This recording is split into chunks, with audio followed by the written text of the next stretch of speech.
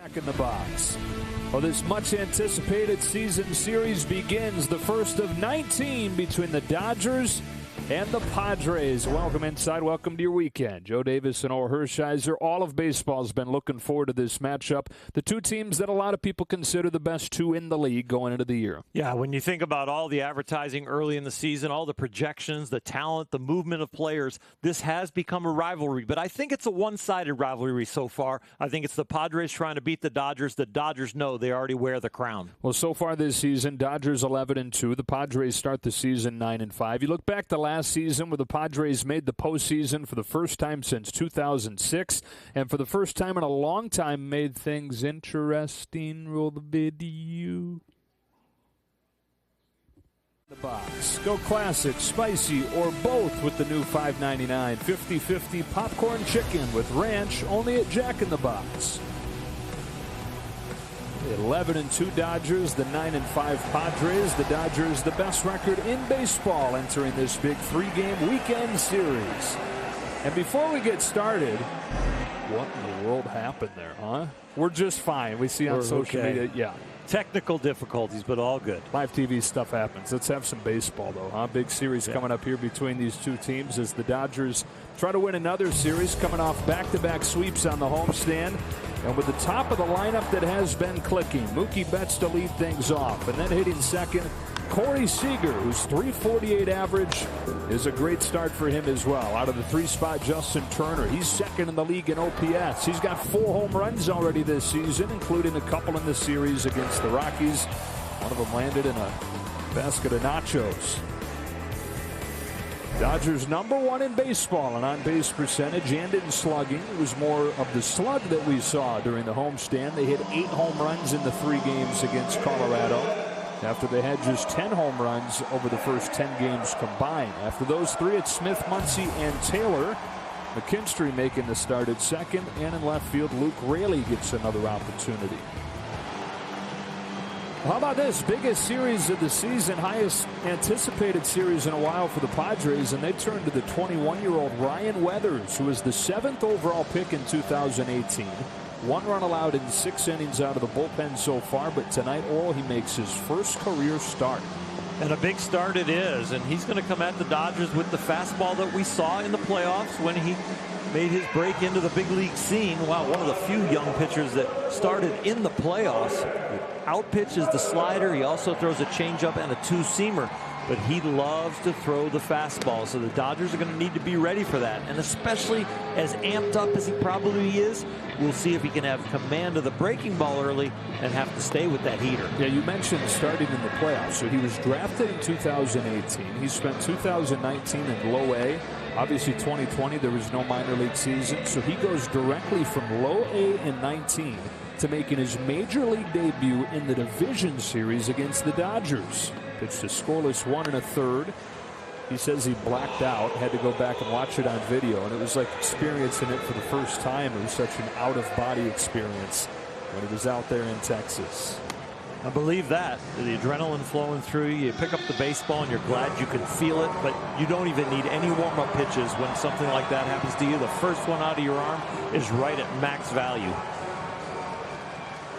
Padres coming off a 5-2 road trip through Texas and Pittsburgh.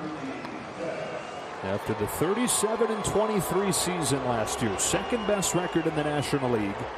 First postseason trip since 2006. First winning season in a decade for him. And a 9-5 start here to this much anticipated 2021 year. Dodgers looking for their 7th consecutive win, which would match last season's longest streak. Coming off the 6-0 homestand.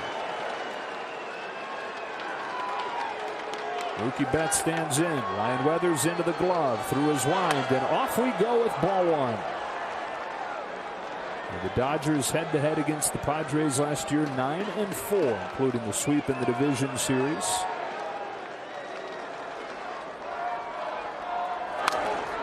It's fouled off. It's 1-1.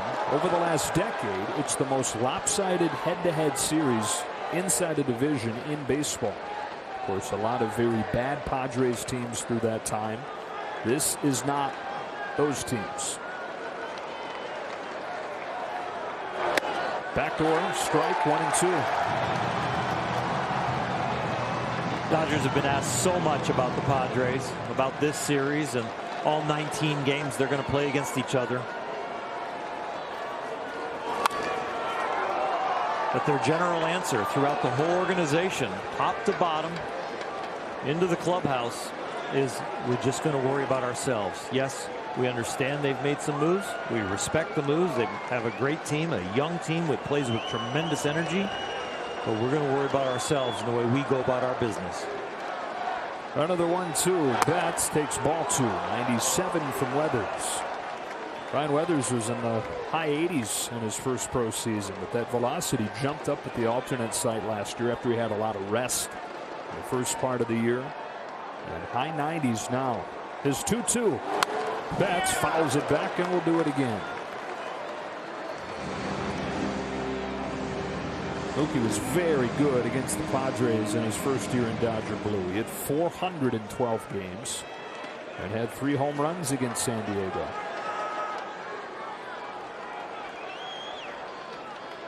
He leads this one off. And we'll see an 8th pitch.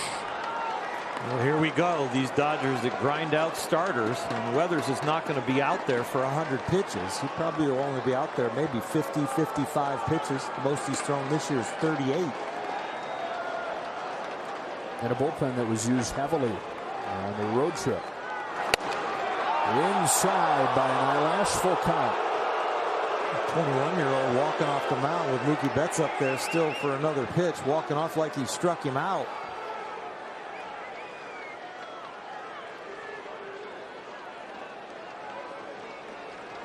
Mookie with a little flinch, pushing himself back. The ball is a ball. A leadoff walk on 9 pitches for Mookie Betts.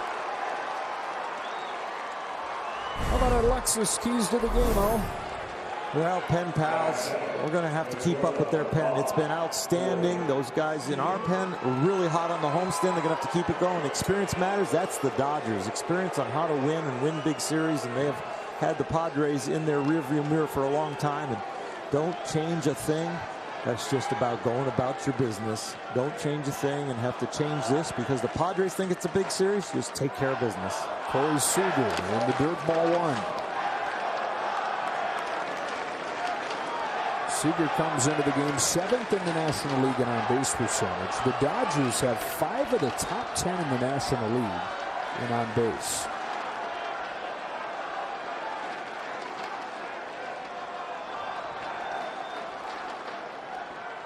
Lefty toss over to first.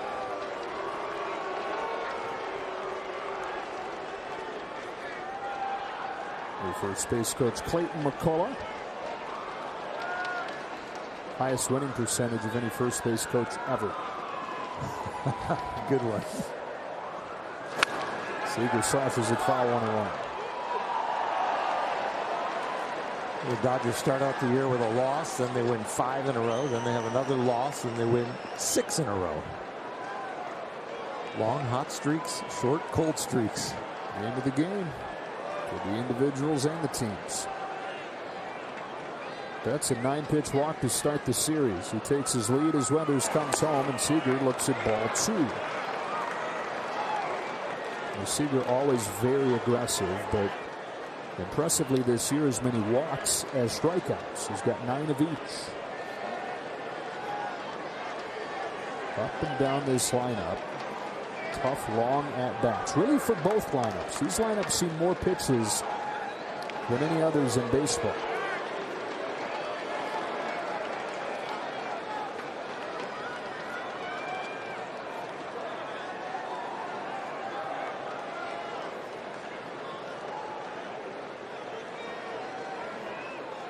On a 2-1, Seager fouls it again, 2-2. Chase rate, these two clubs, number 1 and number 2. Walk rate, number 1 and number 2 in the National League. Strikeout rate, lowest, number 1 and number 2. And that's one big, huge step that the Dodgers made to become champions, and the Padres have made now, because they were not that type of lineup over the last few years. No, much the opposite. And one of the lowest on-base percentages in the National League during the low years. Even up until 2019 when they started to show some promise. Machado's first year there, they were still free swinging. Seager hits it softly to short. There's 1 and 2. It goes 5-6-3. A double play and the bases wiped clear. Well, there is a buzz in the ballpark. Probably Padre fans sitting on their hands after the Betts walk, but now the Seager double play wakes up the home crowd. Padres really worked hard to fill the stands with brown and yellow so that it wouldn't be Dodger Stadium of the South. And how do you do that? They offered sweatshirt giveaways to everybody with a ticket. Puppy calendar. Who doesn't like puppies and calendars? The Thunder Sticks. Those two. Here's Turner. And there's ball 1. I don't know if they're calling them fry or something. Fryer sticks or something to do with the mascot. Fryo sticks, like French fries. Maybe. Churros. 2-0. Boy, what a season Turner's having, huh? Only Ronald Acuna, a higher OPS in the National League. 3 for 3 with another home run last night. Off the hands. Out of play. 5 for 7 in the series against Colorado with a pair of home runs. He's already got more home runs this April than he had his entire career before May 1st. Shed the weight, added the power.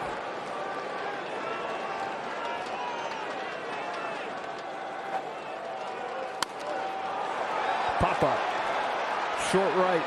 Sinking. Cronenworth a running catch. Dodgers get a leadoff walk from Betts, but Weathers faces the minimum with a little help from a double play ball. And Walker Buehler goes to work when you come back. About that Padres lineup during the top of the first inning. Here it is as they come to bat for the first time tonight. Trent Grisham leads it off. Then Tatis and Cronenworth. Manny Machado bats clean up. Eric Hosmer, the first baseman, hits 5th. Myers in right. Profar in left. And the rookie Luis Campusano does the catching for Ryan Weathers. They face Walker Buehler. We look at Coors Light beating the pressure. Walker Buehler, you've got to go back a couple of years to find his last losing decision. 18 consecutive starts. And during that span, a 2.36 ERA. That includes so far this season all 2-0 with a 1.50. He's throwing the ball really well. We're used to him being a slow starter, kind of like Justin Turner. Well, Walker Buehler is not starting slow. Trent Grisham takes ball 1. Grisham started the season on the injured list with a hamstring injury. Yeah, it's not taken him any time to get going. 333, 3 home runs in his first 5 games. Ahead 2-0. We talked about the changing of the personality of this lineup, of this offense. And Trent Grisham, coming over last year from Milwaukee, had a big hand in that. Very patient hitter. One of the lowest swing percentages in baseball. And helped establish a new attitude for this group.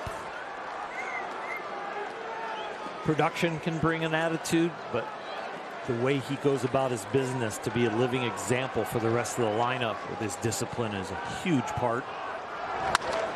Ground ball, base hit, center field. Leadoff man on for the Padres on a single from Trent Grisham. So that brings up Fernando Tatis Jr., who returns from the injured list tonight. Missed 10 games. His shoulder popped out of the socket. It's something that's happened kind of at an alarming rate recently. Goes back a couple of years. So it popped out in a swing a week and a half ago. So he sat out 10 days. Really sat out a few days before he started back in batting practice. And they've been working on him on his follow-through, not having this big, wide, one-handed finish to his swing. And you see there, 2 hands on the bat on strike 1.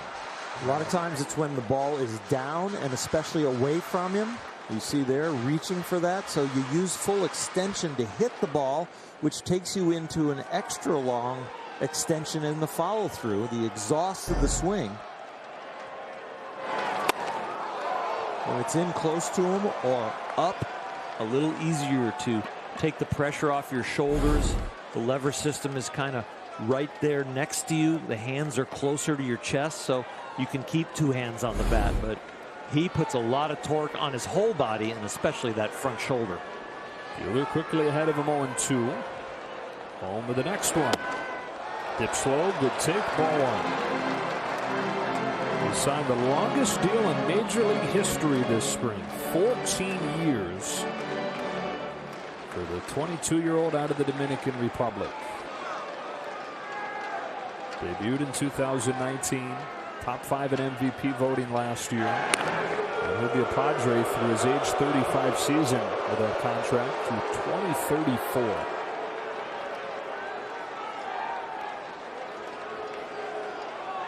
Grew up dreaming being the next Derek Jeter. So always admired that Jeter played for one team. Got to San Diego, started to admire Tony Gwynn Jr.'s story.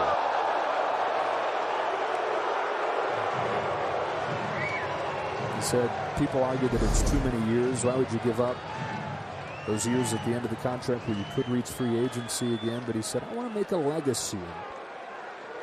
Why not make the deal for most of my career? Or I can have a statue right next to Tony Gwynn Jr. one day. Buehler gets him swinging with a cutter, a pitch that he's not used much over the first couple starts. No, he has thrown predominantly fastballs, the four-seamer, and as he brings the cutter back in, especially a higher and higher ratio of them, I think we're going to see more of this whiff percentage go up. It's about half the rate it was last year, but he's throwing the cutter about half as much the time. It's been more than 70% fastballs so far for Walker Buehler. And it's Colorado and Washington. Jake Cronenworth takes ball one. Cronenworth off to a good start. A .358 average, 6th in the National League. Coming off a game where he doubled twice and walked twice.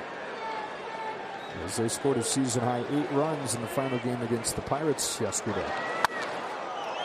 It's popped off the hands out of play, 1-1. You analyze a lineup all the time as you come in as a starting pitcher. You look for who's hot, who's not, who do I kind of struggle against. Well, right now for the Padres, the 3 hot hitters are all left-handed. Grisham, Cronenworth, and Hosmer. They're split up through the lineup. And if you look at the splits, Buehler lately has struggled with lefties. Maybe getting that cutter going can help alleviate some of that. You don't lose respect for a great resume hitter when all of a sudden you come into a series and he's cold, but you might respect him a little bit as you maneuver with pitch selection and who you want to attack. Good lead for Grisham. Cronenworth rolls one over the mound. Seager's waiting to turn a double play. Both sides turn double plays in this first inning. And it was the cutter that produced that 6 unassisted 3 twin killing. Back in San Diego, about 15,000 fans in there tonight. 10,000 on their first homestand, but the restrictions easing a little bit. Down there in San Diego, up to 15,000 here for their second homestand. Joe Davis, Or Hershiser, Kirsten Watson. No score after 1. Middle third of the order for the Dodgers. Will Smith takes ball 1 from Ryan Weathers. Muncy and Taylor to follow in this second inning. Quickly 2-0. The Dodger offense and really the Dodgers period have been dominant early in games this year. First 3 innings, Dodgers outscoring their opponents 37-7. That's almost double the next best run differential in the early part of the game. A lot of times they do it with setting the table with the walks, being disciplined, like this 3-0 count. Weathers has struggled with his fastball command so far. That's got a walk. Generous corner there. That was a huge corner.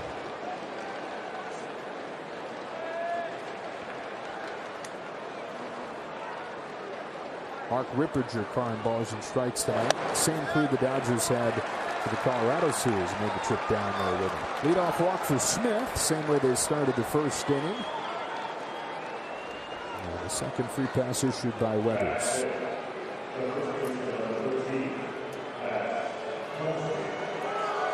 So the leadoff man on, and up comes last night's hero, Max Muncy. 7th inning home run to take the Dodgers from down 2 to up 1. And help them finish off the sweep of the Rockies. 2nd in on base, 3rd in OPS. So far, what a bounce back season it's been. Fastball to the inside edge, strike 1. Max is healthy, something that he was not over the first half of last season with that finger injury. And you no longer have the pressure of the 60-game season coming at you like a freight train. The end of it coming at you like a freight train. It's 1-1. Kind of got into chasing his tail a little bit last year. And a lot of guys talked about that. So many great hitters. You're going to look at their baseball reference pages 5, 10, 50 years from now and say, what happened that year? It was bad starts where they just couldn't dig out of it. Everybody's going to look like they got hurt. Less at bats, less everything. And that was another portion of the pressure for these guys, because you look up and you go, I only got 3 home runs. It's going to be the end of the season soon. Yeah. You know, I got to at least get 5. Right. You know, or I hit 180 for the first month. Yeah. Oh shoot! I only have 1 more month to go. That look better. Yep. On 2-1, Muncy punches it foul, strike 2. Muncy, Altuve, Bellinger, Chris Bryant, Christian Yelich, all those guys around 200 and below. Too small a sample size, almost like a bad spring training for a veteran. And then all of a sudden they get in the season and they're hot and they're ready to go. It's the beauty of 162. You're going to find the truth in 162 games. Fouled off and it stays 2-2. Dodgers were a couple pitches short of their normal pitch count that they put wear and tear on the starter in the first inning. But again, here we go with deep pitch counts.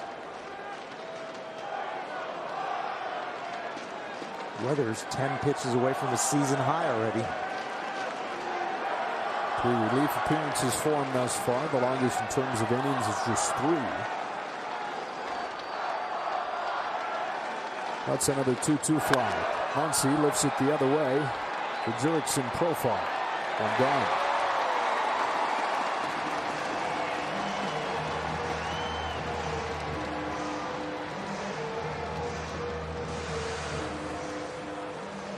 Ryan Weathers is the son of former big leaguer David Weathers.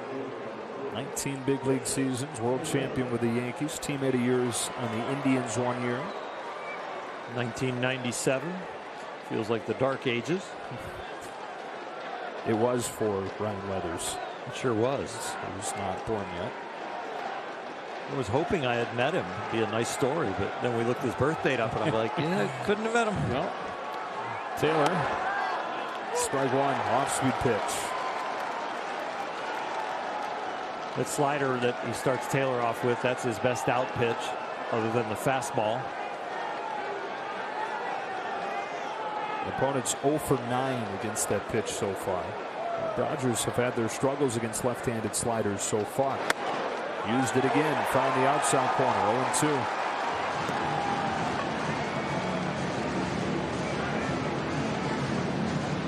0-2. Really good stuff. Great poise. His father would tell you, even if you put him in the biggest game of his life, he's still going to throw strikes. A little trouble here so far.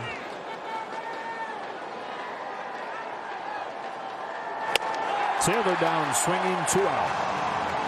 First strikeout of the game for Weathers. Slider for a strike, backdoor slider for a strike, and then the finish kind of almost gets to the back foot, down and in and under the bat.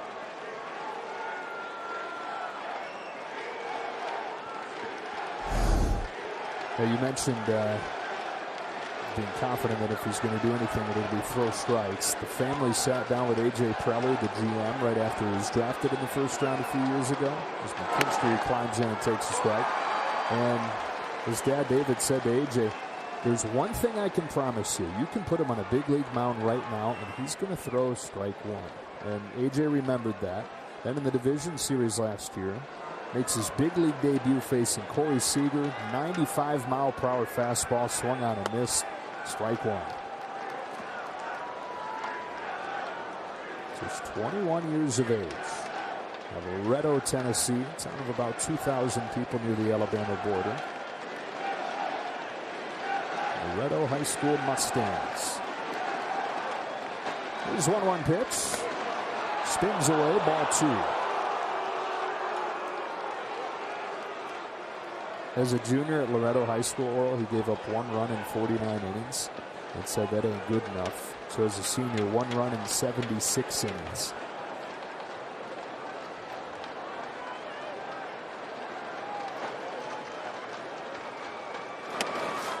Ball 3 on McKinstry.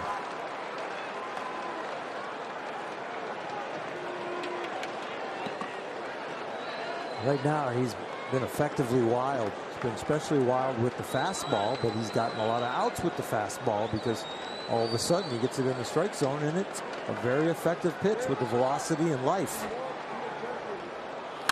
McKinstry yanks a line drive, base hit over the shift. First hit of the game comes from Zach McKinstry, and it keeps his second inning going.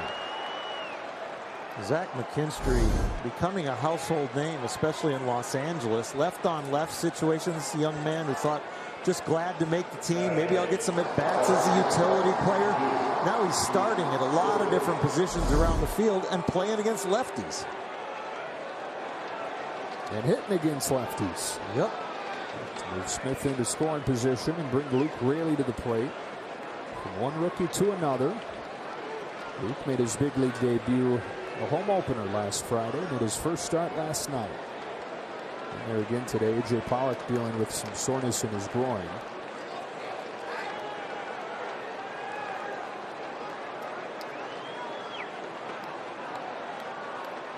Two on, two out. Raley watches strike one.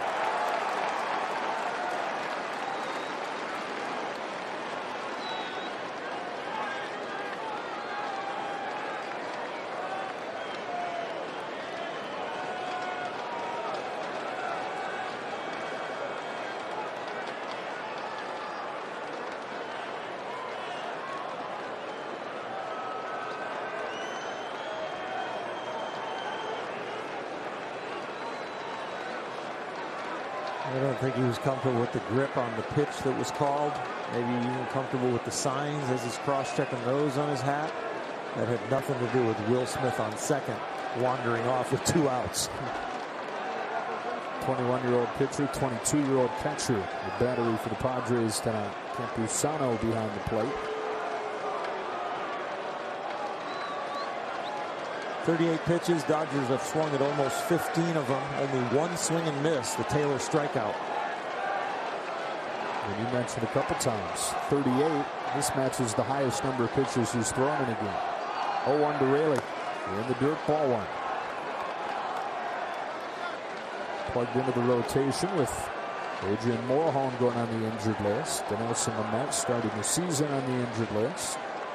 We're hopeful to get Lamet back very soon, though. Perhaps when these teams meet up again next week in L.A. 7 meetings in 10 days. Cannot wait. Guess I don't have to. Second inning, game 1. I was like, you're in the middle of a holiday and you're waiting for the next one. Yeah, right. Yeah, that's like eating your turkey saying, I can't wait to open presents.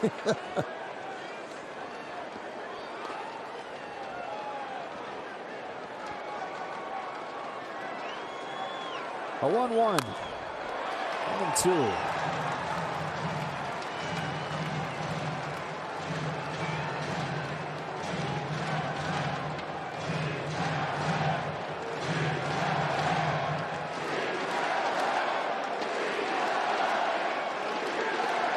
Beat LA chant with feeling and conviction in San Diego.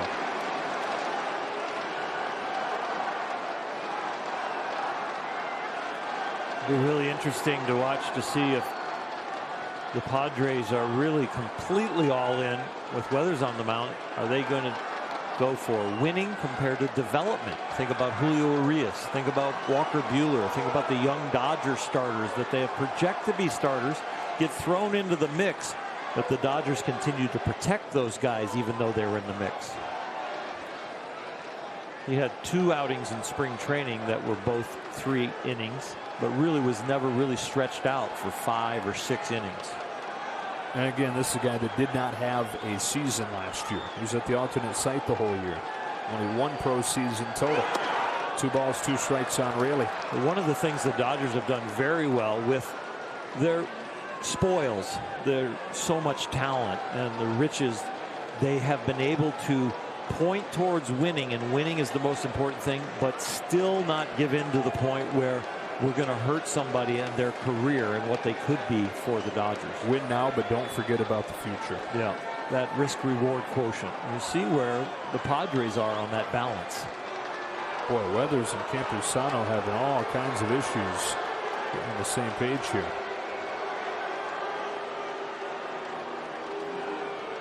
A quick word from Morongo. Morongo, playing it safe. The good times are back.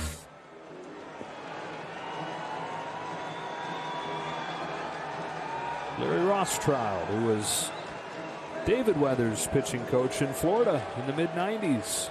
And now he's Ryan's pitching coach. Says the biggest similarity between the two is how smart they talk the game. 2-out chance for the rookie Raley. Here comes Weathers. He'll do it again.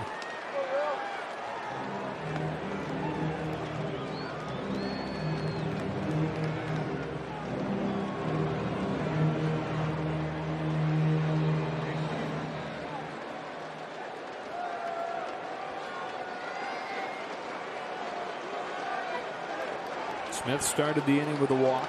McKinstry with a 2-out single. 25th pitch of this inning coming. It's in the dirt. The count is full. They'll get a head start. On a pace to throw 210 pitches, the Padres staff right now. Maybe even a few more than that. Not the way you want to follow a tough trip. They went 5-2, but the pen really got used heavily. Not the way you want to start a 3-game series against top team in the division. 3-2. Really with a check swing foul. Padres starters have averaged around 4.6 innings a start. Dodgers starters 6.1 innings per start. So the Dodger pen not quite as good statistically right now as San Diego, but they are hot coming out of this last homestand. But the Padres pen is very, very good, but has been worked an awful lot. The #1 ERA in baseball so far.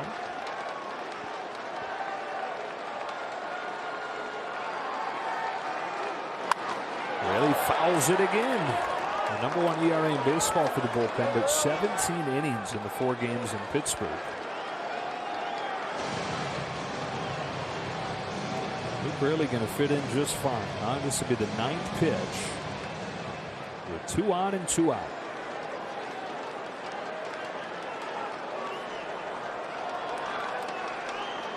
Smith at second, McKinstry at first.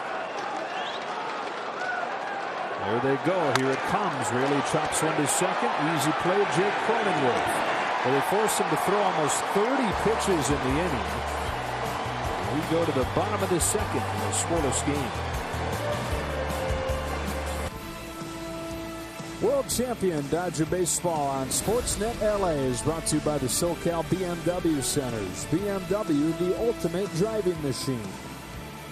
Sun setting in San Diego. No scores. This game goes to the bottom of the second. If Dodger pitchers strike out 10 tonight, everybody gets a free Jumbo Jack. Yep. A Jack in the Box with a purchase of a large drink, valid only at LA area restaurants. You keep making me chime in on that. I'm going to get a Jumbo Jack from you. Oh, I hope they strike out 10 tonight. I got you. Oh, here we go. We both get one. You're buying the drink.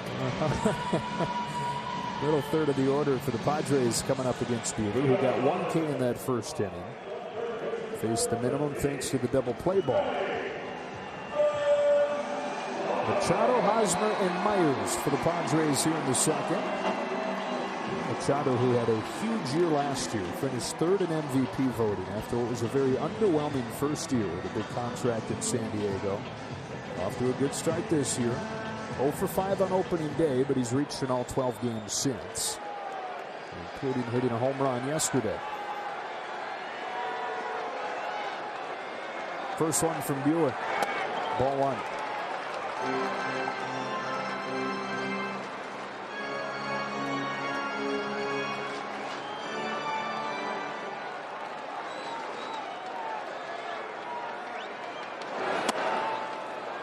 Strike 1. Machado hasn't smiled yet. That's different. Usually he's looking in the opposing dugout, waving to the manager, saying hi. He's in a different place. And the whole Padre organization's in a different place. Just watching their body language in these first few innings, they know they have a chance to win, and they have the talent now, and they're taking everything seriously. 1-2. Well, Bobby Dickerson was the bench coach when Machado came up in Baltimore. He's now the bench coach in San Diego. He said he's seen him hit like this, he's seen him field like this, but he's never seen him lead the way he's leading. And he said they would not be where they are without his presence. And just misses. Count goes full on Machado. Second half of 2019, he was very happy-go-lucky. Ground ball, base hit to open the second. Leadoff man's been on both innings. Both hits on fastballs. Walker Buehler throwing more cutters. That's what's gotten him his outs. Machado said that, that 2019 season, he let that motivate him. He realized that, you said happy-go-lucky. He said sloppy, kind of tired as they fell out of contention late. Just allowed his talent to carry everything and try to learn lessons from that. Let it motivate him going into last year. He was much more Manny Machado-like in 2020. He's got a leadoff hit here in the second. Brings up Eric Hosmer. He watches a first pitch breaking ball. Dip to the knees, strike 1. Sharp movement to that. That was a sweet breaking ball and a great one to put in the Padres' head that you have it tonight.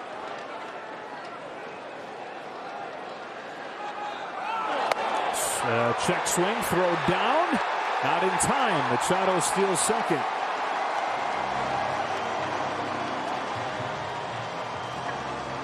And they did call it a strike on Hosmer, so it's 0-2, but Machado into scoring position. This is a different level of intensity. Manny Machado running early in the game, trying to get the Padres to break on top. I'm not sure he even had an attempted steal since becoming a Padre against the Dodgers until now. Such things can be looked up. Yes, they can.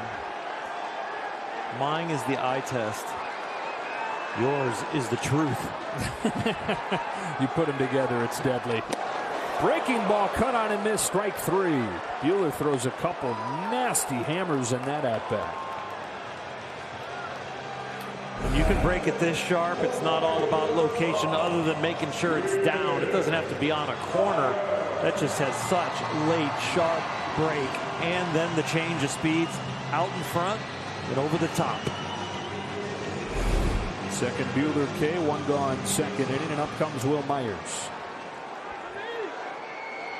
He missed the last couple games with knee tendonitis. You hear all about Tatis, you hear all about Machado for great reasons, special players, but it was Will Myers that led the Padres last year in OPS.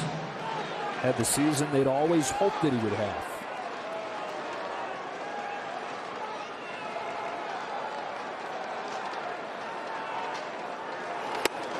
Boy, that thing's working, isn't it? It sure is. We've seen many variations of Walker Buehler's breaking ball. A lot of them look like that last one, but the variations have come with grips, 2-finger, spike. I'm going to get off to a different seam. Goes way up to foul that one off. Smith back to the netting, out of room.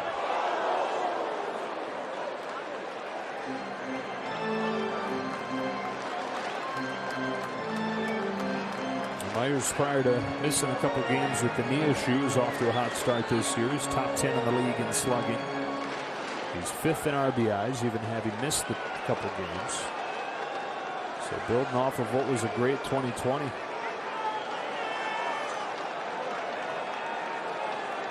Longest tenured Padre, 7th season. Chops one foul. There was a time not too long ago where he was the face of the franchise. He was the next big thing. He signed into a record contract. And they brought in Hosmer, topped Myers' contract. And they brought in Machado.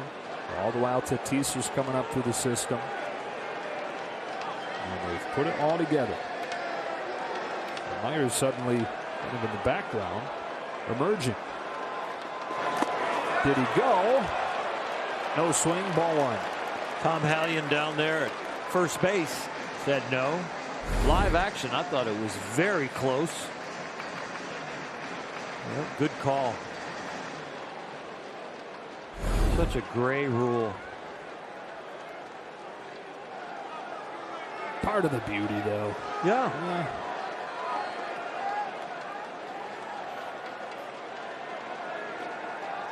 1-2. Takes a fastball outside and the count evens up. Walker wants to know, is that out? And plate umpire Mark Rippinger and pitchcast agree.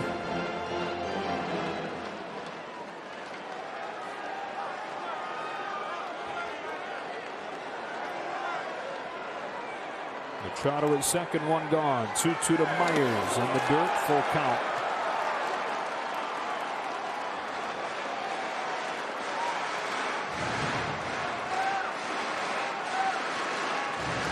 One of the biggest of big game pitchers right there at a very young age. He almost craves these games. He does not back down from him. He looks forward to him.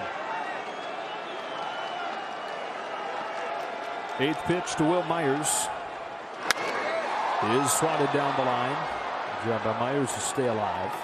It's obviously not a postseason game, but as a testament to what you're saying, the last 9 postseason starts for Walker Buehler. He's 3-0 with a 1.28 ERA.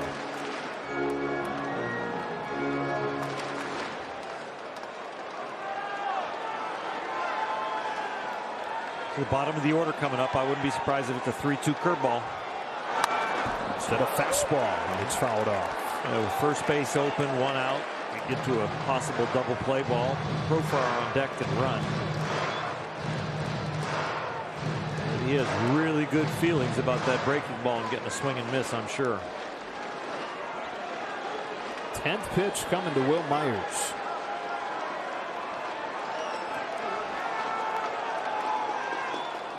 Fastball swatted to right. Back goes Betts with room. And he sticks with the hard stuff to get Myers. Up to third goes Machado, 2 gone. What you notice about that at bat is the fact that the out pitch was either going to be the breaking ball or the high fastball. But as the count got to 3-2, Walker says, I'm not going to walk you. So he went down in the strike zone, but that's where Myers has a sweet spot.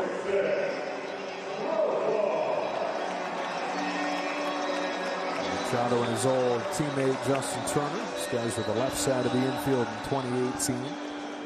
Second half of it. So here comes Profar. Acquired in a trade from Oakland prior to last season. And they loved what he did. He had a career year offensively, so they signed him to a new contract to keep him around. 3-year, $21 million deal for Profar. He takes ball 1, cutter just misses. And Buehler, who had thrown 5 cutters over his first 2 starts combined, has thrown 4 in the first inning plus tonight. Weathers has been erratic and not getting squeezed, but I think Walker probably thinks he's getting squeezed a little.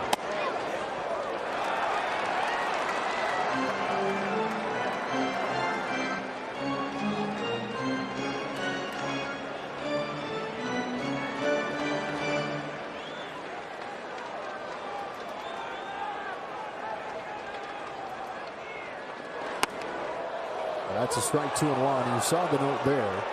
This has been the issue for the Padres offense, which is 9th in the league in scoring, despite being 3rd and on base.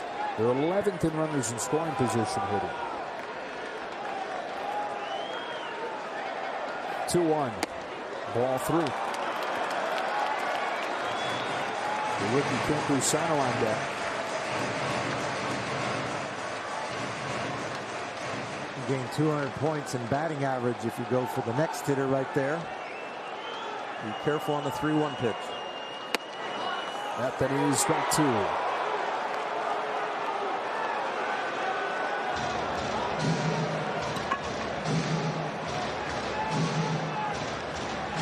Both these lineups making life difficult on the pitchers in the second inning. 25th pitch coming from Buehler. It's a 3-2, and it's ball 4.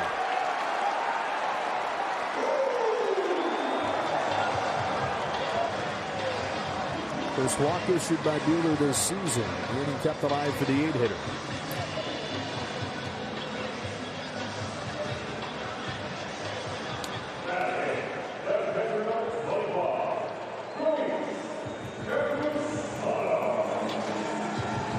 Campusano. Some opportunities early on. Austin Nola's on the injured list with a broken finger to start the year, so Campusano has been the second catcher behind Victor Caratini, who's 22 years old. Pokes the first one he sees into right to get the Padres on the board. Well, Betts misplays it initially. That allows Profar to go to third. 1-0 San Diego as Campusano drives in his first run of the year.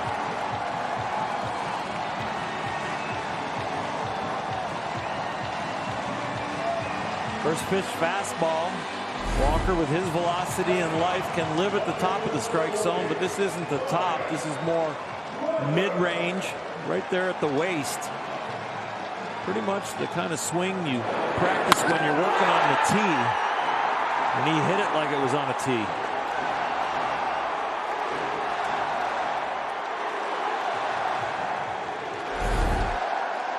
The pitcher Weathers taking a ball. Betts, by the way, charged with an error, allowing Profar to take third.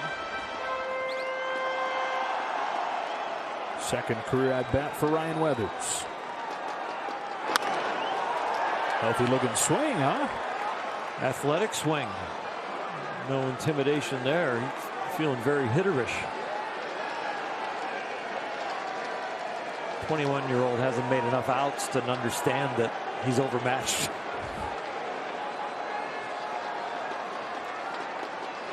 Ignorance is bliss. Yep. Ahead though, 2-1. He could put himself back in high school right here and go, this is fun.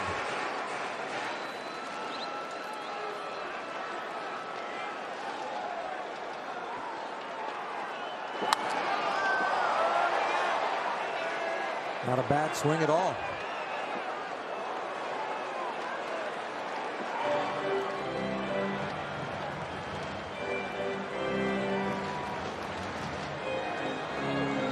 Both pitchers throwing more than 30 pitches in the second inning.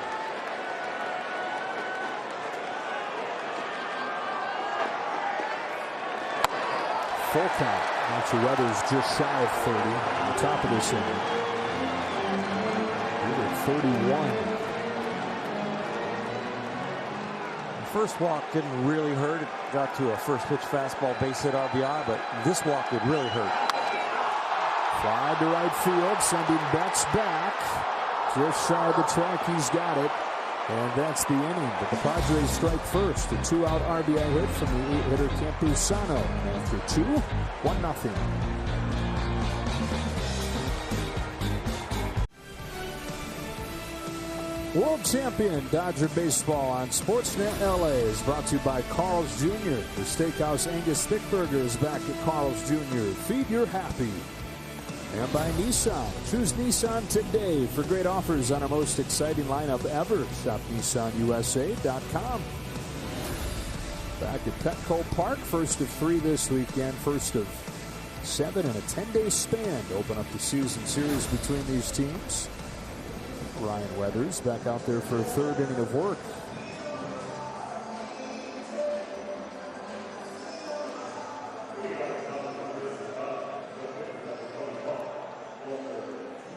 A hit and 2 walks against Weathers so far, but no damage in his first career start. A little more relaxing than the first few innings, and now having the lead and Walker Buehler up. Ball 1 from Weathers. And 1 and 2 for the Dodgers. Tell the career numbers there. Home run on Buehler's career line came in St. Louis a couple of years ago. They asked Trevor Bauer about pitchers hitting, who has the best chance to go deep on the pregame show the other day, and somebody mentioned that Buehler has one, and Bauer says, I know. He talks about it literally every day. 2-1.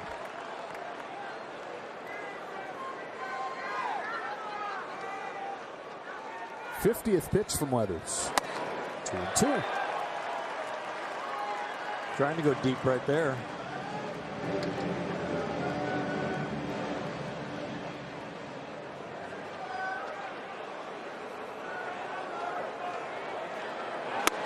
Got him swinging. Second punch out for Weathers.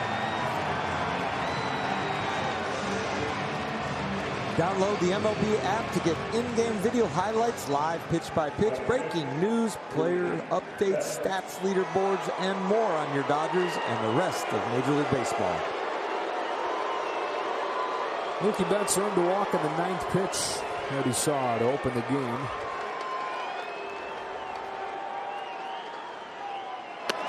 He takes ball 1 here. And Mookie said before the year, we're going to get everybody's best. And that's part of what makes it fun.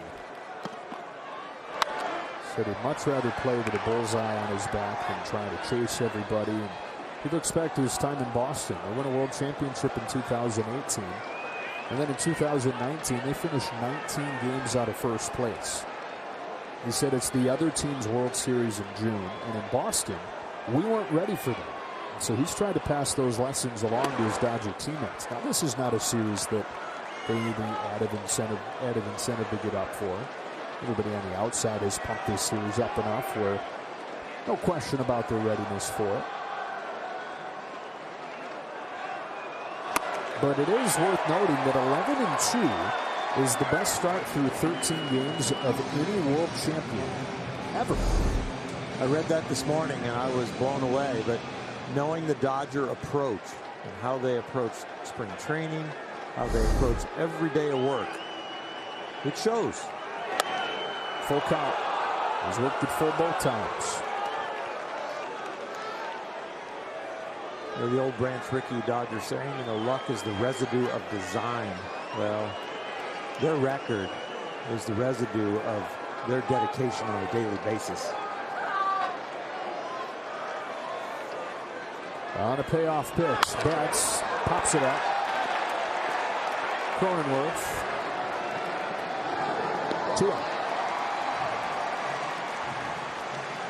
Padres 1, Dodgers nothing. Up comes Corey Seager, and we check in with Kirsten. Joe, ahead of the game, Corey Seager was asked just how he's been feeling at the plate, and his response was, I feel pretty good. He said he's focusing on just going out there and having consistent at-bats, but with the lineup that they have, the pressure's really off. There's so many guys on this team that can carry the offense, so he just gets to focus on what he's doing, but also with the passing of the baton, allowing the other players to really step up. Yeah, we touched on it the first time he came up, Kirsten. He's one of 5 guys on the Dodgers in the top 10 in the league in on base.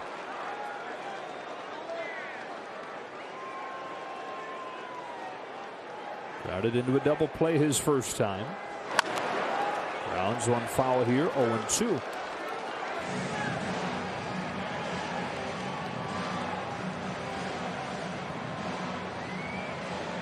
Home run, couple doubles against Colorado.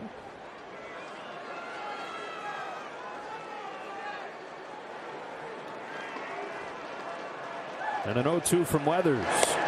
Takes down and away, ball 1.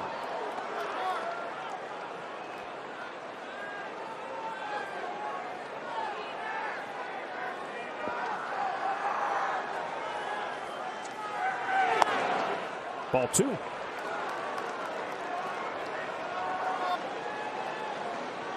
Nobody warming in the Padres bullpen yet. Previous high was 38 pitches from Weathers. 62nd is a 2-2 that Seager fouls off. So throwing plenty hard. 96 with that one.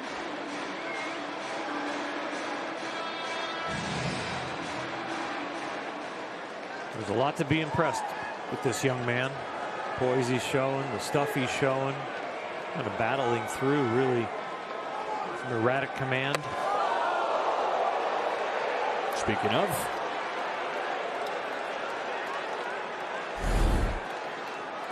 no malice here, but also no apology. And that shows some maturity on the mound. He just got right back up after this mistake. Dangerous mistake. But got right back on the rubber, looked for the baseball, and let's go back to work. Pump 96 over the inner part of the plate. This will be the 8th pitch to Seager. Just 21 years old. Top 100 prospect across baseball. The payoff.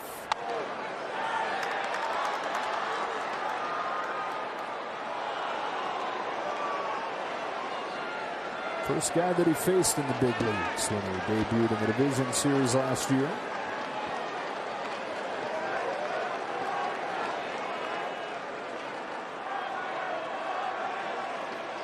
Couple deep breaths and another payoff. Foul ball.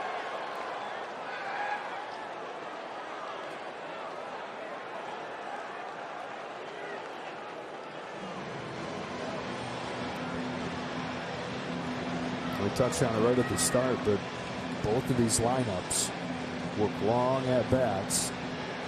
The 10th pitch coming here. It's the 3rd at bat of the game that has gone 10 pitches or more.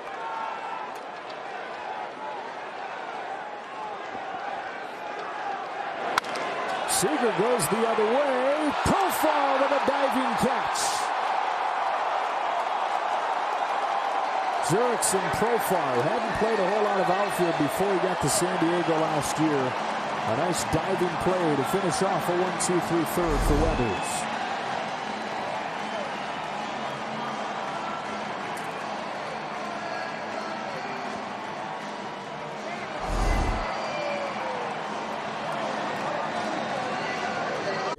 Allstate good hands looking at Jurickson Profile's inning-ending catch. Got skills of an infielder, but he's taking them to the outfield, and that puts a buzz in their bench. And the crowd, great environment tonight. Top of the order, Trent Grisham swings at the first pitch, gets Smith with a backswing. Turner will catch it. He got all of Will Smith with that backswing. Cutter got the pop-up, bat got Will. Padres are 3 for 5 against Buehler's fastball, but that cutter and everything else over. So to use that cutter as many times as he did the first 2 starts combined. One away, bottom 3. Here's Tatis. Struck out his first time.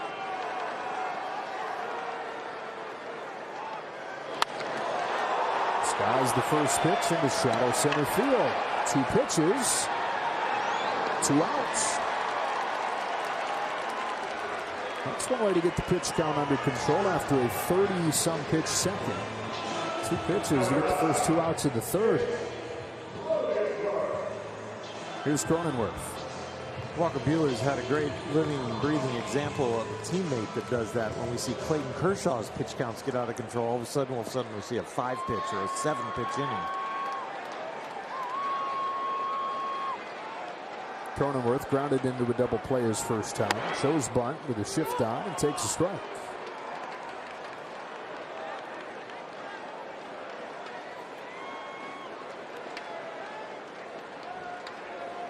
Kershaw will go tomorrow against Yu Darvish. And then on Sunday, Bauer and Snell. What a weekend.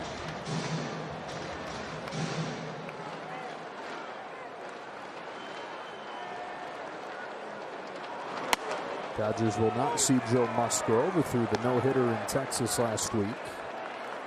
At least won't see him this series. They'll see him next weekend in a 4-game series at Dodger Stadium. 1-2 from Buehler. Cronenworth gets a curve, rips it into right base hit.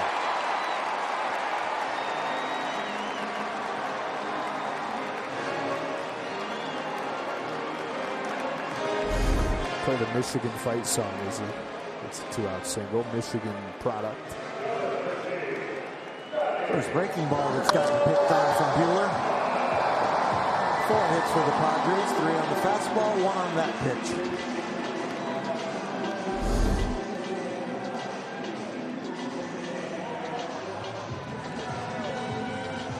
Keeps his 3rd inning going for Machado.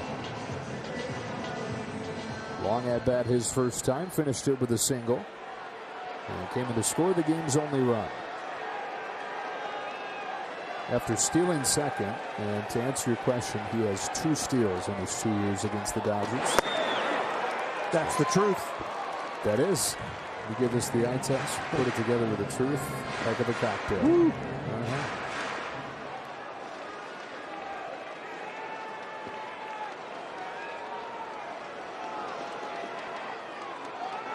There's 0-1. The cutter. He went around, and it's 0-2.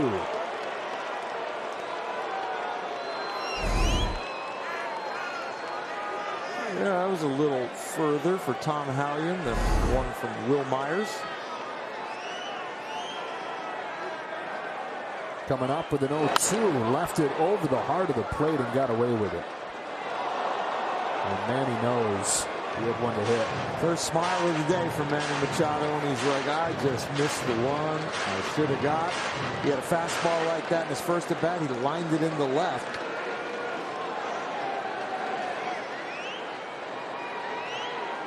Same target. A little safer spot to put it. 1-2.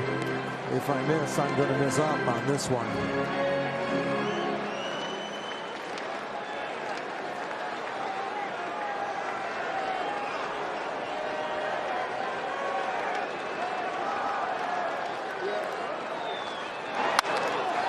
Cutter, shallow right center.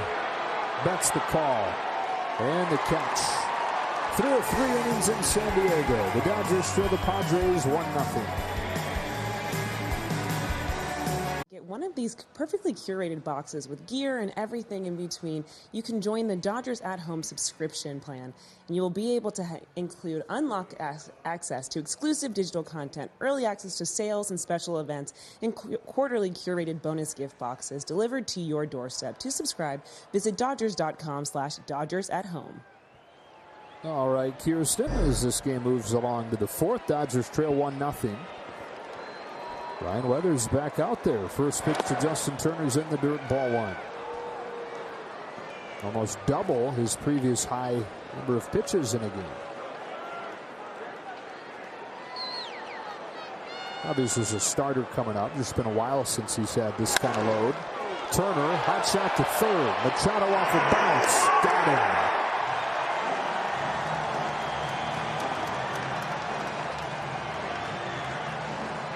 Manny Machado can do anything on a baseball field. It is no surprise that he makes this play. Down the line, backhand spin and strong arm. One of the strongest arms in baseball. You throw it over there at 95 for a low strike to Hosmer. That throw needs sound effects. Like a jet taking off. Ball 1 on Will Smith. Buck Showalter, who was his first manager in Baltimore, talks about his internal clock. And how sometimes it looks like he's too casual. But a lot of that is just an innate ability to know exactly how much time he's got. And part of it is practice, something they really worked on in Baltimore. They used a water polo shot clock. They would put it behind first base during fielding practice and had the infielders practice fielding and throwing at different tempos. So they set the shot clock to different times. Horn would sound when it would hit 0. They'd try to pop the glove just before it got there. 2-2 on Smith. Buck got the idea on a trip to Japan when he saw a team using a metronome during their fielding practice. Literally doing it in literal rhythm with the help of a metronome. Pierce Johnson warming.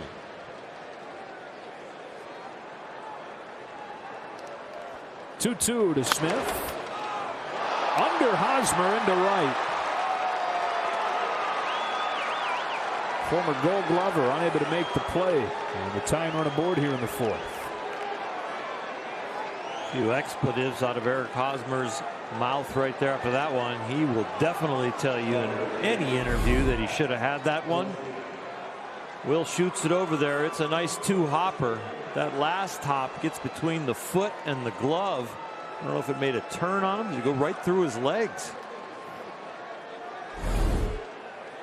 Four-time Gold Glover, who had his worst defensive season in the Padres' last full season. In fact, made more errors than any other first baseman in the league. Strike one on Muncy. He was much better last year.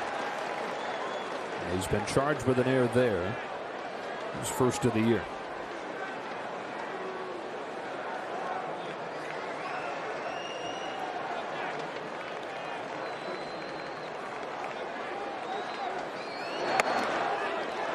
No balls, two strikes.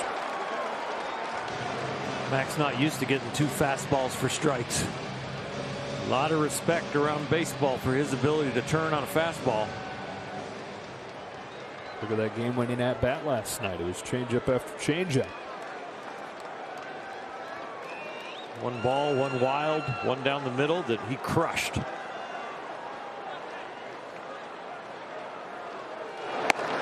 Now a slider away, ball one.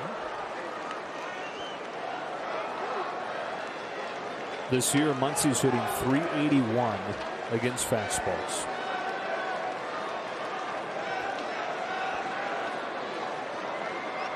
With Smith at first and one gone and a 1-2, he takes it down and away. Crushing fastballs and still the lowest chase rate in baseball.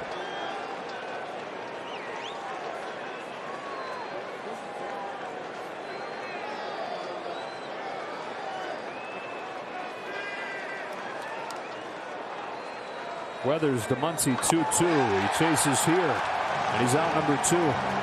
Third punch out.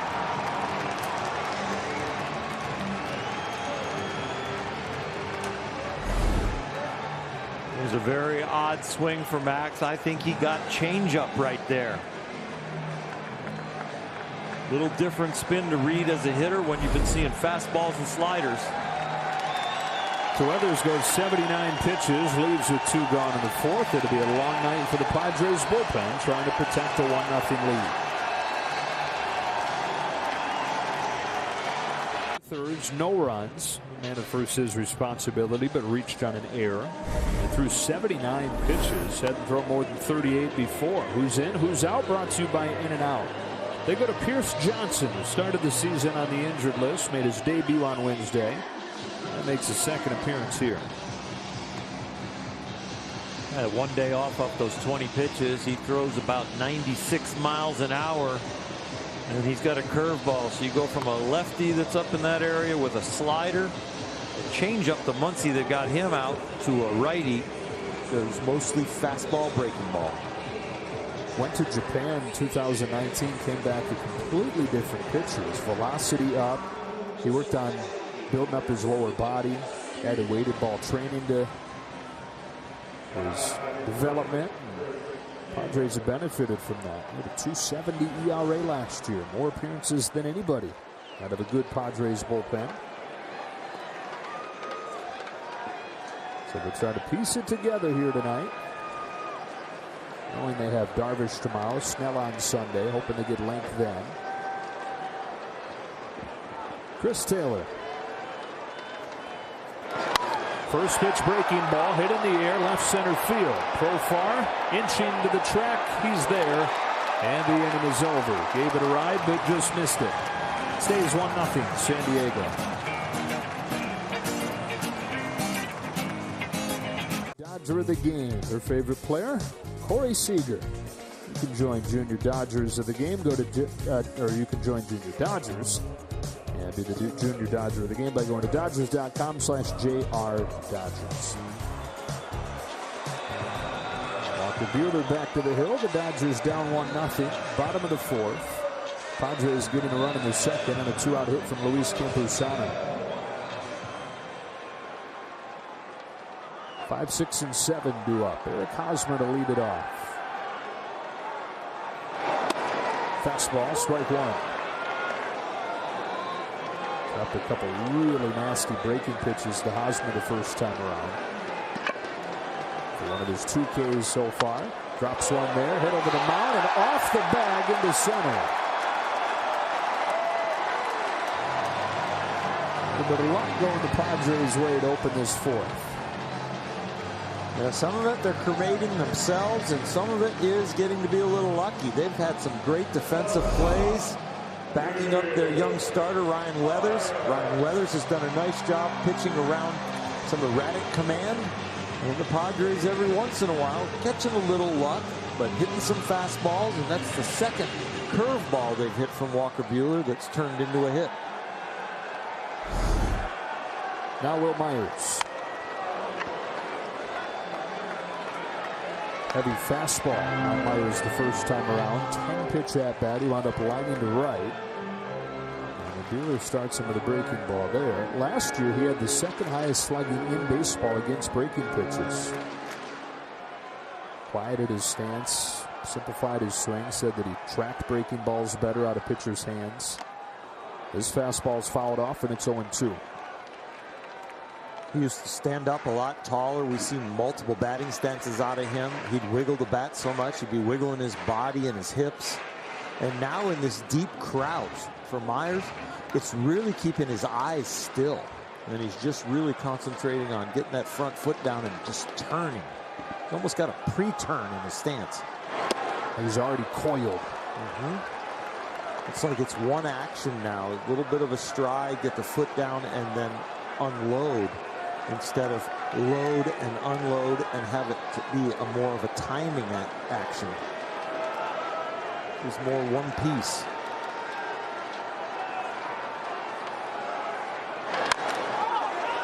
Bounce gently to third. Turner charges, throws, not in time. And an infield single for Myers.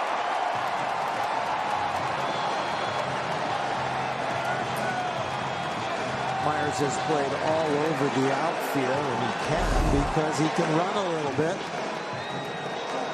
And this one right here, it's got a chance. Justin Turner's got a chance with it, but that extra half a step of speed from Myers, above and beyond a normal runner at the big league level, makes him safe.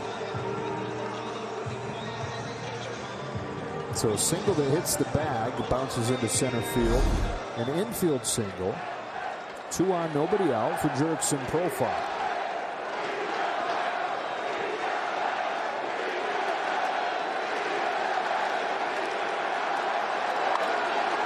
Lays a bunt down. Turner gets him. Playing a little bit of small ball to move runners up to second and third. Don't see a ton of that anymore, especially with 8 and 9 coming up next. Well, I think 9 will end up being a pinch hitter if they're in a good situation. So yeah, you don't see that. And Padres playing this first of 19 games against the Dodgers like it's a World Series game. They're going for it. Every run is crucial. And why wouldn't it be for them? Trying to kind of knock off the champions, change the attitude in San Diego. And they have an outstanding bullpen too, so every run does count. Campusano drove in the game's only run. Takes ball 1 from Buehler. He's 2 for 22 coming into the game. It was only the 4th hit of his major league career. His first hit as a big leaguer and his first game as a big leaguer, a home run in September. And ball 1 strike. Walker starts him out with 2 curveballs here. He picked on a first pitch fastball.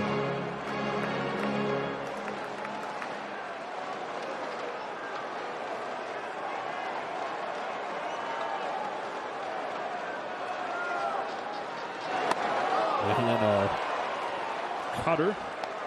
They didn't cut much. He swing and a miss. Got underneath it, and it turned out to be the action of almost a 4-seam fastball at 90. The old BP fastball. For Walker. Yeah. All relative. Breaking ball away or a better cutter. Could really use a strikeout here. 1-2. He gets it with a breaking ball. 2 gone. Nasty one. Perfect pitch for a 1-2 count. Looked like a strike, end up a ball. Walker Buehler executes it perfectly in a huge situation where he needed the strikeout.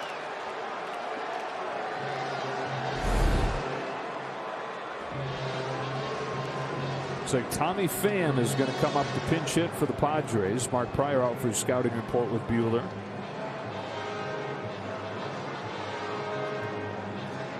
Pham 6 for 42 so far this season, but dive a little bit deeper into the numbers, there's a lot of bad luck going on. He's hit the ball very hard.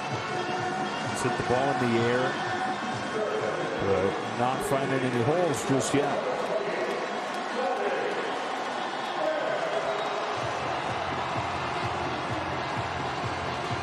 Walker with a good feel of his curveball after that last at bat. When a pinch hitter comes up, they like to get loose early and look for the fastball. I wouldn't be surprised if he starts him off some off speed.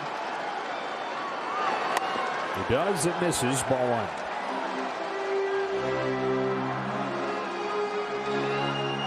Pinch hitters go in the cage and hit off the machine to get loose. The machine a lot of times is not throwing breaking balls. Good one there. 1-1. Last year, Tommy Pham was 4 for 29 against breaking balls. Well, you come in a game like this and you're Walker Buehler, you're down 1-0. You know the Padres have a great bullpen. It feels like the game could be on the line right here. The 1-1. Fastball right down Broadway, strike 2. Get him thinking one way, show him the other.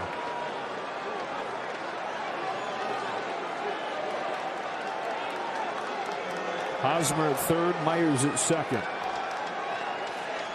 1-2 from Buehler.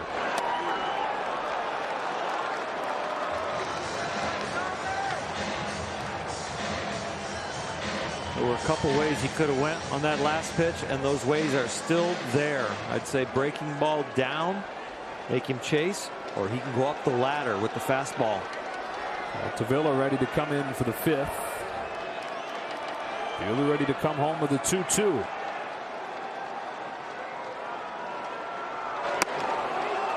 Count goes 4. Went cutter away. The elite pitchers have so many weapons. Top of the order in Grisham after the pinch hitting Pham.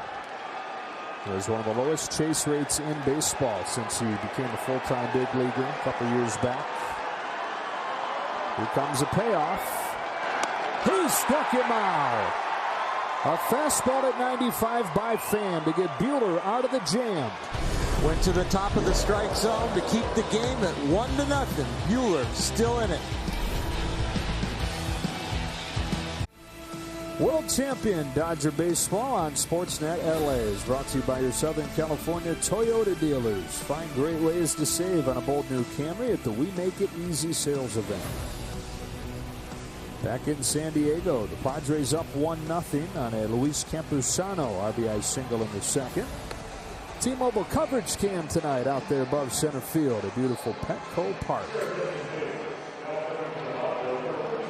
First of 3 between the teams tonight. Dan Altavilla, second arm out of the bullpen for the Padres. And he'll face the bottom of the Dodger lineup. Third of an inning with 1 day's rest coming off those 5 pitches. We tell you the stuff of these guys. Again, coming out of that bullpen, a 2-pitch guy, but we're going to go up on the velocity. We're going up to about 98, 99, and a 90-mile-an-hour slider here. Like Pierce Johnson, Wednesday was his season debut. Strike 1 on Zach McKinstry. Started the year on the injured list with a calf injury. His bullpen for the Padres, a Major League best 1.94 ERA.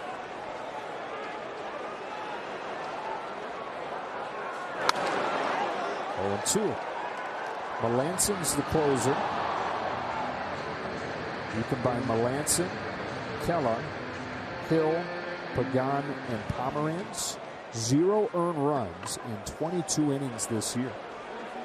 There is not much of an underbelly to this pen, at least not yet. It's not one that's been exposed. Ball 1. Stuff-wise, their closer might be the shortest as far as stuff. Yeah. Poise, no. But stuff, if you're grading movement with data on rise and break. Kirby Yates gone. Trevor Rosenthal gone. They were a pretty formidable duo at the back end last year. Melanson in. Kella in.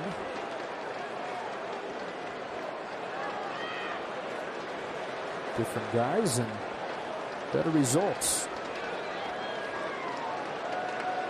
Dodgers just 1 hit through 4 innings. It was from McKinstry, who leads off this 5th. And pops it back.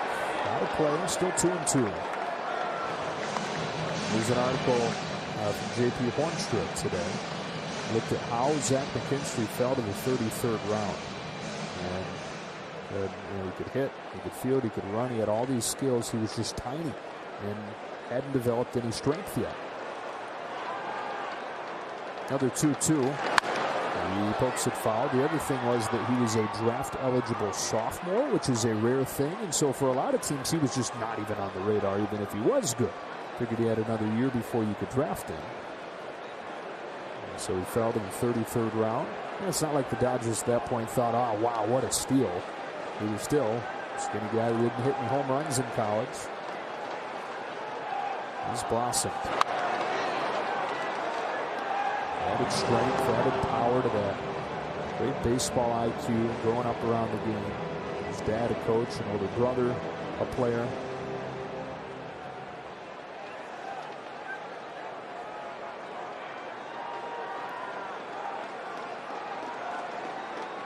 Eighth pitch to McKinstry. Inside corner to get him looking. 1 gone in the 5th. Altaville's slider acts more like a cutter, and I think Zach thought this one was going to break more with that slider type spin, but it really just cut a little bit. See, there's the dot that the hitter sees slider. It almost backs up, drops a little bit, doesn't break much right to left, and catches the corner.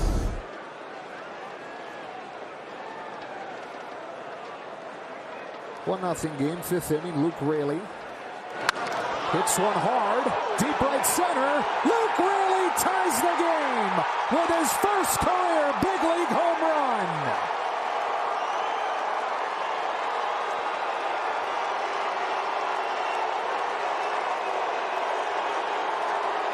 Trying to hold back the smile.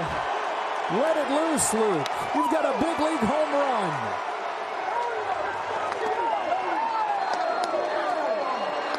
It was a slider. He'll remember this the rest of his life. He got it all. McKinstry a 4, and he just saw it from the on-deck circle. Now he can watch it clear the wall. By 20. Second career hit, first career home run. Game tied at 1. One of the Dodger clubbies now is on a mission to get that ball. Throwing balls, shoving people. You need that ball. Well, there'll be a trade for that ball. 1 ball, no strike sound beauty. Yet another product of the incredible 2016 Dodger draft.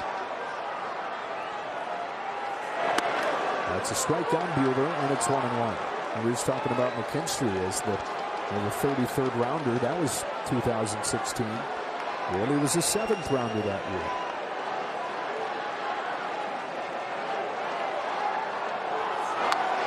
th overall, Gavin Lux. 32nd overall, Will Smith.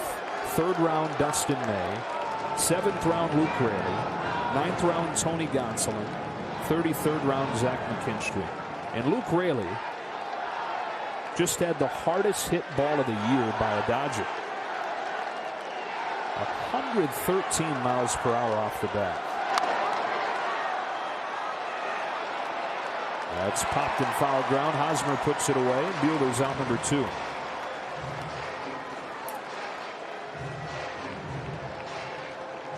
You look at the bottom of the Dodger order and you think you might be in a B game or a spring training game with McKinstry and Raley. But these guys are making a name for themselves very quickly. Back to the top, Mookie Betts.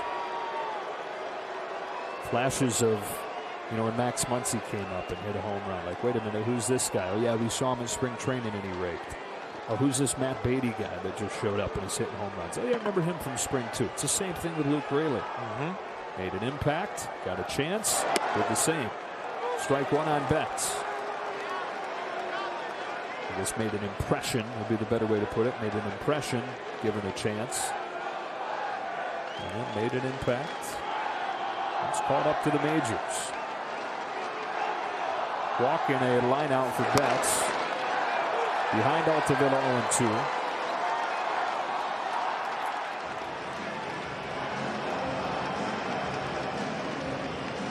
He's made 2 really good pitches on Mookie Betts. One was a little liberal strike, the slider, and then that fastball that came back and caught the corner.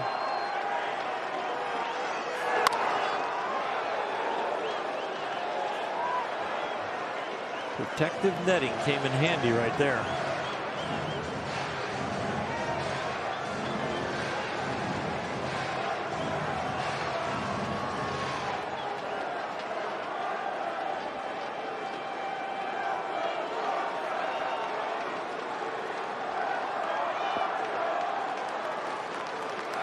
Oh, 2 to Betts. Into center field for Trent Grisham. That's that in the 5th, halfway home, and tied at 1. The former Lake Erie College Storm slugger, Division II product, Luke Raley with a game-tying big league home run. To tie the game at 1. Time now for the Landover Performance Spotlight. His first career big league home run, hardest hit ball of the year by this Dodger offense. His teammates love it. His skipper loves it. He loves it. Tried to hide it as he rounded the bases. Tried to play it off like he'd done it before, but truth is, he hadn't. Ball 1 on Trent Grisham as Buehler misses with his first pitch of the 5th. Shift in momentum in the game.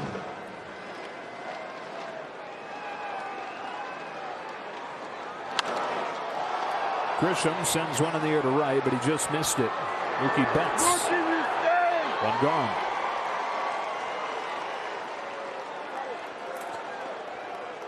Dodgers single game tickets for the month of April, of course, are on sale now. Visit Dodgers.com/tickets to purchase. We can't wait to see you back at Dodger Stadium. That'll be to host the Padres next time Dodgers are at Dodger Stadium. 4-game series starting next Thursday. Here's Tatis. Strikeout and a pop out.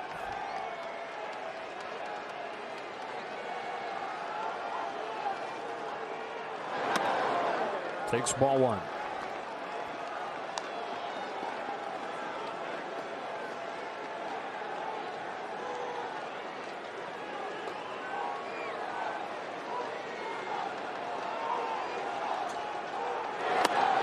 That's a strike, 1-1. Guy that just loves baseball. Obviously grew up around it. His dad, Fernando Tatis.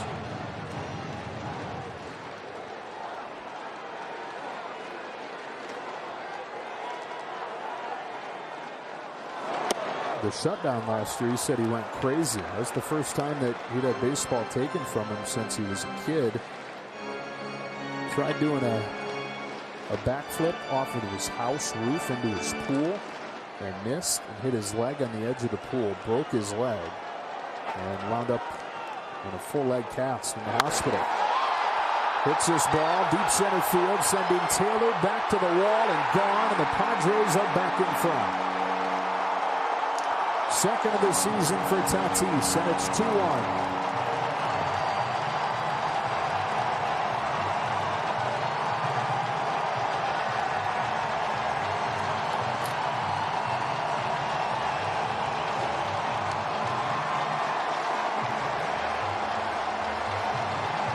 Shoulder feeling good, shoulder feeling bad. Two-hand finish, one-hand finish. A lot of talent in that body, and he caught up to a Walker Buehler fastball. Dead central. Padres now 4 for 9 versus that Buehler fastball with that home run included. Strike one on Cronenworth. Sitting there with a broken leg in the hospital, and the first thing that he asked once he came to it was, when can I play baseball again? Cronenworth now, deep right center, bats back to the track, at the wall, makes the catch. Cronenworth gave it a ride, threatening to make it back-to-back home runs, but Betts flagged it down for out number 2.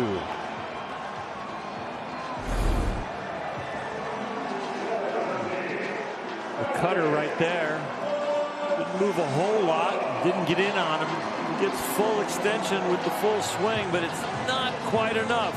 In San Diego, heavy air at a deep part of the ballpark.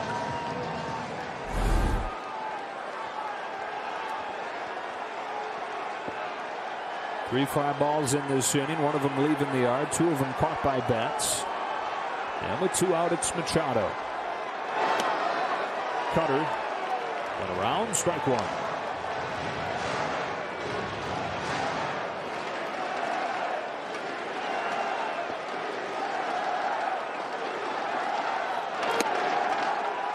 Quickly 0-2.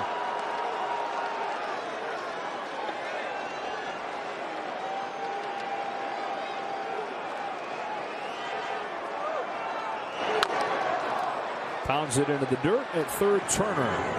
Low throw, but Muncie's got it. And the inning is over. But the Padres retake the lead just like that on a home run from Tatis.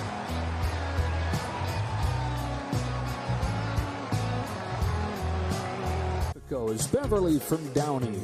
Just hoping the Dodgers can come from behind again in this one. They did it once on a Raley homer. They're now trailing in 2-1 as Keone Kela comes in. Top of the 6th inning. Another guy with 1 day off from that inning and 24 pitches. This Padre bullpen has functioned very well. You see those 6 games for Kela, and hasn't given up an earned run. Happy 28th birthday to Keone. He delivered strike 1 to Seager. Came over from the Pittsburgh Pirates this offseason.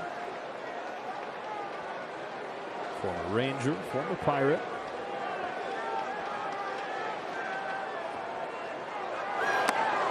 This is low. It's 1-1 on Seager. Kela just 3 games last year. He missed time following a positive COVID test at the start of the year, and then missed the final month with forearm tightness.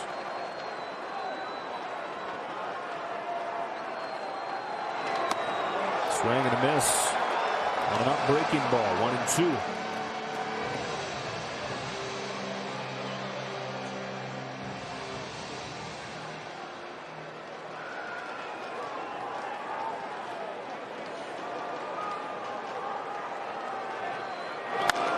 Seager pulls a breaking ball into the shift.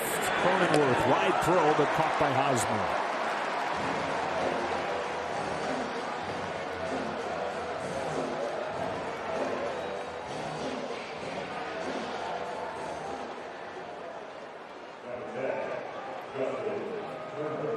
One away in the 6th, then up comes Turner.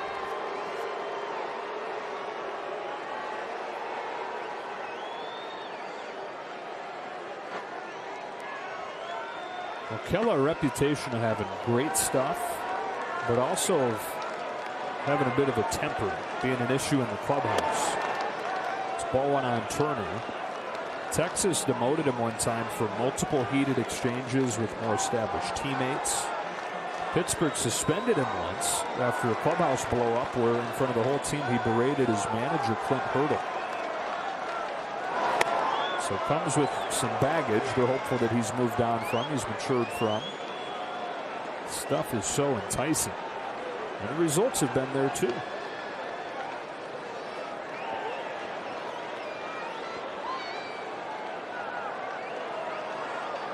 Turner, who's 0 for 2 tonight. The driver's seat here on 2-0. Line drive, left center field. Profar can't get this one. Bounces by him. Backed up by Grisham, holding Turner to a long single.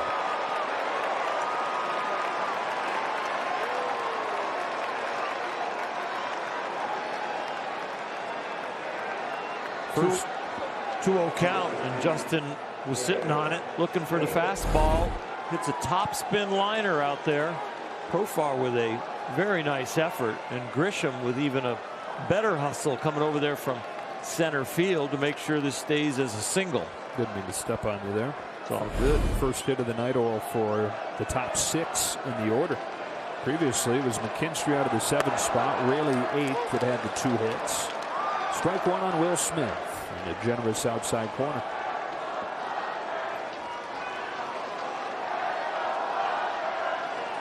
Smith 0 for 1 tonight, 2 for his last 18 overall. 1 ball, 1 strike. Padres broke on top in the 2nd, but since the 4th, it's kind of been back and forth. And Walker Buehler pitches out of that 1st and 2nd no-out jam. They sacrificed over. He gets a key strikeout, gets out of the inning. Raley hits the home run to tie it, and then Tatis puts San Diego back on top. Lays off one. The finish is just high, 2-1. Now the first breaking ball was wide, got called for a strike. That one landed Mosley in the strike zone. Yeah. Got called for a ball, so all even but the scoreboard.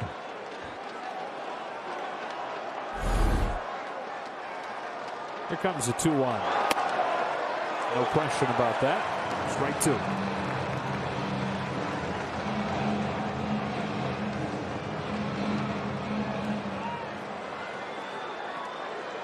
Turner at first, 1 out. What's he do next? On a 2-2 pitch, Will Smith watches ball 3. Does have a walk tonight. Talking about the relative slump he's going through, 2 for his last 18.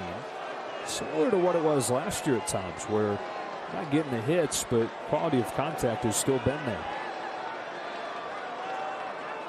On a payoff, Smith watches a breaking pitch missed by an inch. And the tying run moves into scoring position on Smith's 2nd walk. As you have explained, Joe, that the strike zone sometimes is not a rectangle but an oval. And a lot of those right on the corner pitches get rung up as balls. Turner into scoring position. Smith aboard. Muncy to the plate.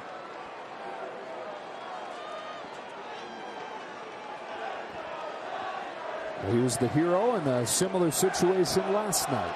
Came up with 2 on. The Dodgers down in the 7th and hit a 3-run homer.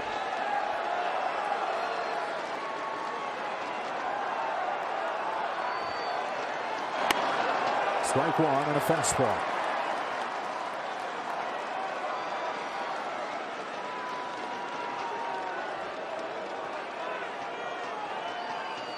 Runners in scoring position this year. Muncy's reached in 14 of 22 plate appearances. Keller's 0-1. Check swing, strike 2. Max not only clutch in those situations, but willing to pass the baton and take his walk. Right here, that's going to be a tough outcome in an 0-2 count.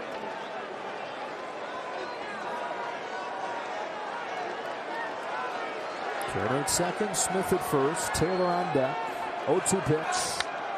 Ground ball to 1st. Hosmer will go to 2nd, 1. That's all.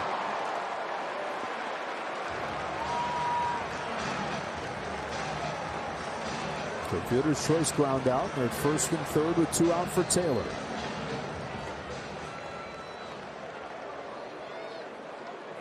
Dodgers not getting many opportunities with runners in scoring position. Now 0 for 2 in those situations.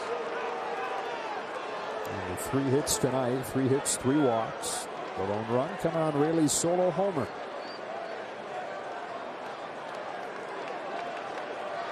Taylor just missed one his last time up. Hit it to the warning track.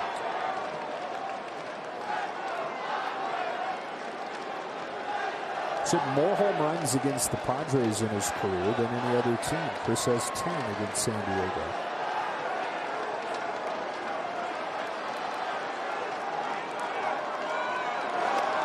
In the dirt, ball one. The tying run 90 feet away.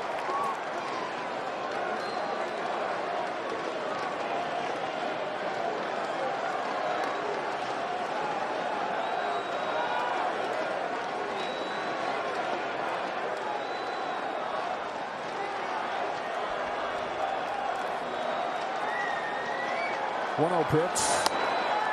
Did he go? Yes. 1-1.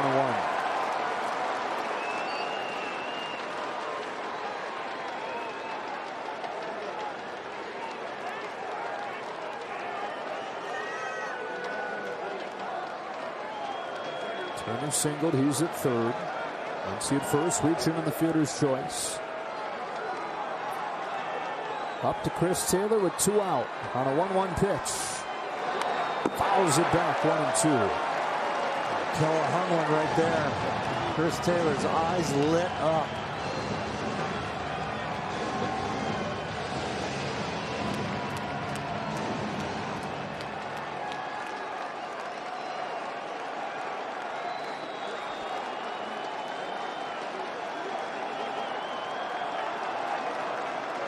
Padres 2, Dodgers 1, 6th inning. First and third, 2 gone. Keller to Taylor, 1-2. Very high ball 2.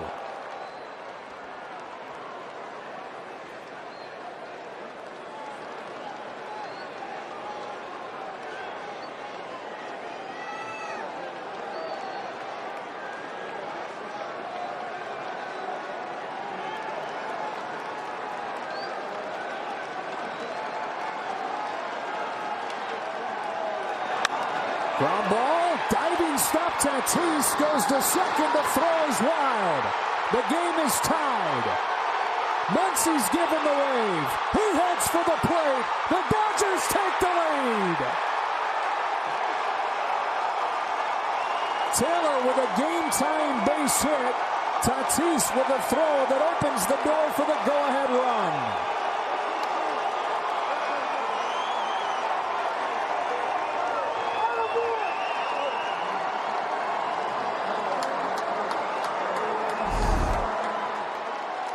Two curveball hit to the hole. Tatis trying to do everything he can to save that run, but he can't get it there.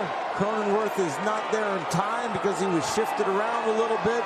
The throw goes into the right field corner, and nobody is playing there, so Muncy gets an extra few strides and puts the Dodgers on top. Tatis' 6th error in 6 games this year. Strike 1 on Zach McKinstry. And none bigger than that. Dodgers in front for the first time. Taylor, by the way, went all the way over to third.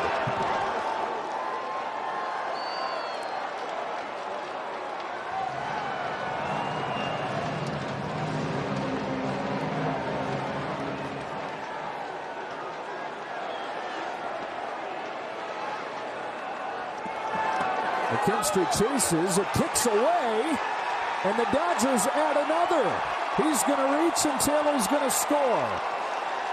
A wild pitch on strike 3, and it's 4-2.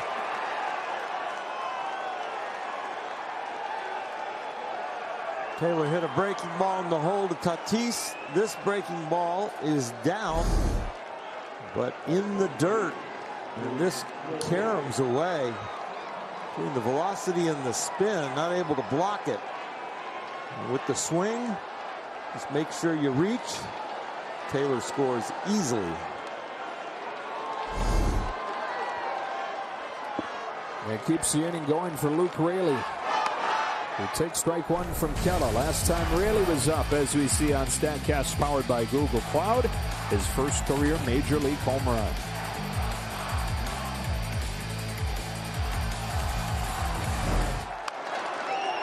Behind here 0-2.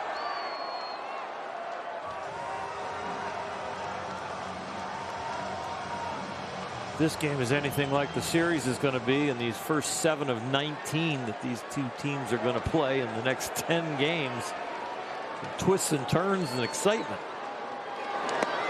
Good stop there by Campusano. Yeah, I mean, building off of the emotion of not just the NLDS last year, but that we saw during the regular season between these two teams. Is it a rivalry yet? No. It's been too lopsided for too long. But is it a whole lot of fun, and does it have the potential to turn into a rivalry? Oh, yeah.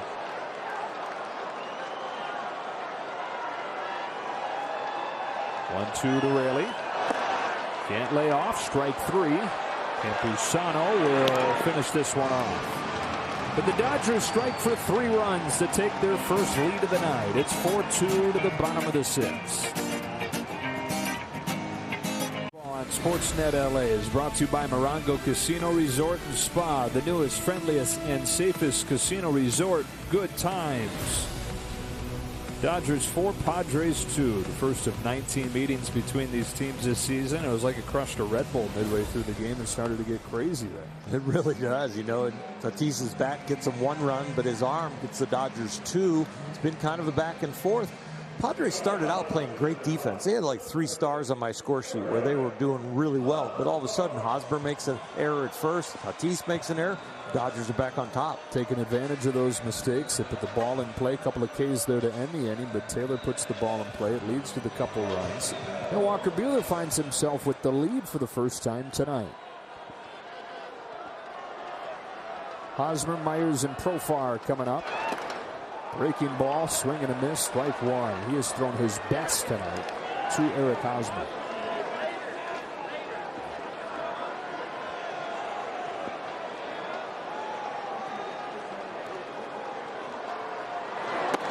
Another good one. And he went around 0-2.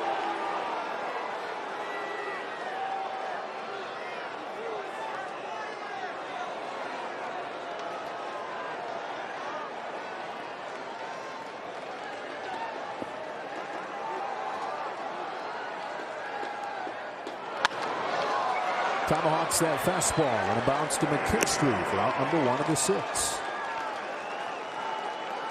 Shakey's Pizza is celebrating our educators with a Spectrum Sports Educator Sweepstakes. 8 lucky winners will receive a $50 gift certificate for Shakey's Pizza, plus a virtual teaching kit.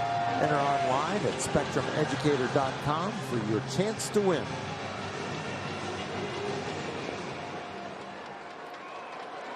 Bases empty, 1 out. Dodgers by 2. Will Myers.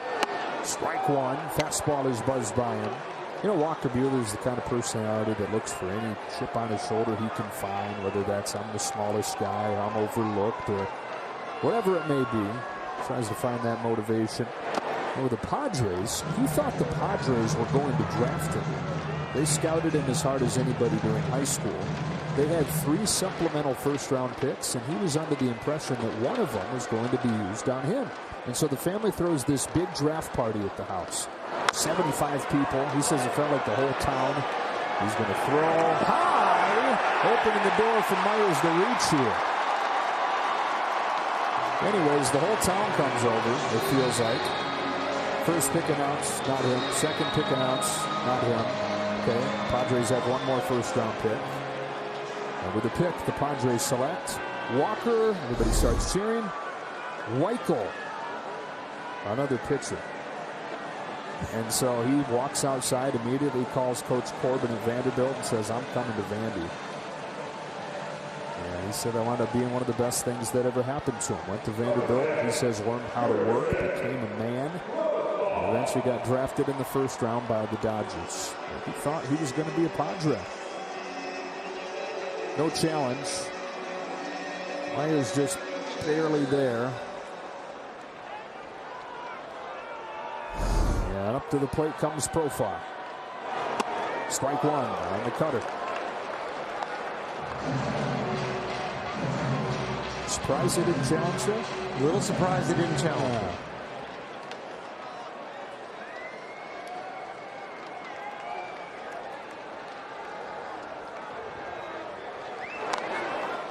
That one found part of the bat. 0-2. Wound up getting drafted, by the way, by the Pirates out of high school, but it was down in the 14th round. And he made up his mind by then that Vanderbilt was the way to go.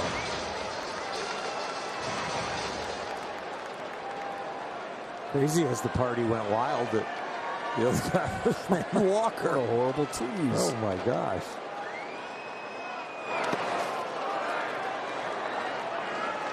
There's sometimes in a pitcher's life that your defense lets you down and you're out there to try and pick them up. Walker trying to pick himself up here and hold on to this 2-run lead. He's gone 6 innings and 90 pitches both times. Exactly 6 and 90 pitches both times in his first 2 outings. Ground ball to second. There's 1 and 2. Double play finishes off the 6th. Walker Buehler and the Dodgers in front 4-2.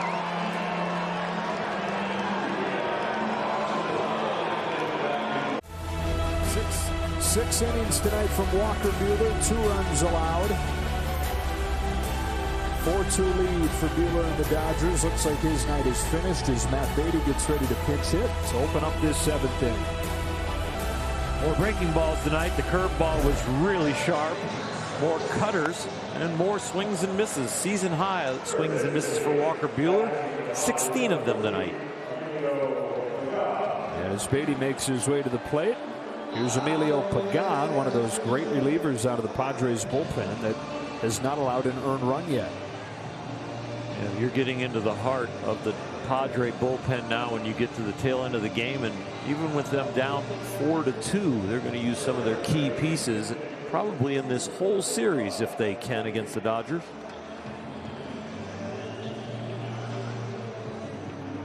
Gone over from the Tampa Bay Rays a couple years back.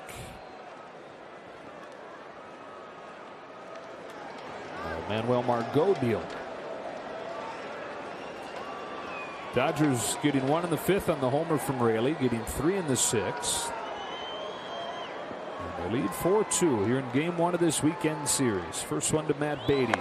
Outside, ball 1. Beatty with just an infield hit so far this year.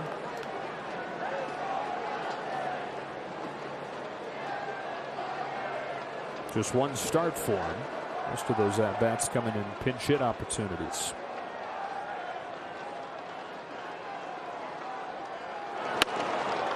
One ball, 1 strike.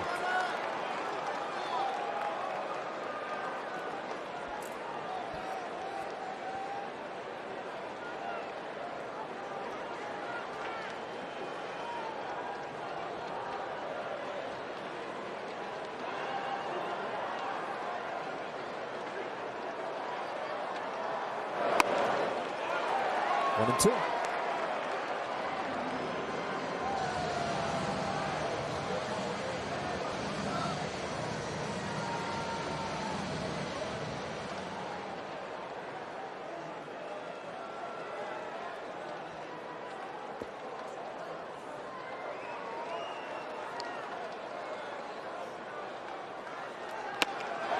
Three straight fastballs cut on and miss, and Beatty's out number 1.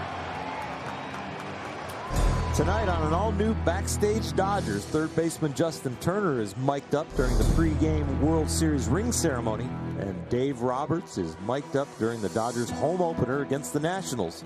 Don't miss Backstage Dodgers tonight, presented by Cadillac. 4th time up for Mookie Betts, who's got a walk and he's 0 for 2. Dodgers 2 runs per game better with Mookie Betts in the lineup this year. And when he's not. Pops the first pitch up. Shadow center. Cronenworth. 2 quick outs for Pagan. Very few games out of the first 14 where they've been full strength. Bellinger's still on the injured list. Kirsten reported today there's a hairline fracture. And so his return not going to be as quick as we had hoped. Eligible to come off today, but not going to be in the very near future. Only 4 games where Betts and Bellinger have both been in the lineup. A 2 out at Seager, who's 0 for 3. Ball 1. The team is 11-2 in the 2 losses. They actually probably would pin on themselves not getting beat, but beat themselves. Opening day was one of the ugliest games we've seen him play in a couple of years, I think. 3 errors in that game. Horrible with runners in scoring position. Kershaw wasn't himself. And then blew a lead in Oakland and lost in extra innings. Those are the 2.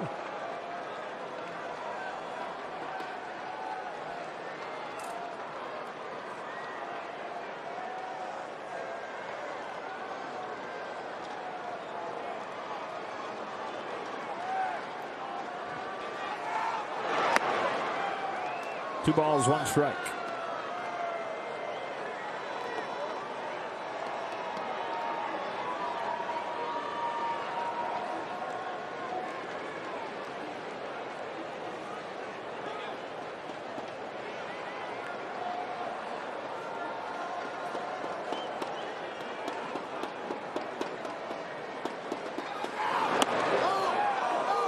Two and two.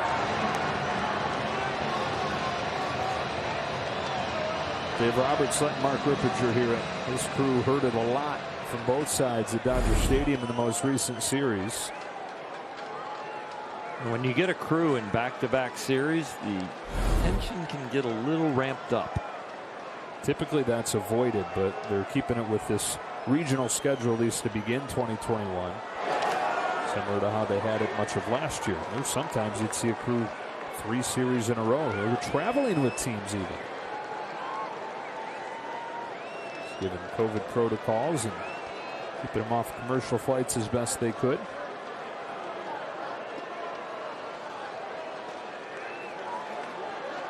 Pagan looking for a 1-2-3 7.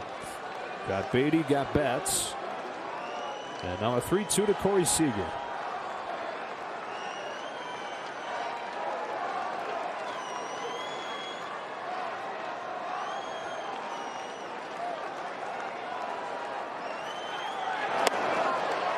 Seager takes the walk.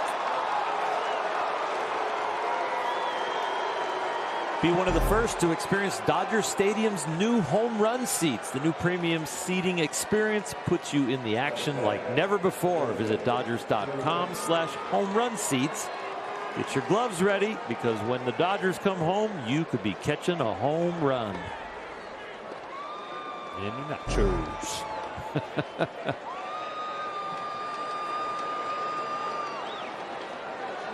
Turner singled and scored last inning. Comes in leading the National League with those 14 RBIs, leading the team with his 4 home runs. Strike 1 on a fastball. A calming presence is how Clayton Kershaw described what Justin Turner brings. He was asked about the importance of getting Turner to re-sign and keeping him in the middle of the lineup.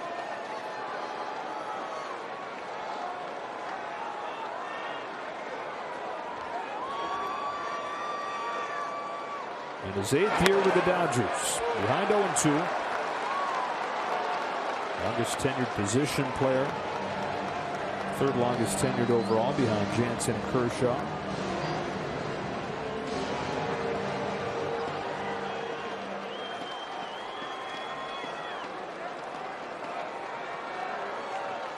.36 years old, 13th year overall, showing no signs of slowing down early on in 21. 0-2 from Pagan. Seager at first and 2 out. Here it comes. Barely stays alive.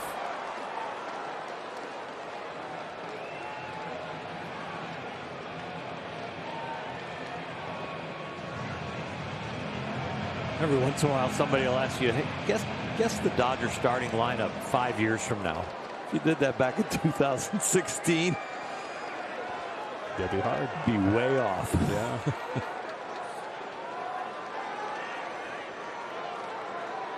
I definitely would have said Mookie Betts leading off and right. Oh, yeah. You'd have got that one. Yeah. Grounded to short. Tatis goes the short way. And we stretch in San Diego. The Dodgers 4, the Padres 2.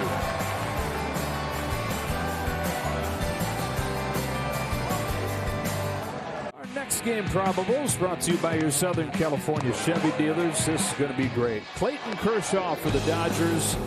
Yu Darvish goes for the Padres. The former Dodger, the former Cub. First time they'll face the Dodgers in a Padres uniform. And Sunday they get Bauer and Snell. To pitch the bottom of the seventh for the Dodgers, Blake Trinan. Dodgers went with Jimmy Nelson and Price at the end. I'm trying to think who had the middle inning there at the end. Talking yesterday? Yesterday. Gonzalez. Yeah. Santana. Santana was in there. It was Nelson. You know, kind of a hodgepodge of getting guys on. But now they're going to go to the key pieces. You know, they lined up the rest of the everyday players. They lined up the rest of the bullpen. And that really tells you how serious they're taking this series. And it was not Gonzalez. It was Nelson, Santana, Price. Campusano swings and misses 99 with movement, strike one. That's because Gonzalez, Trinan, Knebel, and Jansen had all gone the day before. Yep. And so all the big guns rested for this series. Trinan's 0-1. 100. Chopped to Muncy. Lost the handle. Recovered and found Trinan for the first out. Found that old wet bar of soap. Whipped it onto Trinan for the first out of the inning. That was well done by both guys. You see the bobble that can cut down your stride as you leave the mound. Blake Trinan stays with the play. Right about here, you could give up on it. Now you're about to get a bullet. Find your footwork, catch it. Yeah, second try. Got it. Muncy's been great this year at first base. Ha-Sung Kim will pinch hit out of the 9 spot. His first at bat against the Dodgers. And his first year out of the KBO. Really one of the most decorated hitters ever to come over to Major League Baseball from KBO. And in the hands of 99, rolled along third and foul. Last year hit 30 home runs. In his career there, 7 seasons in the KBO, he hit 296. He averaged 22 homers and 22 steals a season. And so they signed him to a pretty lucrative deal. 4 years, $28 million. And he's only 25 years old. Confident player. Introductory press conference, he said, I want to go to a team where I can win the World Series and I want to win Rookie of the Year.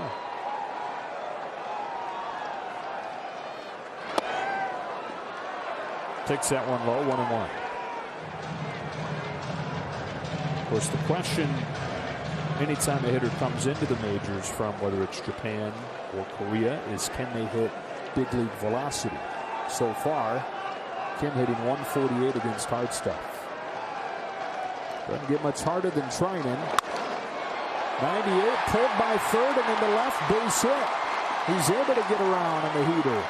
And the tying run reaches here in the 7th. Maybe a little evidence that it's an experiential sport, that once you get used to the velocity, maybe the talent is in there, and that's the risk the Padres took. But Kim catches up to this 98 inside, just barely deflects off of Justin Turner's leather. It's a hit the Padres needed. Out of the 9th spot in front of the top of the order, Trent Grisham comes up representing the tying run. Kim making his introductions down there as he meets the league, saying hello to Max Muncy.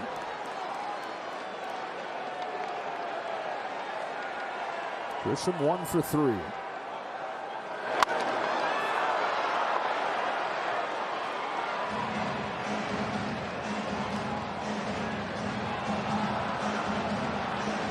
A lot of blue over there in the stands. Nice mix of Padres and Dodger fans.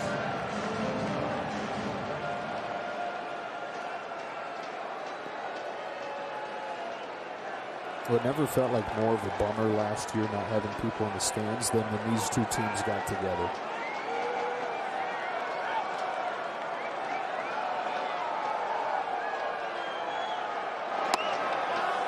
Tied him up with a cutter. He went around and it's 0-2. The other bummer for Dodger fans was the fact they didn't get to get on the Houston Astros. Yeah, well, they'll have a chance this year. Yes, they will, and I think there's some stored up emotions. Well, those aren't going away. Nope, not for a long time. Maybe not for a generation. 1 on, 1 out, 0-2 pitch. Runner takes off. Kim steals second. And the Dodgers scamper for third, making sure that he can't advance any further. But a stolen base for Kim.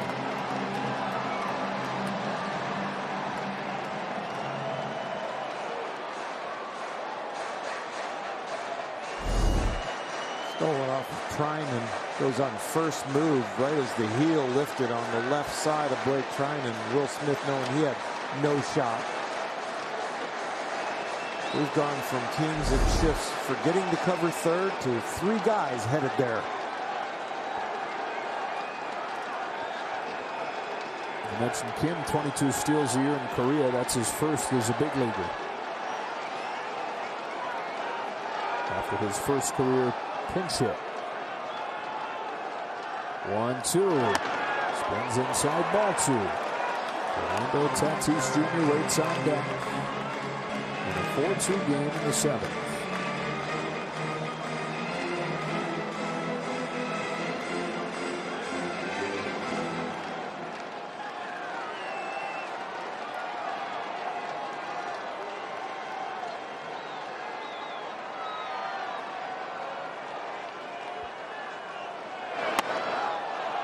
Full count. Blake Trinan working really hard to get out of this inning. Keep that 2-run lead. Keep the breathing room for his teammates that'll be coming in the game in the 8th and the 9th.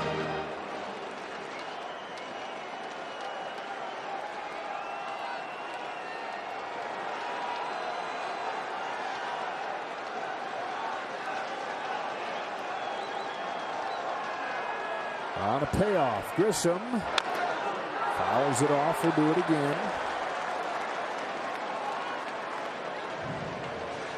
And Grisham last year top 15 in baseball, pitches per plate appearance. Rarely chases, rarely swings and misses. 24-year-old, just his 3rd major league season. Debuted with Milwaukee in 2019. Great first year in San Diego last year. If Tatis is the engine on this Padres team, this guy is some of the fuel. Payoff. He walks. And Tatis comes up representing the go-ahead run.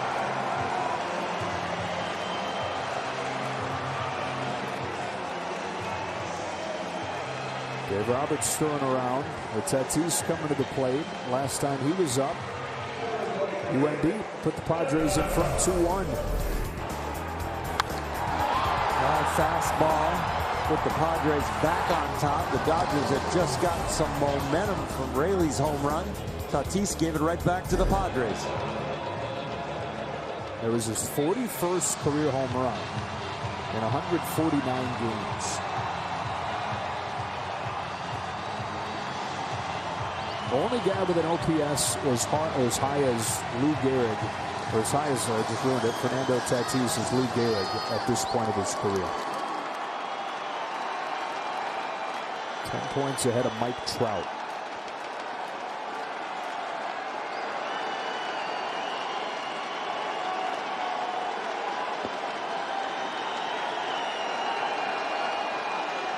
Tying run aboard. Go ahead run at the plate. Trying it against Tatis.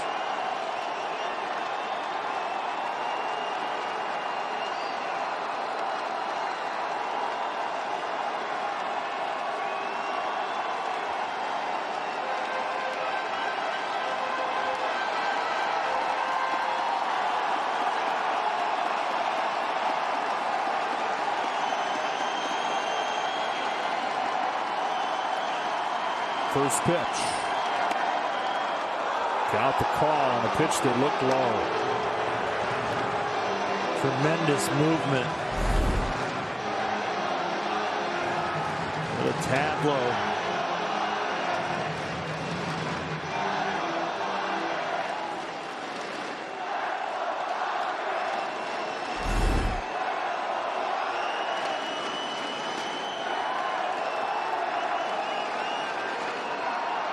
One from Trinan. Tatis watches this one miss. 1 ball, 1 strike.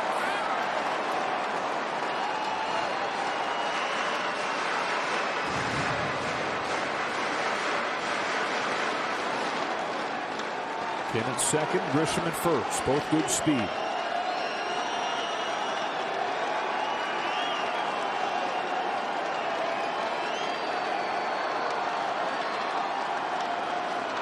Trinan fires. Ball 2.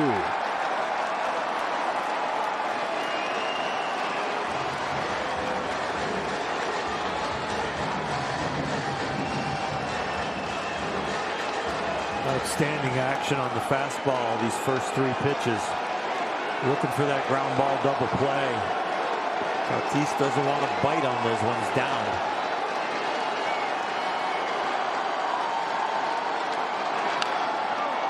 2 balls, 2 strikes. Still a ton of movement. 99 and far from straight.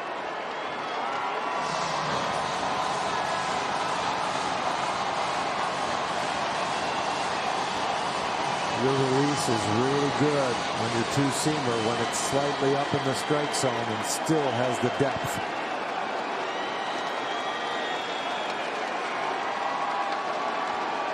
Well, if there was one weakness for Tatis a year ago, it was fastballs inside. Throws a slider away. He takes it and the count goes 4. There's a nice catch by Will Smith. Just the webbing of the glove.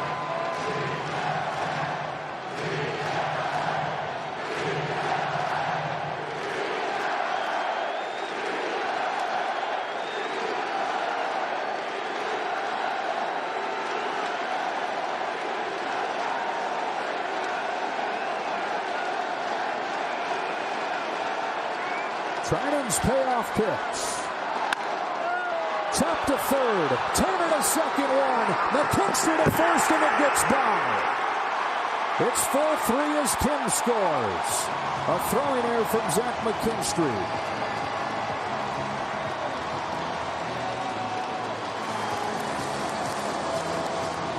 What a battle between Trinan and Tatis. Trinan wins the battle and gets the ground ball. It's going to record at least 1 out. McKinstry speeds up and just tries to gun it over there.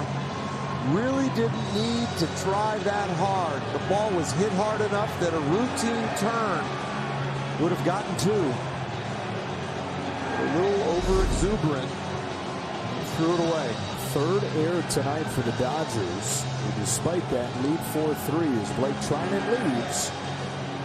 We'll be back in a moment.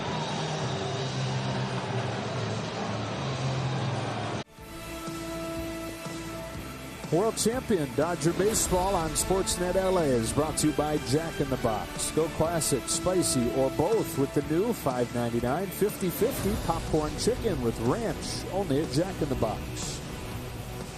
Dodgers 4, Padres 3, back at Petco Park. Victor Gonzalez comes into the game with a man at first and 2 gone here in the bottom of the 7th. And game 1 of this much anticipated series has lived up to all the hype. This has been exciting. It's been exciting, and some of the excitement has been created, I think, by the overamped teams on the field. We're seeing some errors. We're seeing a lot of intensity, and it's almost like they didn't realize that there's 18 more games head-to-head after this, and this is only the 14th game of the year for the Dodgers. It's settle in. Well, 5 errors the 2 teams combined.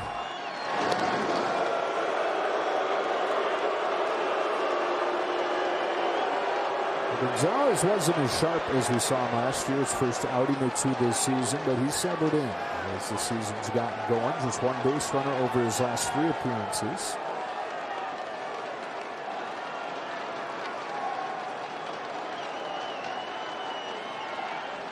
Settles in for the first pitch to Cronenworth. misses up, ball one.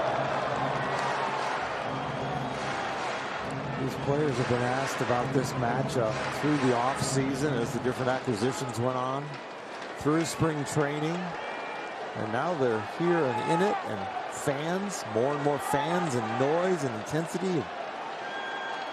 They're playing it like it's a World Series game with some tension. Ground ball, softly hit up the middle. Seager ranges into his left, throws Cronenworth out to end the 7th. Padres get a run on an error. It's a 1-run game to the 8th. On calendar, this is a 5-game trip for the Dodgers. There's 3 in San Diego, and they go up to Seattle. Play 2 with the Mariners in less than a 24-hour span. A 7 o'clock game Monday night, 1 o'clock game Tuesday afternoon, and then an off day home Wednesday before the Padres come in. And they continue the stretch of 7 head-to-head meetings in a 10-day span. To the 8th inning we go. Austin Adams on to pitch. Dodgers 4, Padres 3. LA getting 3 runs in the 6th. Take the lead for the first time tonight.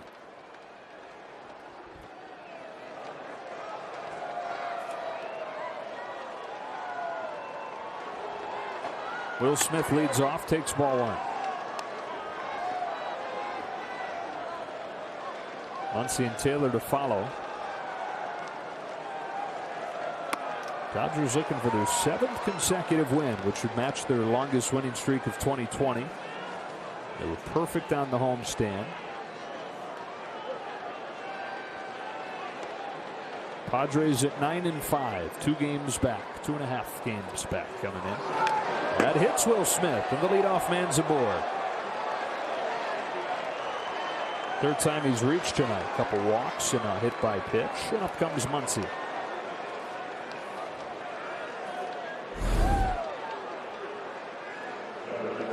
A slider that just doesn't break. Catches the elbow pad. Will Smith wears a lot more equipment on defense, but found the padding there.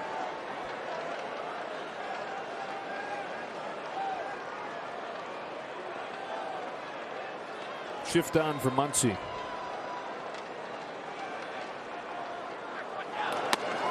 Ball 1. After hitting Smith, the right-handed hitter almost hits the left-handed Muncy.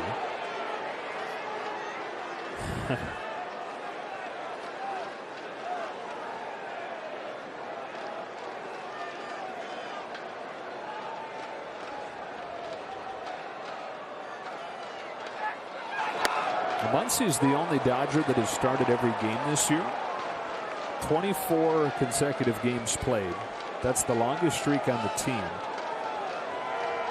We mentioned that on the anniversary of Steve Garvey setting the National League record with his 1,118th consecutive game. 24 for Max to lead the way. Garvey did it in a Padres uniform at Dodger Stadium. He would get another 100 before it finished. 1,207 consecutive games, still the National League record. Pretty good chance that never gets broken. 2-1 pitch. Spins in there, 2-2 on Max. One of the games this year for Muncy was a DH role, wasn't it? I think Garv got any DHing. No. He played through a bunch of stuff. Anybody that has that kind of streak is going to. Leadoff man aboard. Muncy swings through it. Already gotten a piece though, and just barely did to stay alive.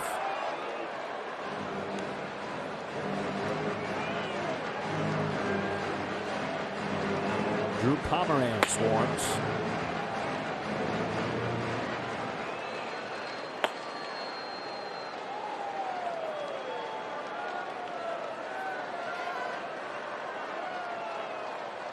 Another 2-2. Full count.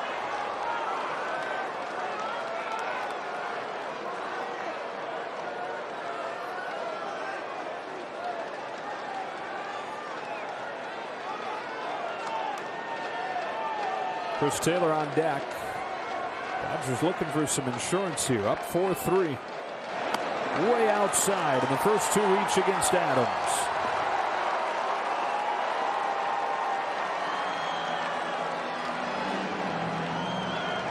Pitching coach Larry Rothschild for a visit. Of course, he got the 3-batter minimum, so Adams has to at least face one more.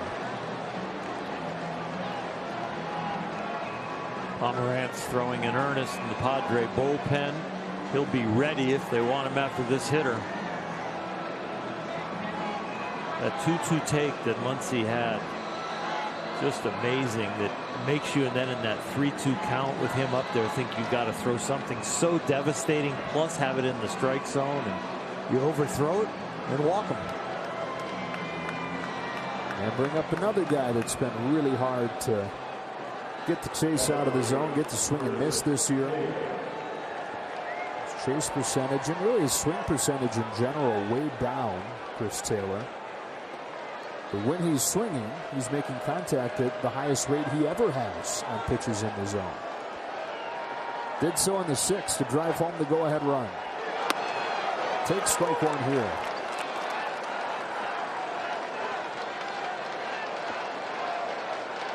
Numbers last year were right in line with his breakout 2017 season.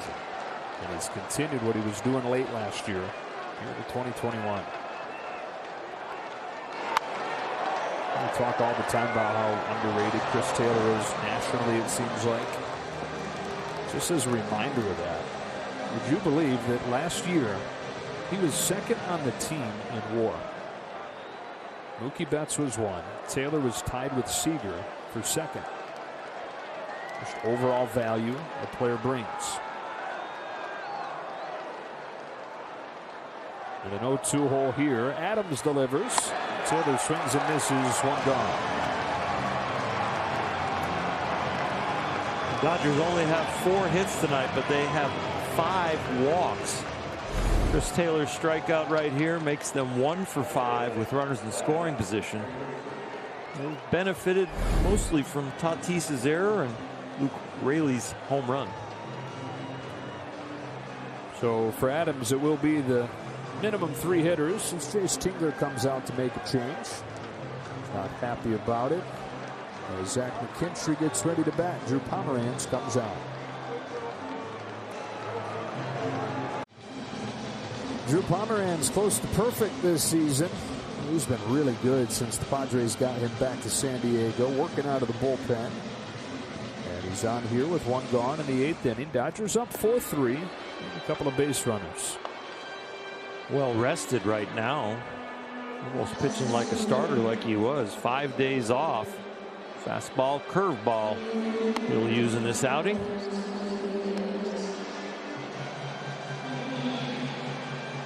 Seven pitchers for the Padres tonight with a short start for Ryan Weathers. But was to be expected. Weathers hadn't thrown more than 38 pitches in a game, and he gave them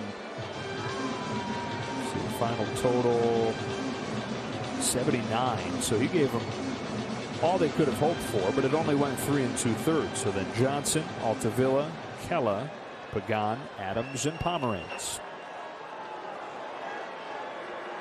McKinstry, a hit and 2 strikeouts tonight.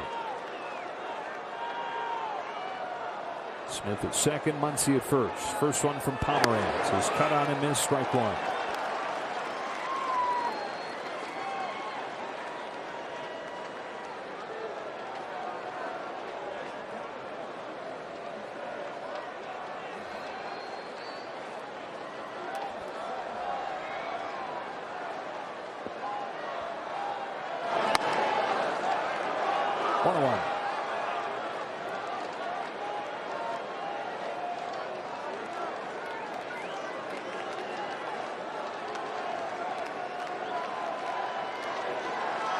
Second year of a 4-year contract for Drew Pomeranz.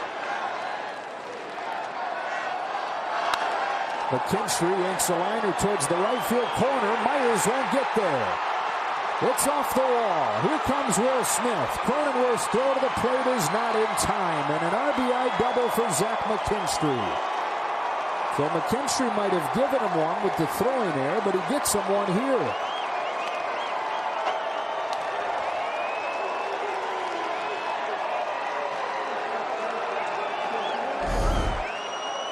He just keeps showing good form, especially at the plate. Starts with that front shoulder down and then ends up with it up as he uppercuts that ball to right field. Listen to the roar of the Dodger fans there. Second and third, still just one out. Infield comes in as Luke Raley comes up. Takes a healthy cut, misses, strike one. Hit his first career home run earlier tonight to tie the game at 1 in the 5th. It was a blast. There was no doubter off the bat. A big swing and a big smile. After that, they got 3 in the 6th. They've added one more here in the 8th.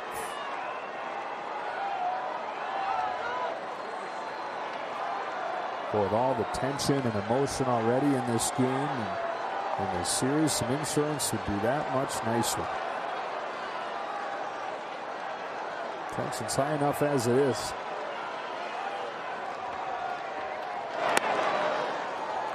Ball and a strike. For Zach McKinstry, by the way, his 12th run batted in. Top 5 in the National League.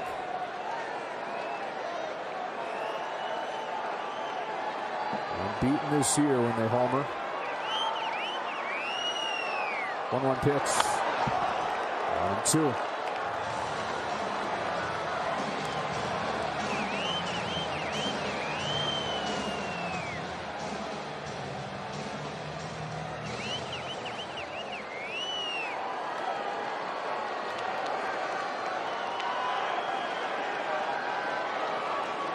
Once he walked, McKinstry doubled. On 1-2, Raley watches it bounce. Ball 2.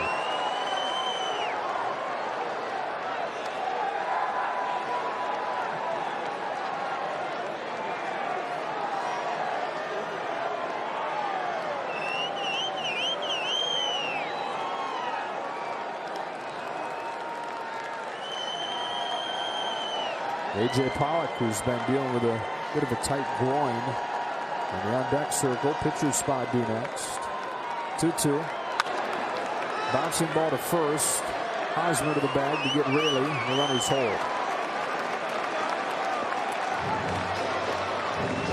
Dodgers were going to make that ground ball go through the infield, not go on contact.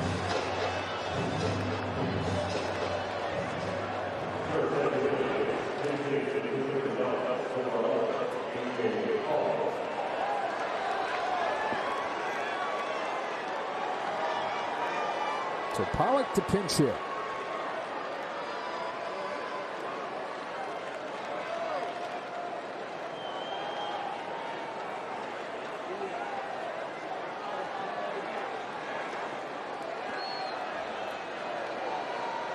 You know, it's interesting looking at this develop, seeing Pomeranz come in. Why have Austin Adams start the inning if Pomeranz, who gets both sides out, is available? Strike one on a night where you already stretched a little bit thin down there. Yeah, and he's fully rested. Right. So I don't know, other than they were just trying to patch it together and get some guys some work. I don't know. Yeah. In a tight game, it was a 1-run game. Adams has given up 4 runs in 2 2/3 this year. Pomeranz hasn't given anything up.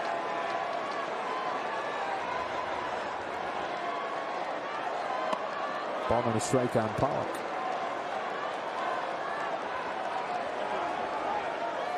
Corey Knebel, one of the great surprises so far this year for LA. And the top arms rested after yesterday. Second and third, 2 gone. A 1-1 pitch, and A.J. Pollock swings and misses. 1-2.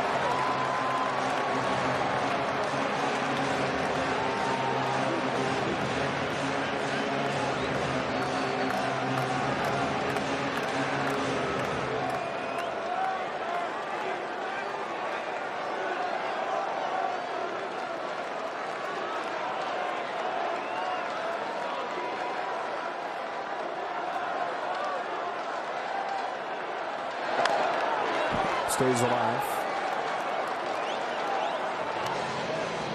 The thing about this Dodger lineup, we talk so much about how they build counts and take walks and unbelievably great takes on borderline pitches. But right there, even just the foul balls that they get. That was an outstanding breaking ball down and into the back foot of a righty, and you think, okay, that should put you away, and Pollock's still standing up there. Breaking stuff has been his bugaboo so far this year. He's crushed hard stuff. See what he gets on 1-2. Fastball got him this time. And that's the inning. But the Dodgers add one on McKinstry's double and lead 5-3 to the bottom of the 8th. With his first big league home run tonight, the Dodgers also getting a little help from the Padres defense, Jerry, to take the lead in this one. Yeah, congratulations, Luke, on your first show home run. Ball just gets away. Not our fault. Took advantage. We'll see you right here after the game. 6 more. Corey Knebel, guys, on to pitch the bottom of the 8th inning. He's faced 17 batters this season. Only one of them has reached. He's an elite reliever early on in his career in Milwaukee. Some injury issues, Tommy John surgery. He's come back from that and proven to be a great pickup for Andrew Friedman and the Dodgers. First few outings really featured his breaking ball, but last few outings featuring more of the electric fastball and mixing in the breaking ball. We'll see what he goes with here tonight.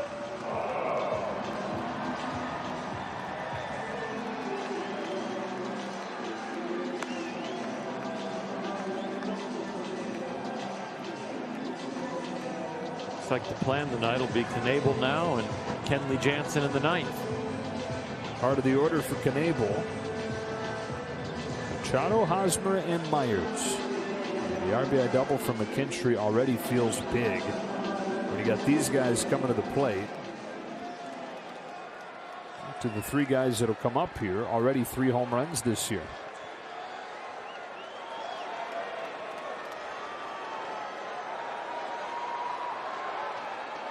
Machado, who's 1 for 3 tonight, takes the first pitch high.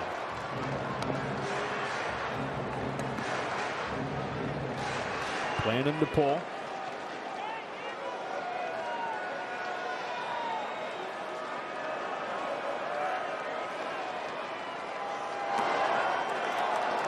Two and 0. Manny had that great season last year, 3rd in the league in homers, 3rd in the league in WAR. And then this offseason, he went and had laser eye surgery. So there were times where he found himself having a hard time seeing the ball, especially at night. He's fouled in 2 and 1. So surgery, they said, would help correct that.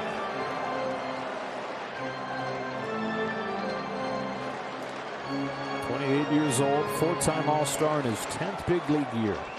3rd one with the Padres, choosing San Diego over pretty much anywhere else that he could have gone, anywhere else he wanted to go. White Sox finished runner-up in that race. Ahead 3 and 1.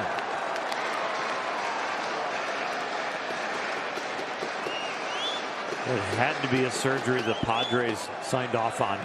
Yeah. I'd be terrified. Oh, hitter doing that? I know it's supposed to help, but. Pokes one into right center field for a leadoff hit. Second hit tonight for Machado. Hosmer comes up representing the tying run. Fastball away, and he took a fastball earlier that was inside, hit it to left. This one's away. He takes it to right. Just a beautiful swing from a great hitter.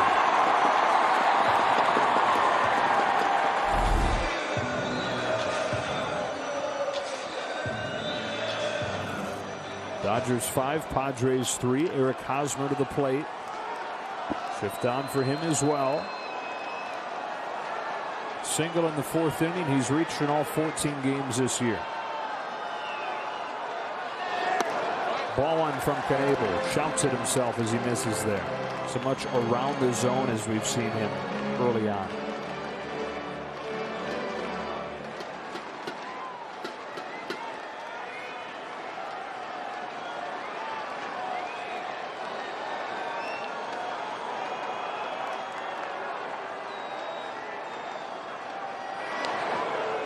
The Padres have grounded into a couple double plays tonight. They've grounded into more double plays than any other team in baseball so far this season.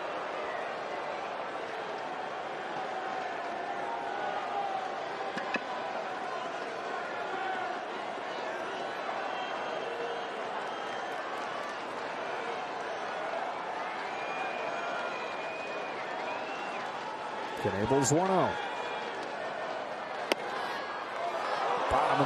Bottom of the knees for a strike, 1-1.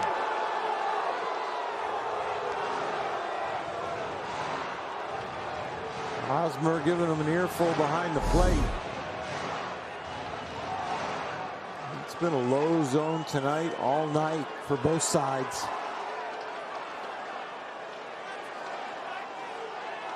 Hitters don't like it when they think it's low, and they also see the catcher's glove kind of take it down.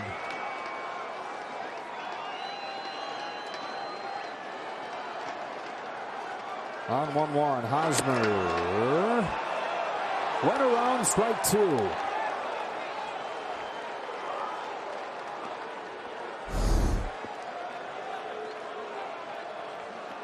Corey Blazer down there at third base rings that strike up.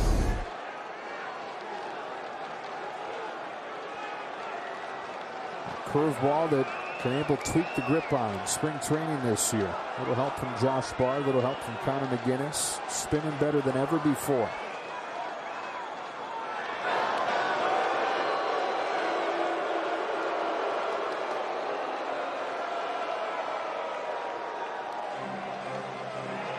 Giving plenty of attention to Manny Machado over there, who already has a bag tonight. I think it's best to just stop Machado, make sure the lead is not too big, and then concentrate on the hitter. It's a dangerous one. Knebel though ahead 1-2. Hosmer fouls it off.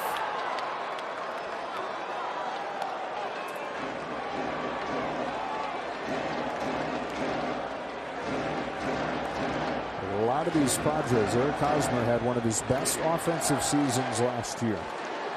His first 2 years with San Diego, he had the lowest OPS of any first baseman in the majors. Last year, though, really good. On another 1-2 pitch. He fouls it off again. 97 to the letters.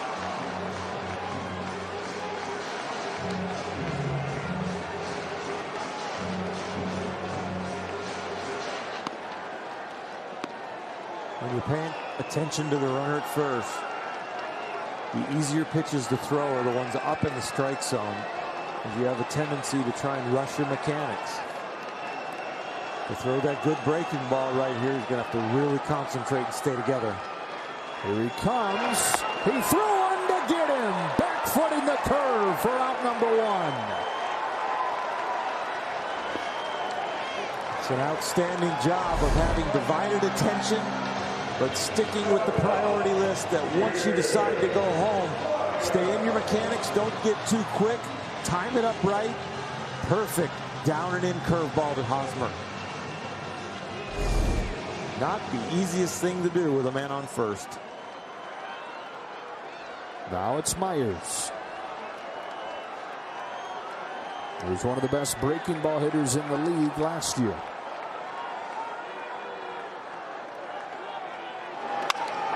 Line drive, sneaking its way through. Machado headed for third. Betts will throw into second, and the Padres have them cornered with 1 out.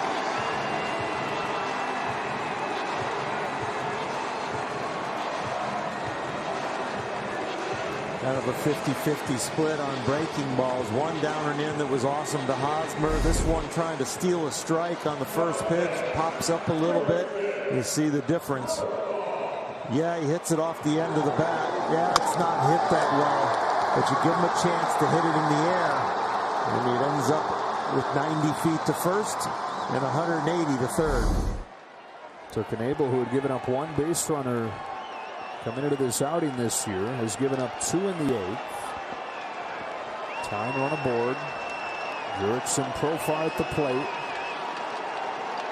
With one gone in the 8th.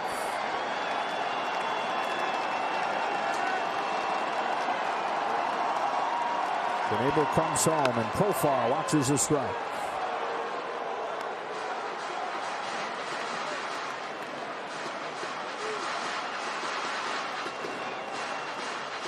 Kenley Jansen has started to warm.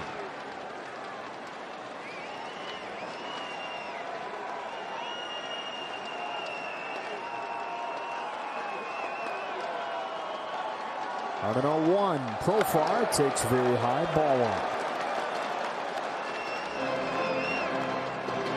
8th big league season for Profar. Last year, his first one in San Diego. Best numbers he's put up. Former #1 prospect in all of baseball. Tore his shoulder up, away from the game for 2 years. He's made it back. Important piece for this Padres squad. Important spot here in the 8th. Check swing, no swing, ball 2. That's a great check. Move the count in Profar's favor, and he earned it.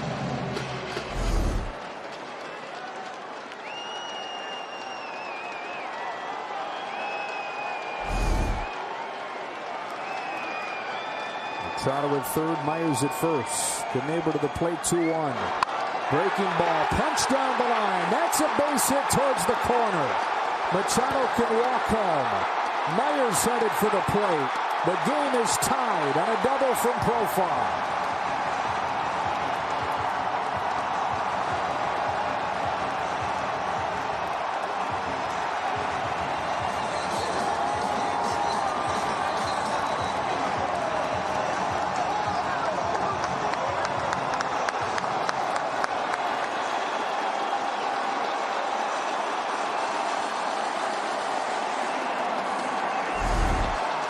Crowd is going crazy. Another elevated curveball from Knebel. Profar does just enough with it.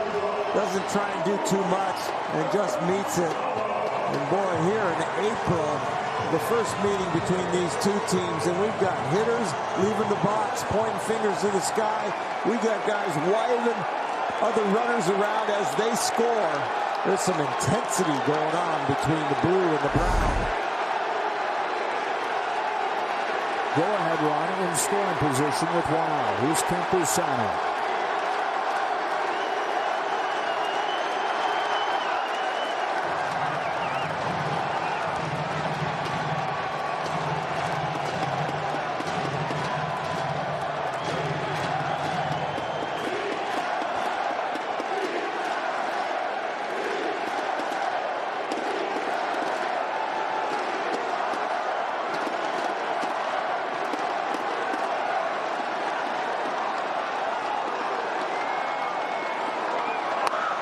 Fastball cut on a miss. 1 ball, 1 strike.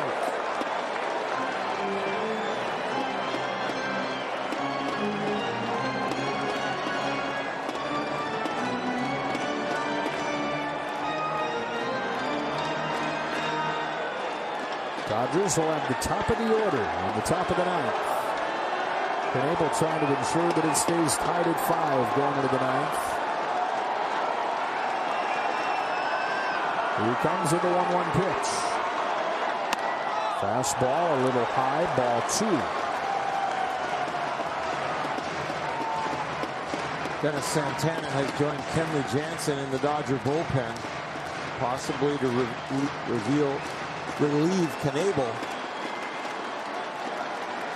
And then if the Dodgers would happen to go ahead, Kenley maybe in the 9th.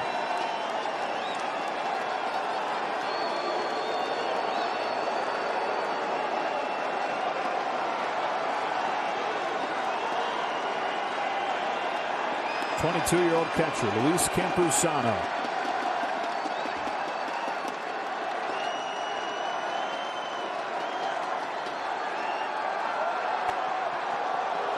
Profar dancing all over the place out there.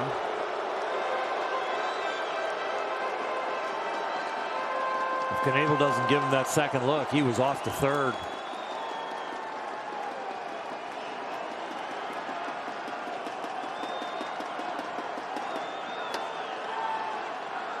Now a 2-1. Fouled straight back, 2-2.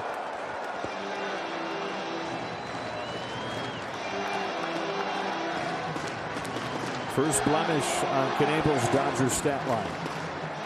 20 pitches, the most that he's thrown in a game this year. Well, it seems like just about every time he's been out there, it's been 7 pitches, 9 pitches, 11 pitches. Untouchable prior to this one. Here he comes with the 2-2. Got him to chase. 2 out.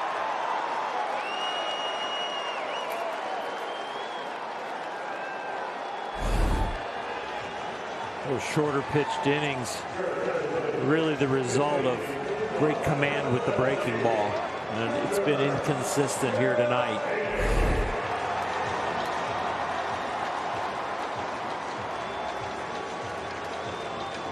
Victor Caratini's been announced as the pinch hitter.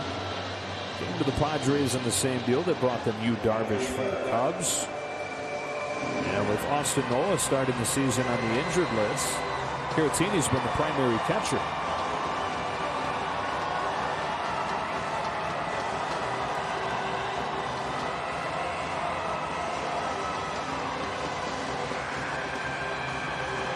Two-run double from Jerks and Profar. Tying the game at 5. Profar's at second with 2 out. Knebel's job is now get this game into the 9th inning.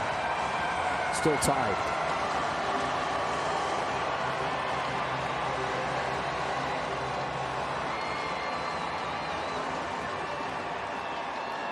Caratini digs in.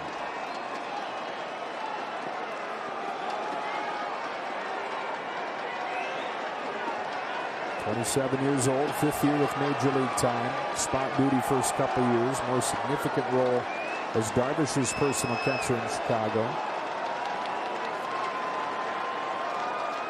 And now pinch hitting in the 8th.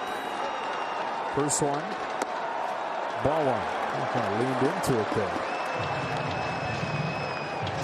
When that ball was in flight, it looked like there's no way this is not hitting it. Curve right around his shins.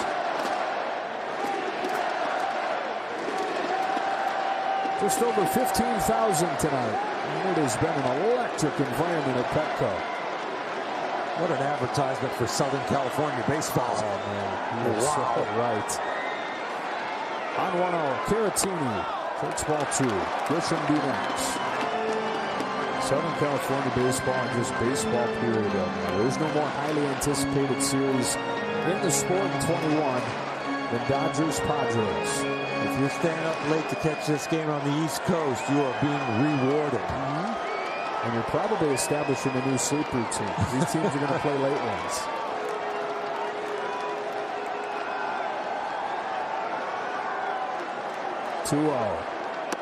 Ball 3. If you planned on watching this on the East Coast, it's great. Friday night, you still got Saturday, no work day. Saturday's going to start a little earlier tomorrow, about 5:10, right? Or 5:40. Yep. So you're okay there going into Sunday. Sunday, you get a day game, so if you're getting back into the work week, it's going to work out just fine. 1:10 Pacific, 4:10 for our East Coast friends Sunday.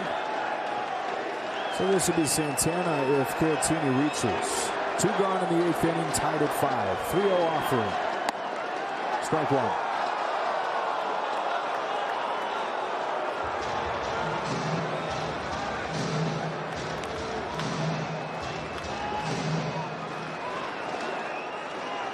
th pitch of an inning is a lot different with the winning run on second than it is if you were just trying to finish off the inning and scoreboard didn't matter. 25 pitches and a lot of them high stress for Knebel. He's back in the count at 3-2.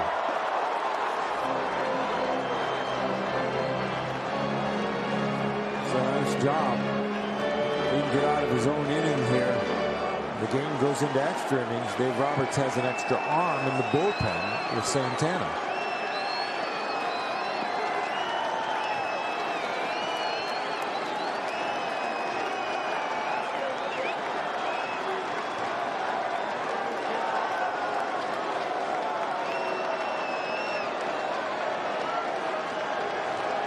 Playoff environment in mid-April. Profar at second. 2 out. And a 3-2 pitch from Corey Knebel. Ball 4.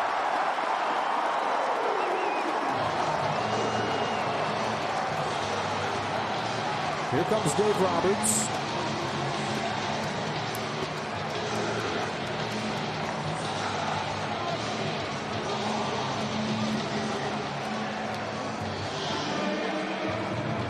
So Knebel leaves. We're 2 on and 2 out in a tie game in the 8th.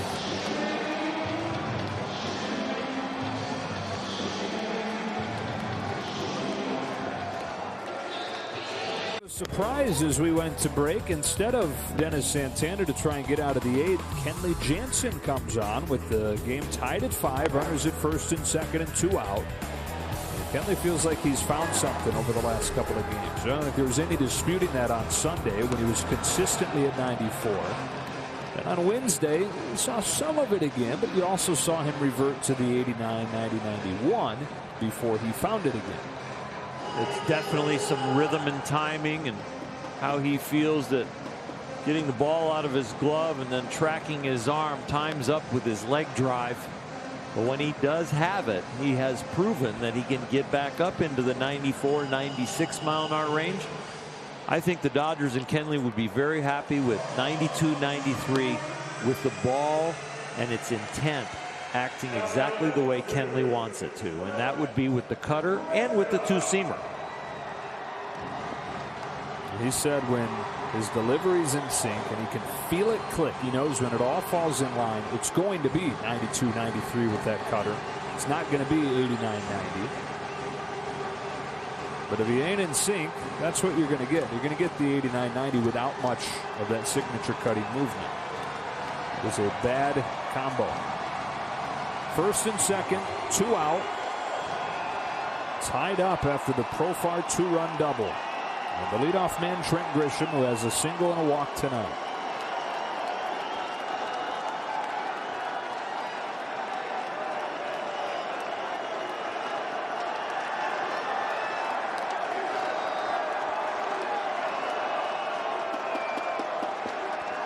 Profar at second, Caratini at first. Jansen's first pitch to Grisham. Very high, throw back to second. Profar in safe.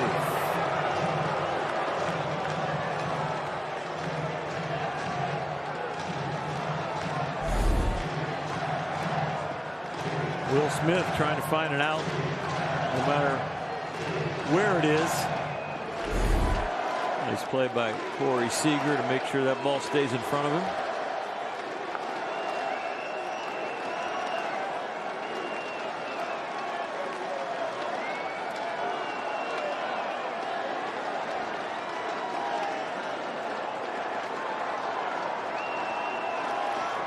First pitch was 92, but nowhere close to the zone. Time is called.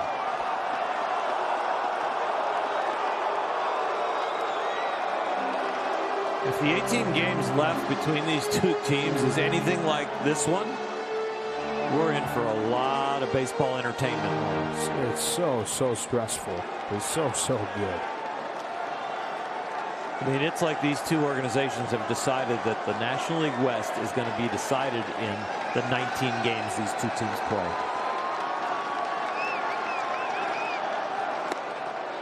Caught the corner, 1-1. Well, back to the normal playoff structure this year. Winning the division is again so important. You could be a 100-win team and lose this division and have to play a wild card. One-game knockout. 1-1 pitch. Bouncing ball to first. Muncy to the bag. Jansen gets the final out of the 8th. But the Padres tie it. And a 2-run double from Jurickson Profar. To the 9th inning we go with the top of the order coming up. He's 5 for 5 in save opportunities. This is not one of those. He's trying to keep it tied at 5 before the bottom of the 9th. He'll have to do it against the best the Dodgers have. The top of the order coming up with Mookie Betts, Corey Seager, and Justin Turner. The Dodgers came from behind yesterday. That was a big win. And this game has gone back and forth. It's been pretty at some times. It's been ugly at some times. Tied up now, but the Dodgers in the right part of their order to give the Padres a finish. Mookie feels due. Right, he's 0 for 3 tonight. A couple home runs for him this season. Hit one in Oakland, hit one on the homestand. His first one in Dodger Stadium with fans in attendance. And here he comes up here to lead off this ninth.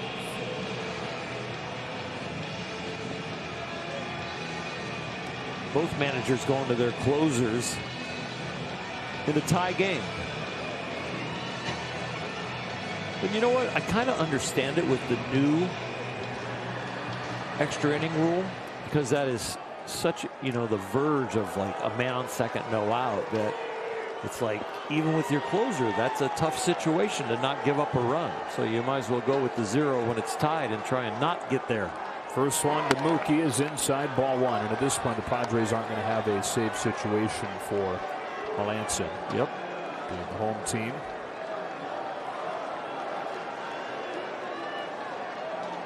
Victor Caratini of pinch hitting, stays in and catches.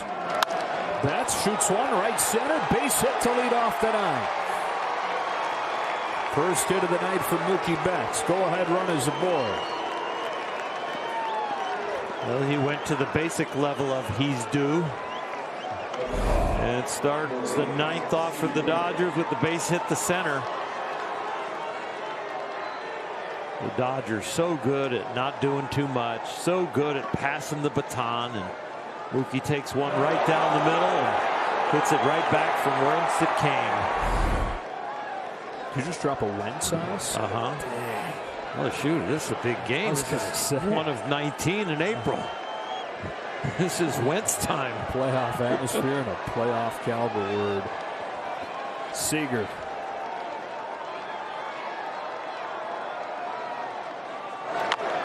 Attacks, dribbles in front of the plate. That'll move the go-ahead run into scoring position. Swinging bunt from Corey Seager. And Turner comes up with Betts at second. Some might say, oh, he's so lucky. Move Betts over. It's like I would take that with Corey Seager up there anytime. You know, Melanson comes into this outing. You could almost give the same introduction you gave Corey Knebel, which is he's been almost perfect. Just one batter has reached base out of the 20 that he's faced coming into this outing. It was 1 out of the 17 Knebel had faced prior to today. But the Padres jumped on him. Dodgers trying to do the same to Melanson. And the National League leader in RBIs, Justin Turner. If he can get one more, the Dodgers will have the lead here in the ninth.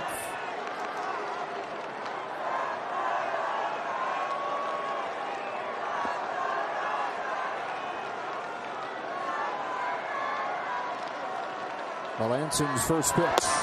Down and away, ball 1.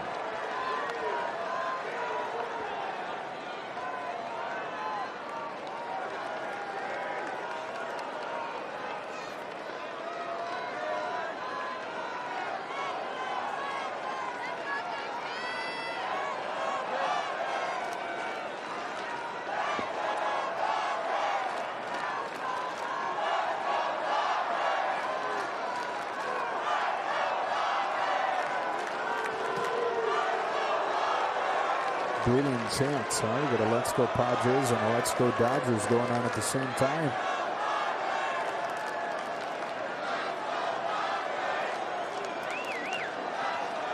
No, Betts can run well.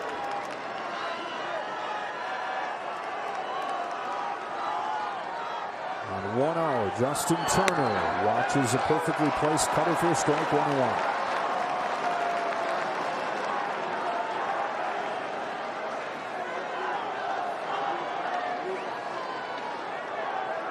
Dodgers 2 for 8 tonight with runners in scoring position.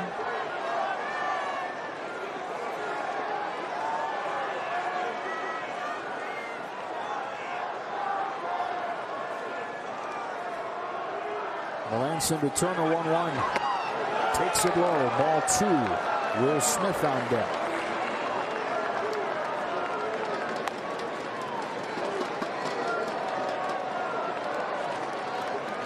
5-5 game, but not all those runs have been earned. The Dodger pitchers have given up 4 earned runs. The Padres pitchers have only given up 3 earned runs. There have been 5 errors in this game between the two teams.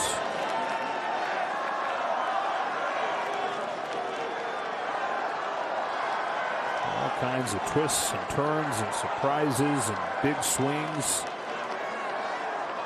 Big tension-filled mistakes. 2-1 pitch. 2 balls, 2 strikes.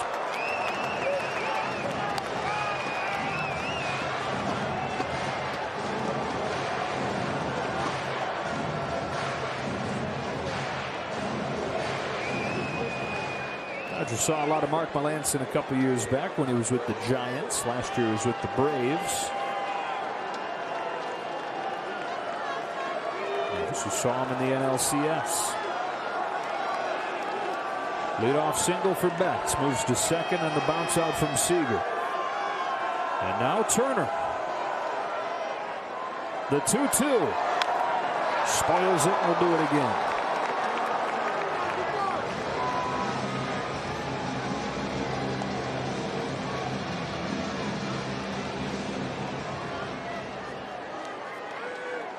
Justin Turner loves these spots. It's become one of his trademarks in the Dodger uniform.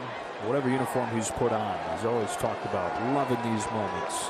He feels like the pressure's on the pitcher, not on him. Been talking like that since he was in Little League.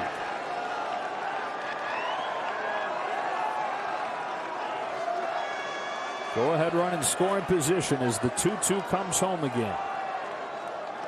Turner pulls it up the middle, base hit left center. Profar grabs it. Betts headed for the plate. He'll throw into second. Justin Turner comes through. And the Dodgers lead 6-5 in the 9th.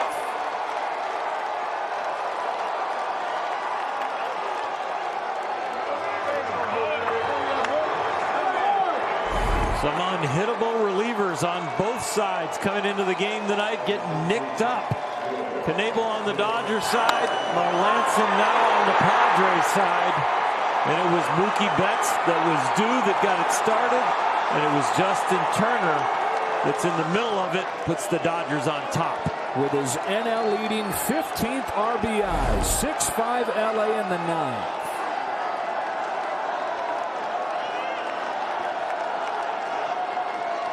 Still only 1 out as Will Smith comes up. Cracks one down the line, foul. How many times has Justin Turner come through in a moment like that? And with 2 strikes, which he is not afraid of at all. And to think it was no sure thing that we'd be seeing him do that in the Dodger jersey this year. Would have missed out on all this excitement.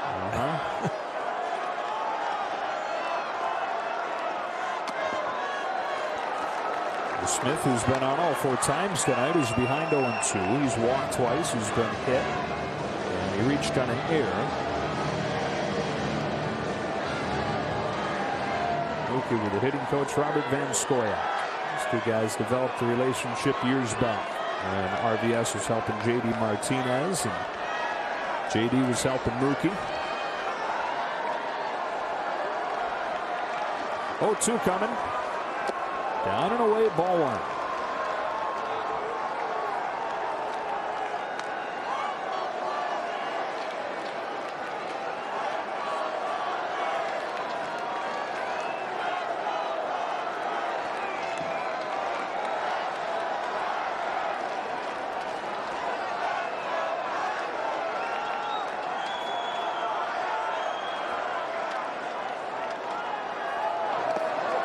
Ball 2.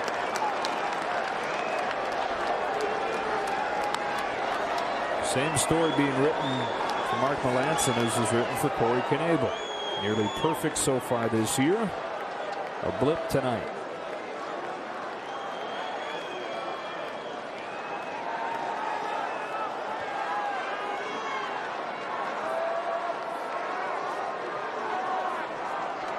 1 on, 1 out, 2-2. Smith pulls it in the ground. Tatis to second one. Cronenworth to first. A double play to end the top of the 9th. But the Dodgers take the lead on a base hit from Justin Turner. To the bottom of the 9th we go. The Dodgers 6, the Padres 5. Fasten those seatbelts as Jansen tries to finish it off. What a first edition between these teams. The first of 7 in a 10-day span. The first of 19 this season. It has been back and forth, full of drama and tension. And Kenley Jansen's trying to get 3 more outs to finish off a win. He's going to have to earn it, though, isn't he? Tatis, Cronenworth, Machado coming up. He is. You don't have to fake intensity in this game. And Kenley Jansen has talked about missing fans, struggling with his mechanics a little bit over the last couple of years. Pitching angry now, but you won't need any of that stimulus in this game. This one has had the buildup for him to have the energy. Yeah, he said enough was enough. It's Kenley against Kenley at this point. He's got to find it himself, and he's pitched angry as a result of that. 2, 3, and 4 for the Padres in a 6-5 game. Tatis, who's homered tonight. Jansen's first pitch. Foul back, strike 1.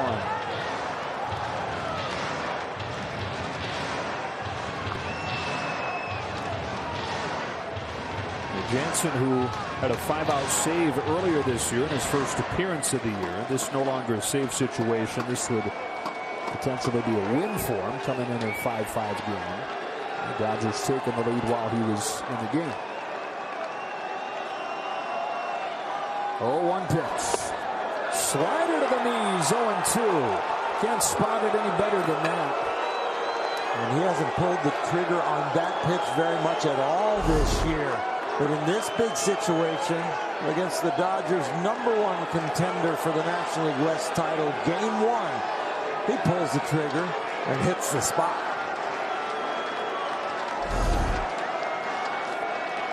Ahead of Tatis, 0-2. Here he comes. Threw it again, taken in the dirt. The first really good one that he broke out this year was the final pitch that he threw to get the save on Wednesday against Colorado. A perfect one for strike 2 to Tatis. Now it's 1-2.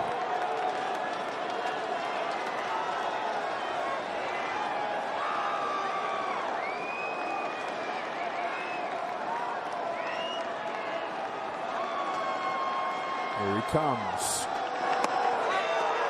95 with a cutter.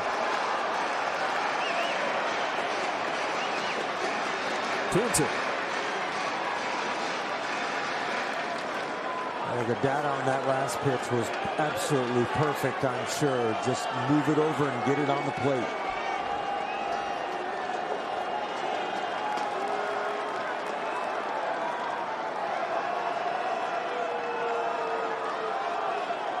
Jansen's 2-2.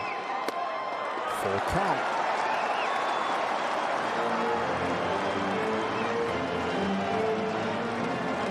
We've seen extra effort from hitters. We've seen extra effort from Tatis at the plate when he's been on defense to try and get a key out. Seen 5 errors. And right there, that last pitch from Kenley, that was a little overamped.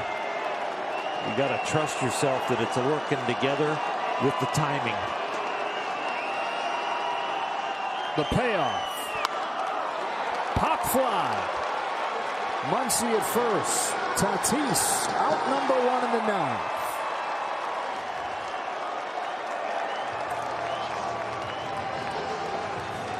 Took Jansen 9 pitches, but he gets it.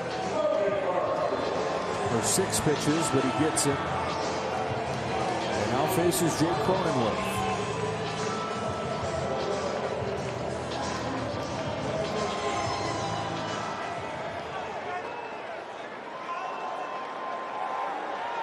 Cronenworth 1 for 4.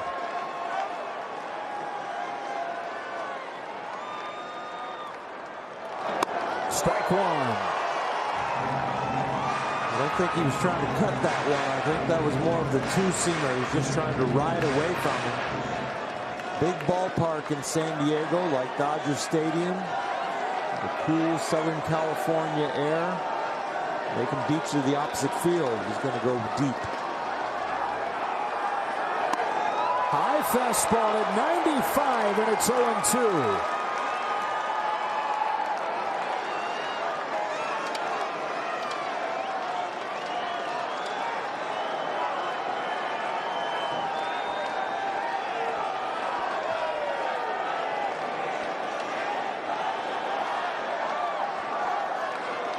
To pitch. Fouls it off of the outside corner.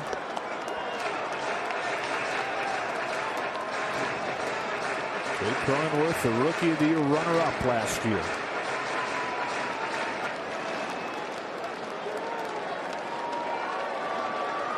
It was only, by the way, his third swing and miss of the year. Jansen has him in an 0-2 hole. Here he comes again. He struck him out, doubling his season total of swings and misses in one at-bat, and 2 gone in the 9th inning. It wasn't just one good pitch. The finishing pitch, Kenley hit his spot. Everyone hit perfect.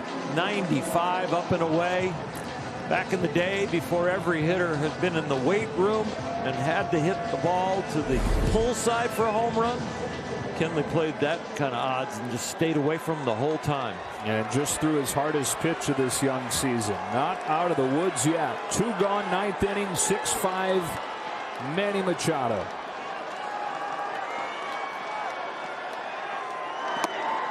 Ball 1. Manny's been on the fastball all night. Won a line drive to left early. Won a line drive to right later in the game.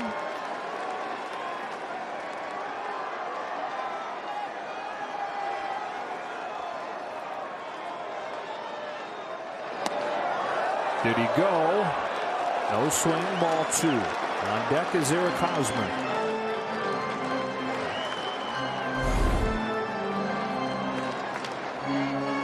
If 1-0 was a start the bat early cheat count, he's able to hold up. 2-0, he's definitely going to be cheating a little bit, looking for something firm that he can drive. So do you pull the trigger on the slider? No, I just try and make a really good pitch with the cutter. If you pull the trigger on the slider, you got to really make sure it looks like a strike, or he'll just take it right out of hand, because it's not what he's looking for. Here he comes. Sticks with a hard stuff, a swing and a miss, 2-1. And you saw the cut from Machado. He's coming out of his shoes. I'm surprised the helmet didn't come off. He's been wincing a little bit, it looks like. A couple pitches ago, took a long walk.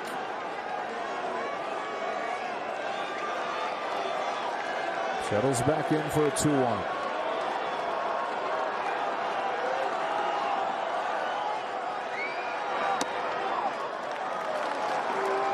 3-1. I think that one was off the charts as far as the gun was concerned. Kind of got out of range almost. It registered 83. I don't think it was 83.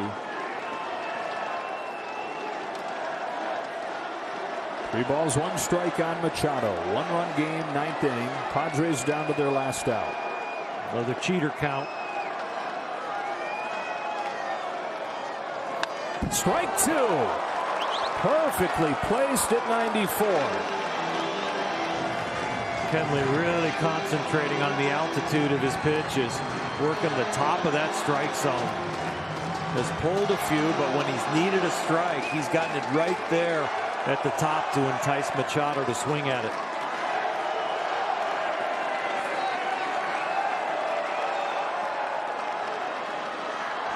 The payoff pitch just misses, and the tying run reaches for the Padres.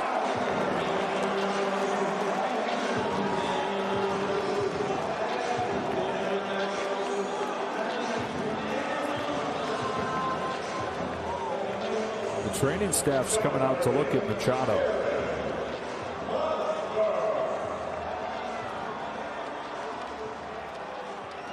As the tying run, they are checking on his health and they're checking on his ability to run.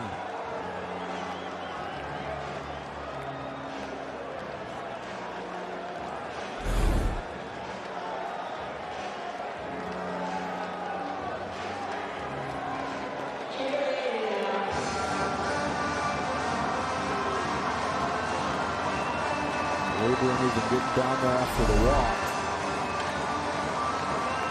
Talks his way into staying in, representing the tying run. This is where you first started to see him in some pain. After this swing, took an extra long walk.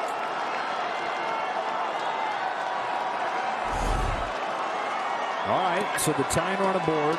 Jansen will check on him. Eric Hosmer, the hitter.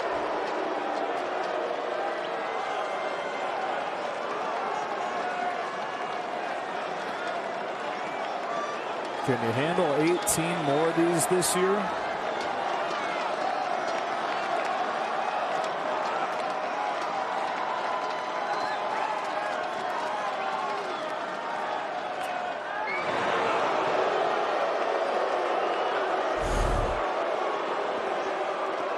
That's one swing before that.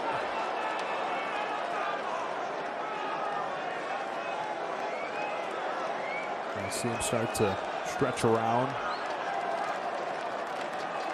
So clearly in some discomfort.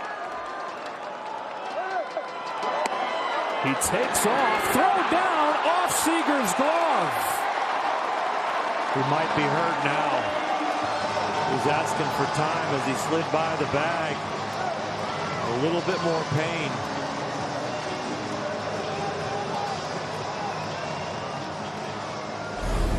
Who knows if it's the same spot? Looks like he's working on his shoulder and his hip. He is dragging a leg there, but boy, did he make it easily.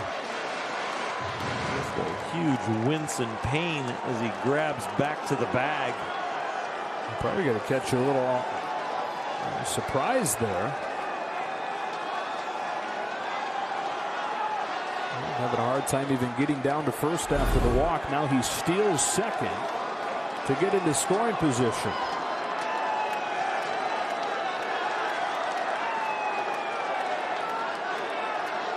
He is really showing some leadership in April with 2 stolen bags and playing hurt. Pitch was a strike on Hosmer. 0-1. Jansen ready. Fires. Strike 2. And Hosmer and Jansen have hooked up before this. Hosmer is 3 for 9 with a home run.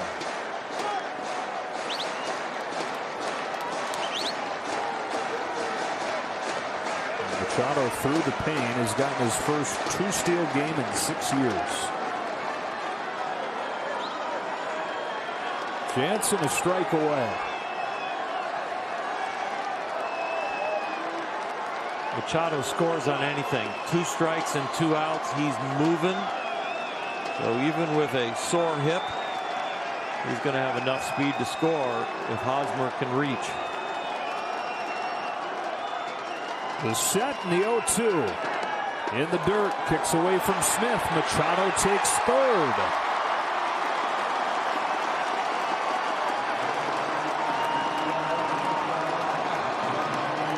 Extra pressure on Will Smith now. They went to the slider, and it was a very nice block. Kept it in front of him, but just gets away too far. Machado is going to be way off with 2 strikes because anything he sees in the dirt or if the bat starts to move, he's going to be ready.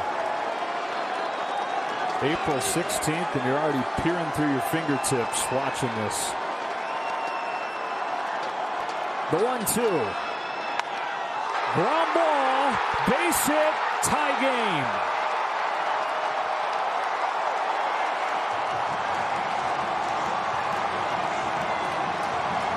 The Padres twice down to their final strike. Machado walks, steals second, takes third, and scores on Hosmer's hit.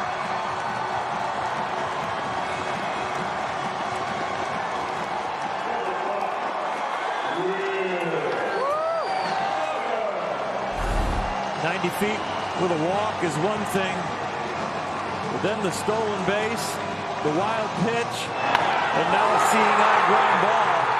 And the Padres tie this up. The way this game is going, it's almost appropriate.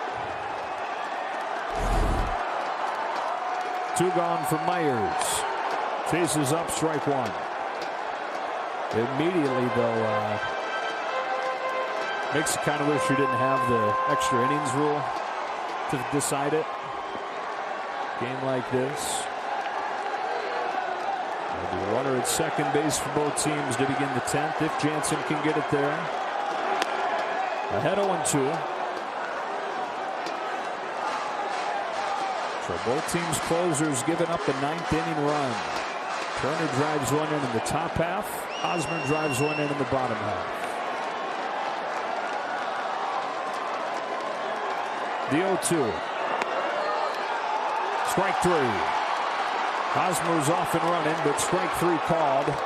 And the inning is over. But the Padres tie it, and we play extras in San Diego.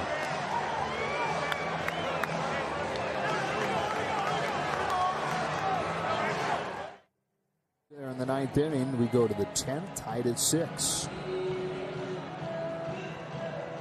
We've seen a lot of things tonight that players are putting in some extra effort. It's kind of taken them away from their game, whether it's been a pitcher out there overthrowing a pitch that gets them to a 3-2 count, where they really had a chance to just make a normal pitch earlier in the count, maybe get the hitter out. We've seen some fielders make some great efforts and also some errant throws. You can really tell that the buildup of this series and what the Padres against the Dodgers in 2021 is going to be about. The players have felt the buildup, and they are showing it in their actions in this first game. Maybe they'll settle in for the other 18, but this one tonight is showing some intensity, some nerves, and a lot of want to. As much as they all said, hey, it's just another divisional game.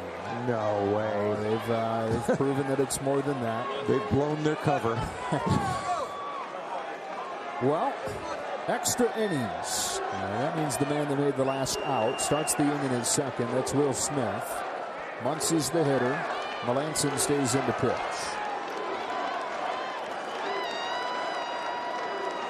Both teams 0-1 in extra innings so far. The Dodgers losing in Oakland last week.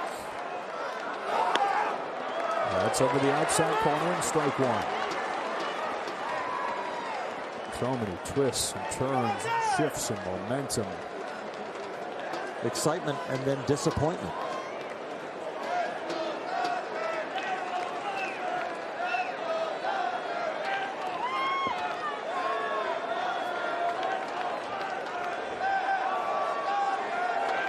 Once he was 0 for 3 tonight. Taps one on the ground to second. That advances Smith to third.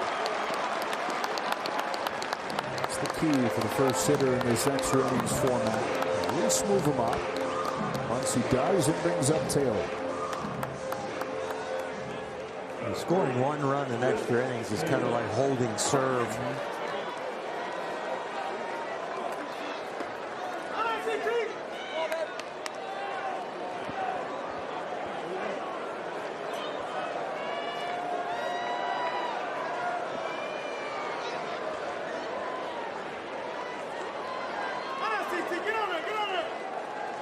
Taylor drove in a run in the 3-run 6th inning. He came in to score. First one from Melanson is in the dirt, ball 1. The run expectancy tells you that in extra innings, you start the inning with a 60% chance of getting 1. If you advance the man to third, you have an 85% chance. Just crunching the numbers. Huge increase in chances with what Muncie just did. Infield comes in for the Padres. Bigger holes for Taylor. The 1-0 is hit foul, and it's 1-1.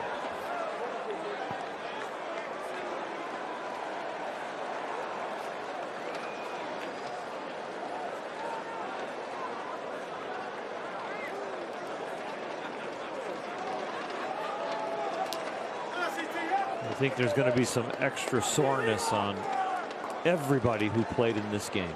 I think this is an intensity level that they didn't have in spring training. They haven't had in a game up till tonight. Taylor lines it right at Cronenworth.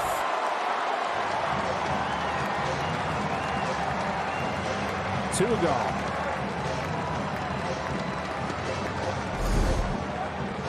The 85% didn't work out, but there's still another batter to come possibly. That line drive, the expectancy on a hit's got to be very high, especially with the infield in. Yeah, hit it right at the second baseman. And now two gone in the 10th inning. Padres in the bottom of the 10th will have Myers as the runner. They'll have Profar, Campusano in the pitcher spot coming up. I beg your pardon, it'll be Profar, the pitcher spot, and then Caratini coming up. Earlier double switch. Up to McKinstry. Drove in a run with a double in the 8th inning.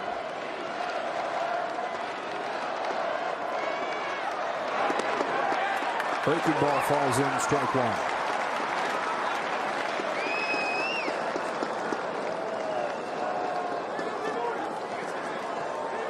McKinstry's 12 RBIs, top 5 in the National League.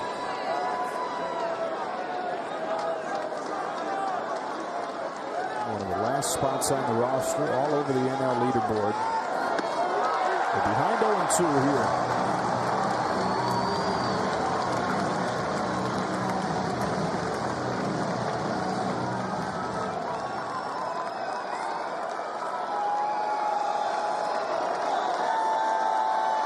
This is where if you're Will Smith on third, you've got to be ready for the overthrow.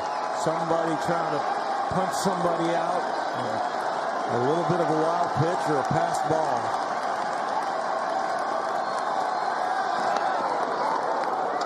Way upstairs. Ball one. Lanson likes to get you to chase the breaking ball, as we saw on the second strike. If he bounces it a little short, with 2 strikes, you can take a chance from third.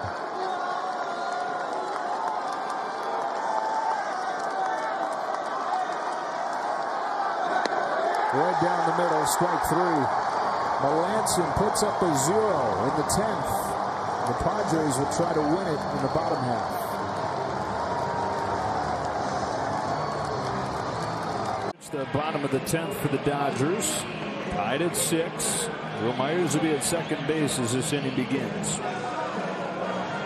Dennis starting to throw the ball a lot better this year. Really starting to use his movement, being able to command the strike zone. We've seen that in his last few outings. And he's used to this pressure. Last year against Houston, pitched 2 1/3 in extra innings, came in with first and third 2 out, got out of a jam, and then got a W. His long win of last season came in that extra innings game down in Houston very early on.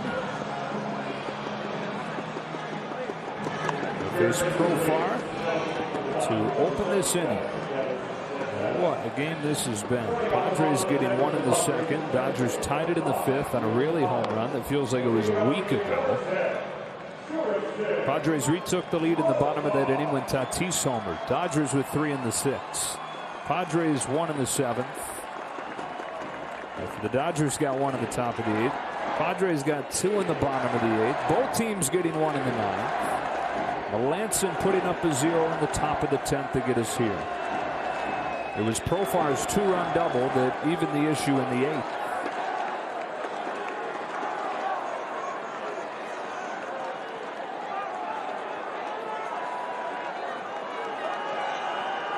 And we saw Profar with a sacrifice bunt earlier in this game.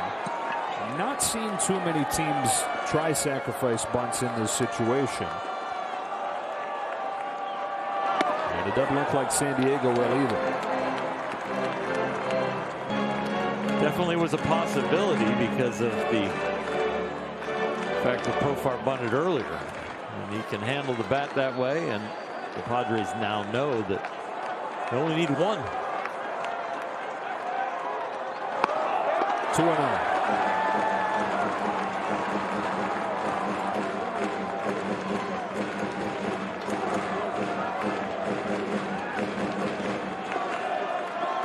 I'm a fan right now of don't worry if you walk him.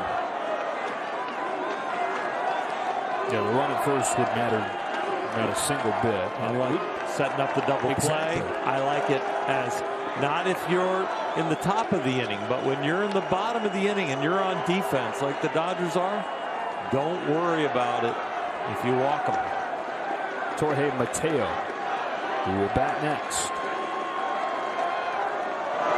3-0. You could almost argue that it's a better situation. Setting up a force everywhere. Yep. Doesn't bother me in the least bit. Now you get the same ground ball that would move the guy over to third and he'd be there with one out. Turns into a double play. You got to force at third if they would decide to bunt.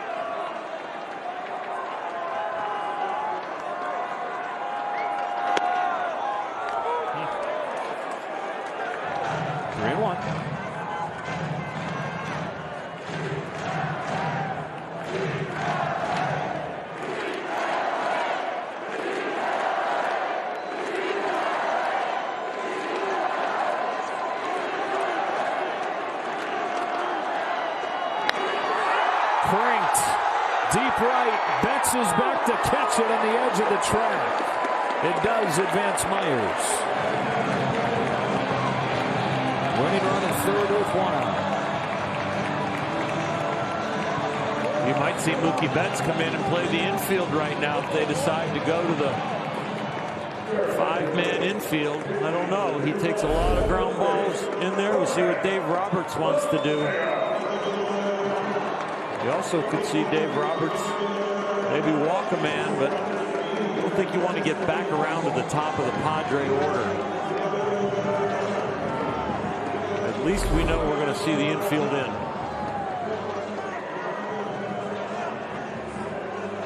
Mark Pryor out as Mateo's introduced as the pinch hitter.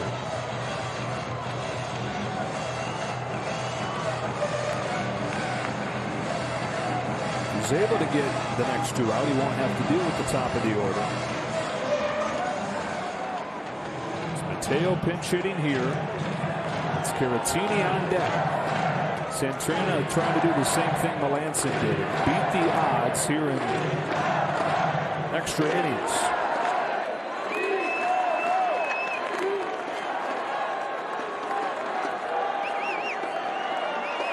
Mateo just a handful of big league games after debuting last year. He gets hit. And for Santana and the Dodgers, they're lucky that it hit him. Because if it doesn't, the game's probably over and that ball's at the backstop. And now Mateo and Santana coming together. And now this game's officially had everything. He didn't hit him on purpose. He just got pumped up and overthrew a fastball.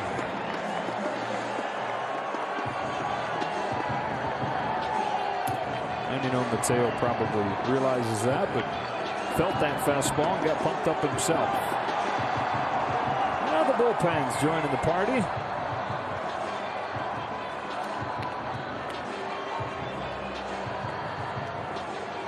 Serious FOMO out there, so they come running in. And, oh yeah.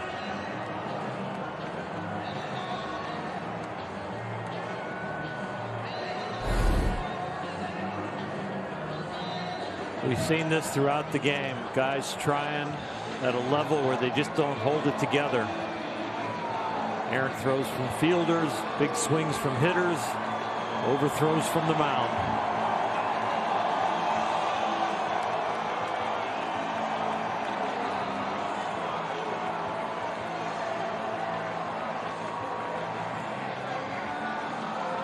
Once Muncy said it was over, it was over.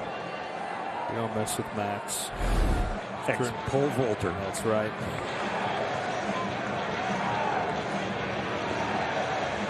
What a first chapter.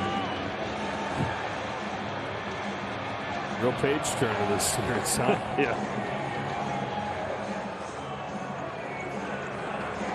Turner trying to help Santana regain his composure here. as Caratini gets ready to bat.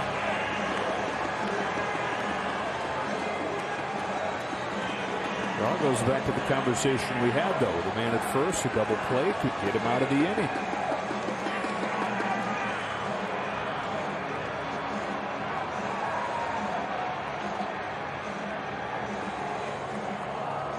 They're saying, can you believe this game's been this good? My gosh, lived up to the hype, don't you think? Oh, yeah, it's been amazing. You know these teams are going to play 18 more times? Wow. We're discussing how to handle this. The bench is clearing, and if warnings need to be issued, or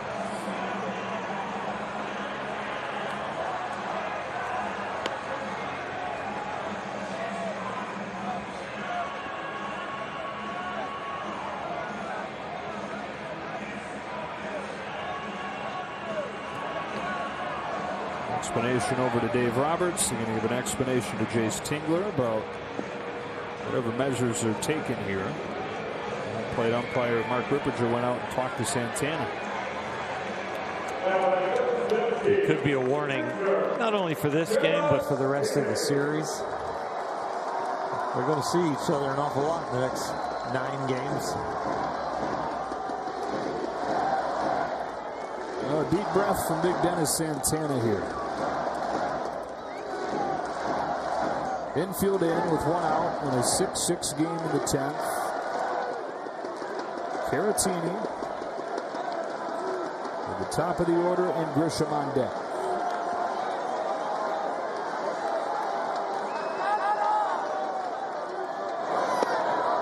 Strike 1. Change up to the knees. Mateo takes second.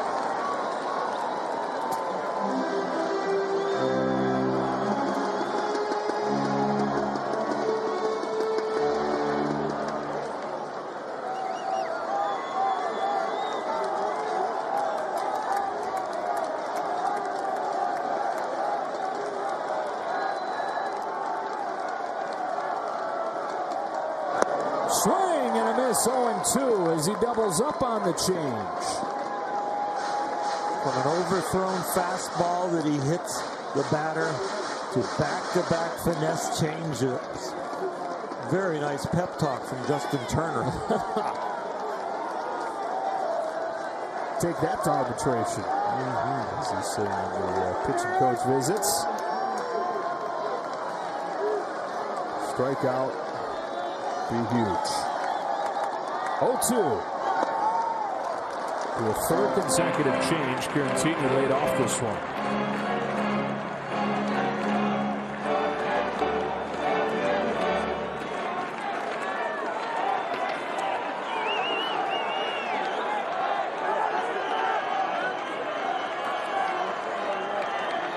Winning run at third, 1 out in the 10th. 1-2 pitch. He struck him out. Got the first 2 strikes on changeups, got strike 3 on a breaking ball, and he's 1 out away from escaping it.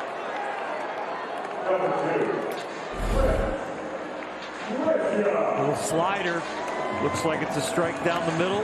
Goes straight down. It's a great response to overthrowing the fastball. Now a chance to get out of it. Credit to Will Smith there for smothering that pitch in the dirt.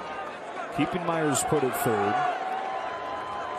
Trent Grisham, who has a single and a walk today.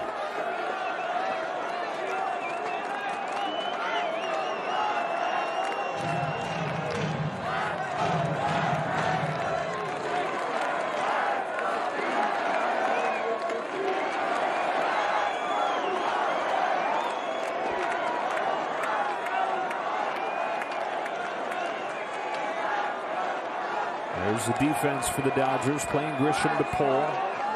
Only Turner on the left side. Started him with a changeup, ball 1.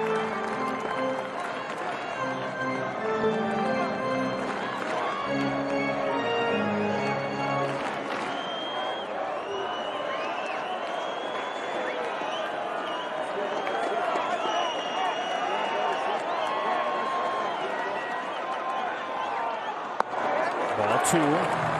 First base is open, but Fernando Tatis Jr. is on deck.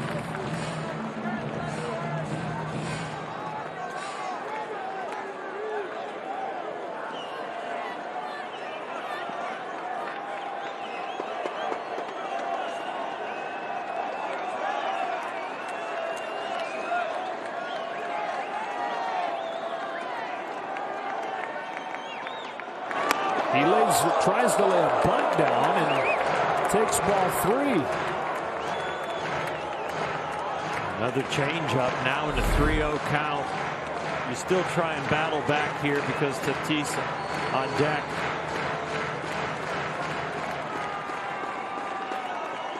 Another good catch by Smith. Yeah. Out of the box. And shielded like a hockey goalie.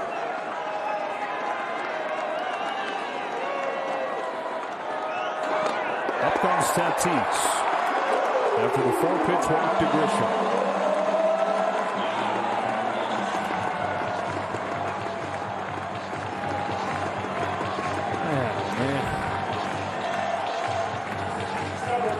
Be a big win for the Padres.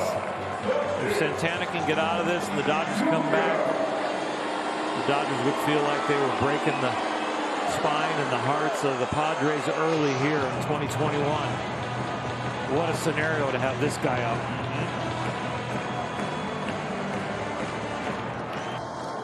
A lot of this tonight has felt like it was scripted and well written.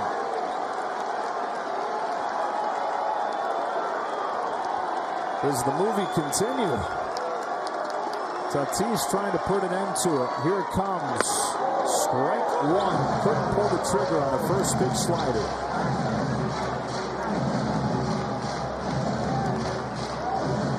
We've seen with Dennis Santana, the command can come and go, but when he locks it in, it's elite stuff. He's going to need it here. Players on his toes down at third. Seen a few pitches in the dirt. Oh, almost came back there and got it. Instead, ball 1.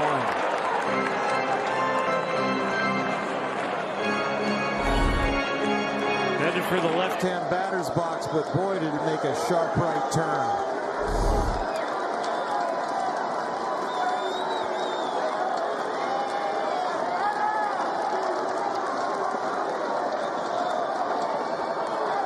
Santana to Tatis with a 1-1 pitch. Ball 2. Nowhere to put it.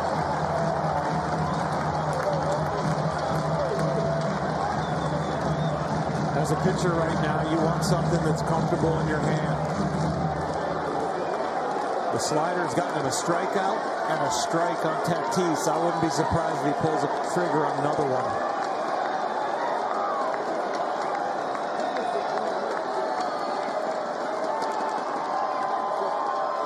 Good call, 2-2.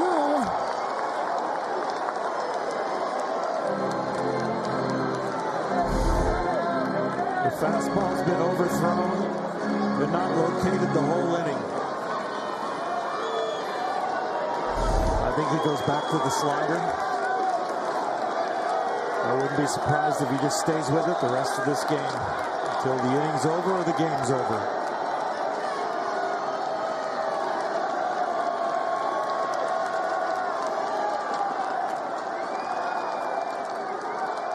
Two pitch. He did stick with it one more time. Tatis fouled it off.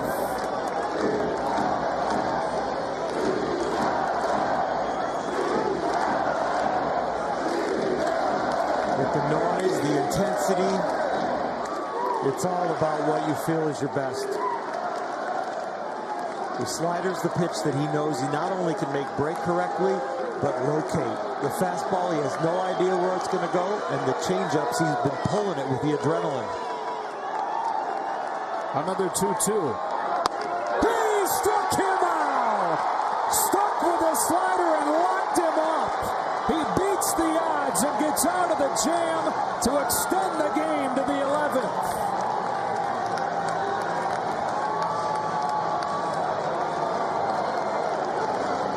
Battle this was. First pitch slider to Tatis.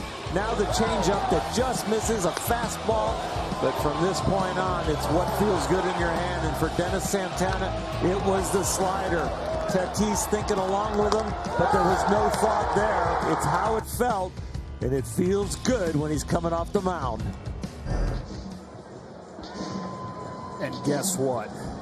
If you didn't think this could get any better, you're wrong. That was the 10th strikeout. You could run out to Jack in the Box, get a jumbo jack and a large drink, and still watch the game. One caveat, it's for tomorrow, so... It is tomorrow, isn't it? It is tomorrow, almost, yeah. So both pitchers doing what you're not supposed to be able to do, and that is strand that runner that starts the inning in second. Here we are in the 11th. And left-hander Tim Hill comes on. The Padres have just one pitcher left in their bullpen. That's Craig Stammen, who threw 3 innings yesterday. Luke Raley's the hitter, and he takes strike 1 from Hill. McKinstry begins the inning as the runner. Okay, so I know I said it's a bummer that there's the new extra innings format for this game. It deserves better. I don't know. It kind of fits tonight.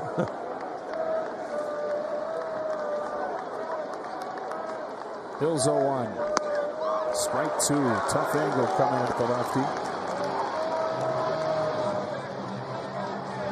Do you think it remains? I think it has a really good chance to remain. Full time. Yeah, I think it causes instant excitement. I think it keeps fans in the seats and makes them feel like they've got total value for coming to the game. They got to see the conclusion. Really punches that ball off of him. Machado steps into a running throw.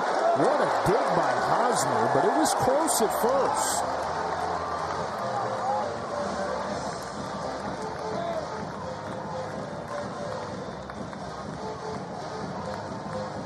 Looks like they're saying play on. Raley's out.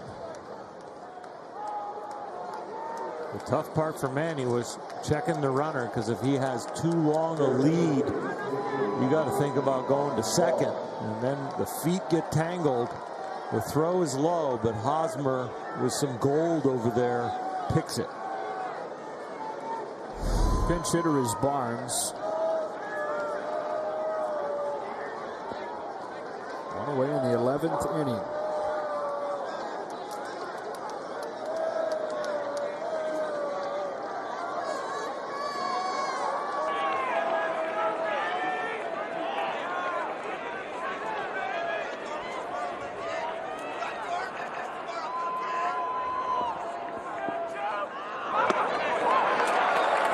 It in their sidearm. Barnes swings and misses. Nothing in 1.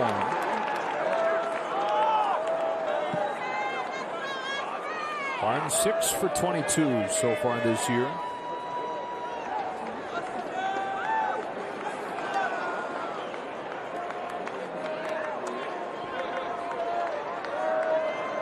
Hill's 0-1. Fouled off. 0-2.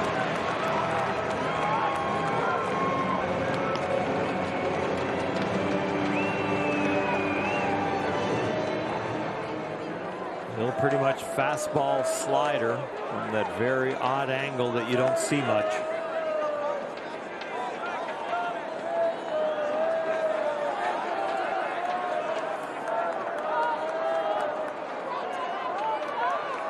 Barnes pinch hitting in the 9 spot here in the 11th. Hill wanted it but missed. Ball 1. Over the last year plus, opponents against that fastball hitting 115.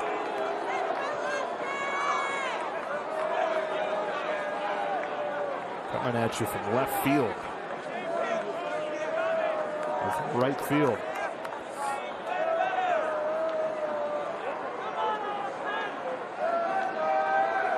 One and 2. Barnes swings and misses. Strike 3. It'll be up to Mookie Betts.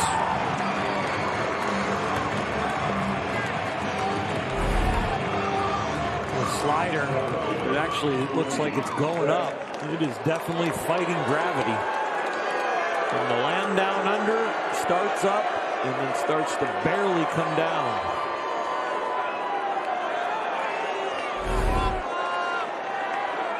Doesn't Mookie's leadoff single and run in the 9th inning feel like yesterday?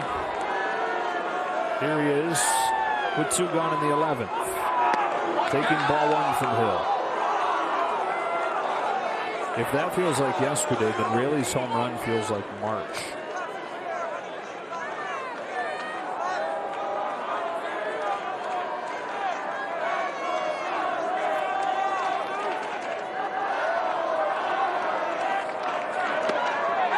That's in there, 1-1. The beat writers are feverishly typing. Backspace, backspace, backspace. And still trying to figure out what is going to be the theme of this game and where is it going to end. And boy, my editor better come up with a really good headline. And how long can he wait? 1-1 pitch. Swing and a miss. 1-2. This is some funky stuff coming from Hill.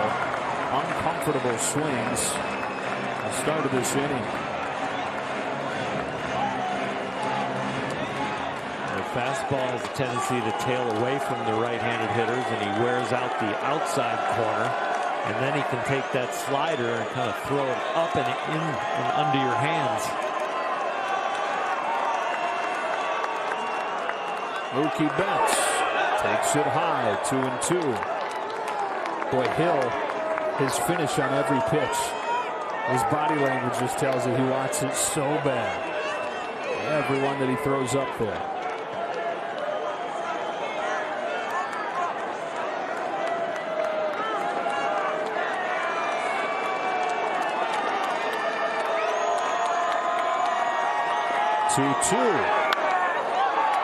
Pop fly into center field. It's Grisham, and they're going to have to do it again in the bottom of the 11th. 3 opportunities and no runs across in extras in San Diego.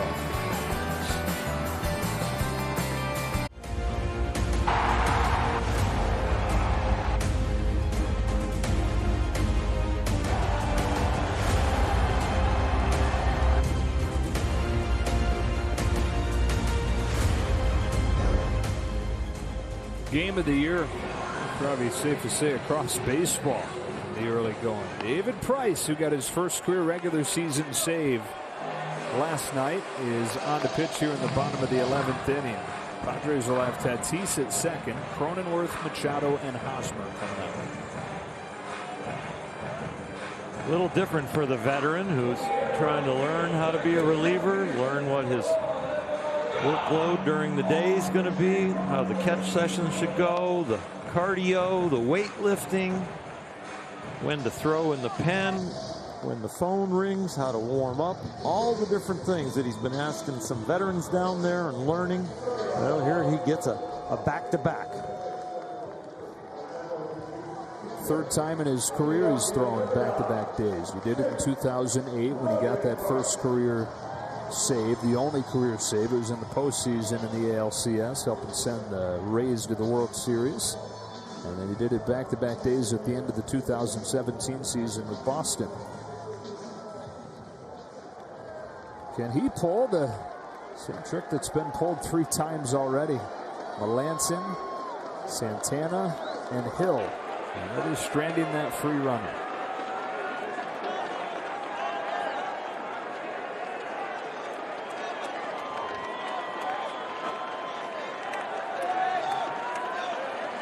Cronenworth 1 for 5 tonight. Price comes home. Cronenworth grounds on right side. 1 pitch and 1 out, with the winning run moves to third.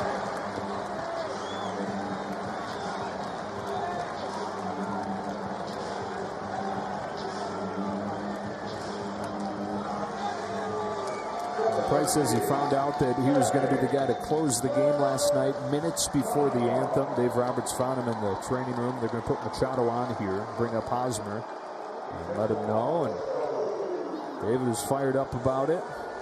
First opportunity to do it in a long time.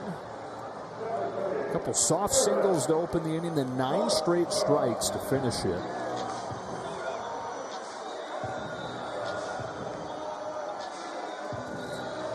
First and third with 1 away for Hosmer.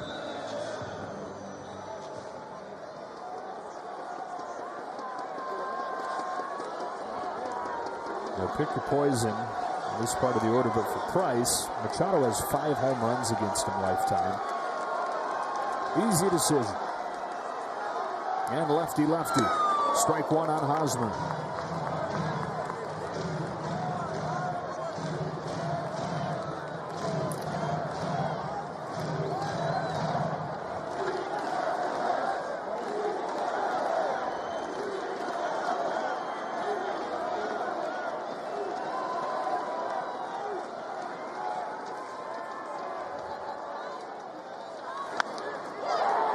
Down the line, foul, strike 2. Could Price get a strikeout here?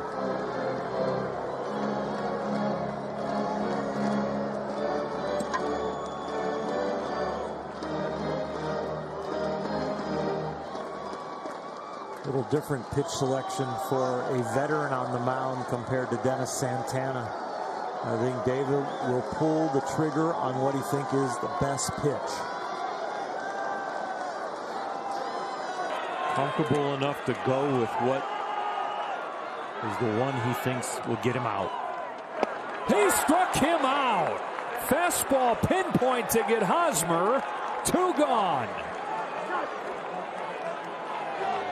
Inside a part of the plate in the first pitch.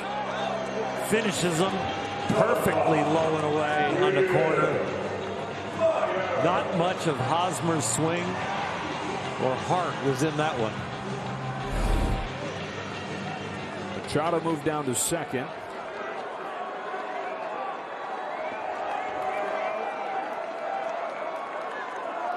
And for the Padres, up to Will Myers, who has 2 hits tonight.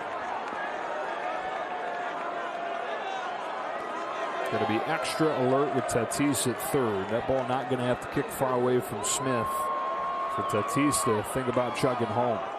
Daring on the base paths. Price comes home. Strike 1. Starting him with a change. You so admire relievers that come out of the bullpen with pinpoint control. David Price, been a starter most of his career. You always say, get him early. Well, can't get him early here. You got to get it done right now, David. Ball on a strike.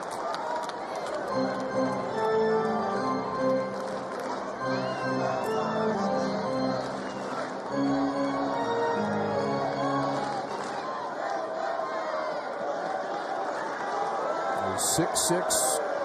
Heading into extras. It is still 6-6 with 2 gone in the 11th. Price deals 1-1. Strike 2. You can't walk it up there and place it in Smith's glove any better than he just threw it. Manny Machado didn't like the call on second base, but boy, David Price got rewarded for hitting the vicinity. Outstanding change of speeds. Maybe a hair off the plate, well framed by Will Smith.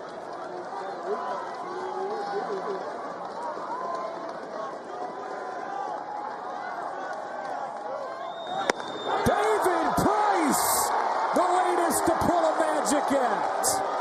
And the party continues deep into the night in San Diego.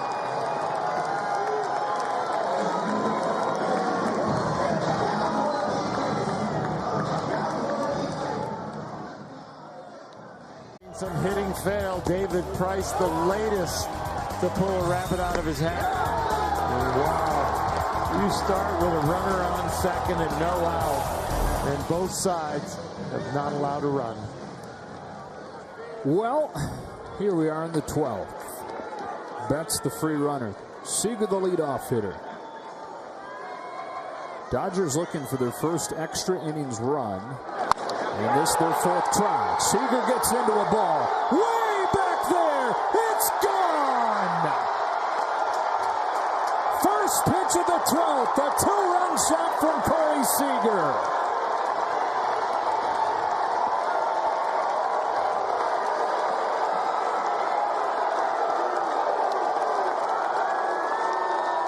Dodgers 8, Padres 6.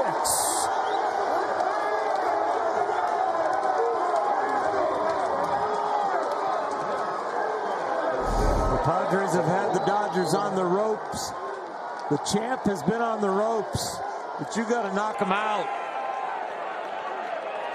They've been punching at each other all night. Is this the knockout blow from Seager?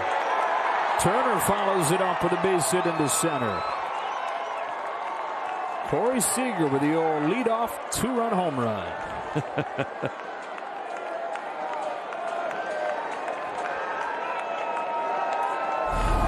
Majestic. That's like teaching tape. And left on left from the sidewinder from right field, and he just hangs in there like the ball's got to come over the plate. I'll just hit it. Why not? Huh? Smith skies it behind third. Machado into foul ground. Puts Smith away. One gone.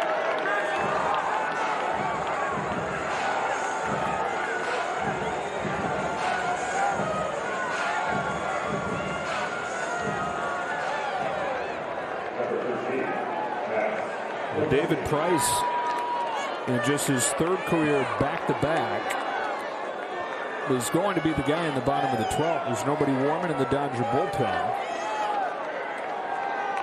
Bottom of the order for the Padres duo. Muncy up the middle. That's into center field. Third hit of the inning for the Dodgers.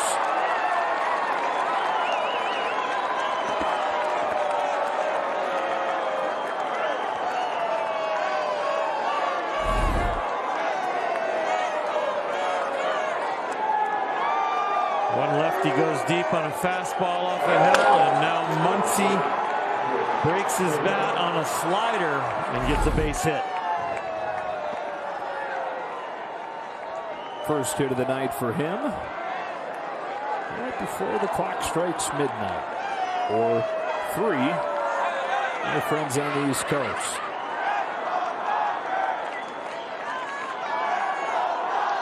Good thing it's the weekend, huh? The perfect Friday night game. I guess. Ball one on Taylor. I mean, it's game 14 of the season. And you're going to have a hard time finding a better one over 162. He just had a little bit of everything. The highest moments, the lowest moments, everything in between. 2-0 on Taylor. Moments where it feels like they have the game won. Moments where it feels like there's no way they win. Yet here they are up 8-6 in the 12th inning.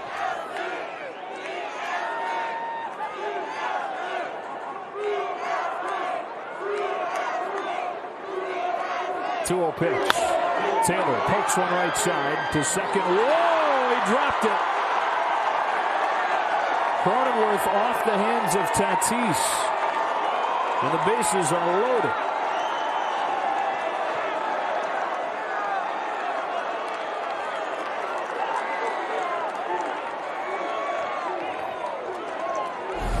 Sharp ground ball, and Cronenworth does a beautiful job getting it out of his glove. And right there, Tatis, in the olden days, you're a little worried about the runner bearing down on you and coming over and clipping you.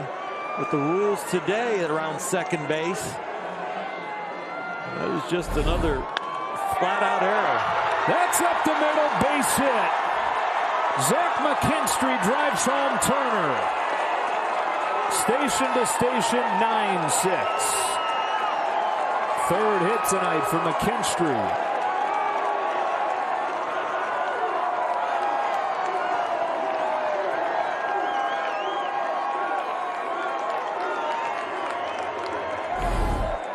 Well, this inning, the Dodger hitters are pretty much saying, we gave them their chance. We haven't scored in extra innings in the 3 innings that we've played in the 2 extra inning games. Well, enough is enough. Seager starts it. McKinstry continues it. And Joe Musgrove, who just threw the no-hitter last week, is coming on to pitch.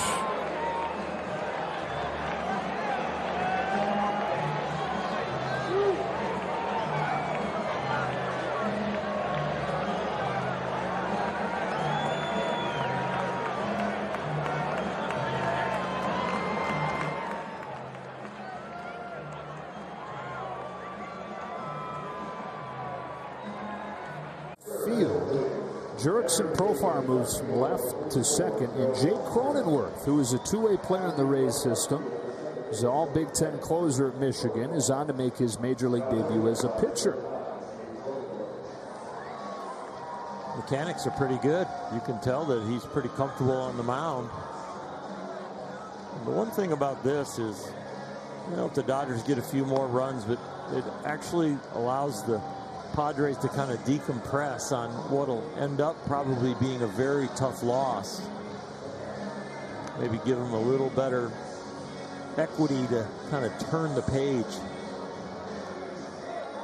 And that's what most managers say when they bring a everyday player, a player in to pitch. It's like we needed a little levity to kind of change the mood, and we also want to protect our pitchers. And so Musgrove, the hero that threw the no-hitter, is out in left field. But usually that's to add some levity to a game where you just got crushed. Yeah, 15-1.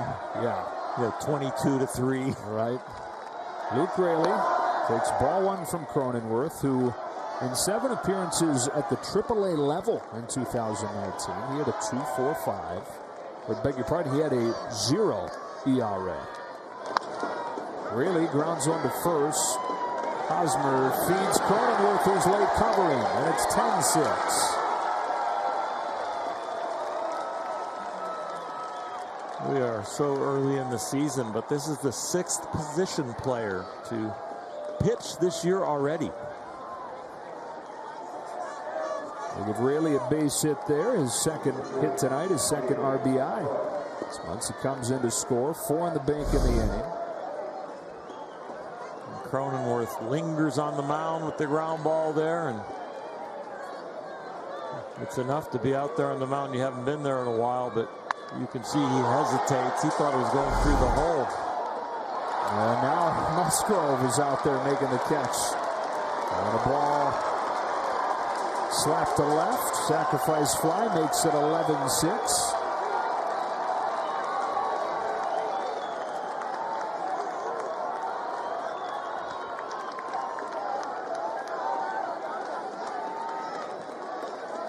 That's David Price, who hit for himself and just got himself an RBI.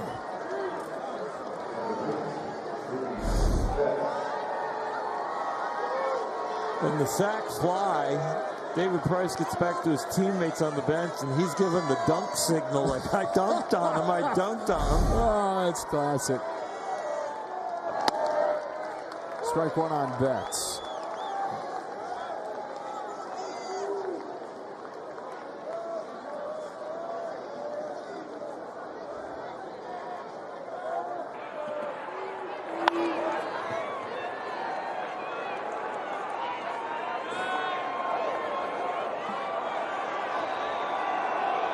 David Price's second career RBI. Had one with Boston in 2019. What a night for him now. Coming on, and man, was he locked in the bottom of the 11th to get it here. And he drives in a run for good measure. And it's tomorrow. Today.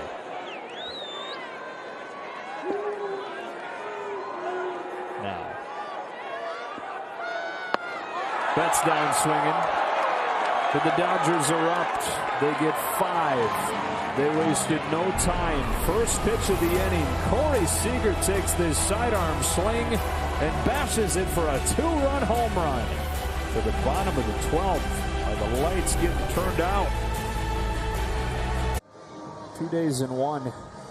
Playing into Saturday in San Diego. The first of 19 between these teams, and setting quite a high bar.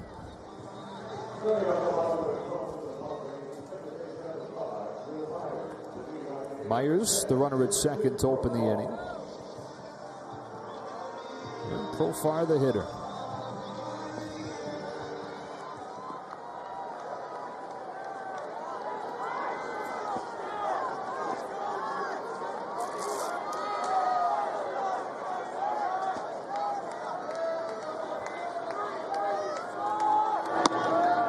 Ball one from David Price.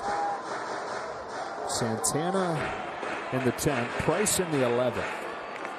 Getting out of it without the free runner scoring. Almost unprecedented. You go 2 innings in this extra innings format, nobody's scoring.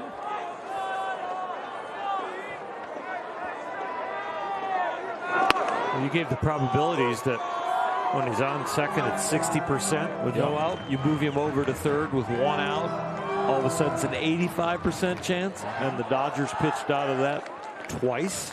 Well, and you need strikeouts usually to do that, and that's what they got.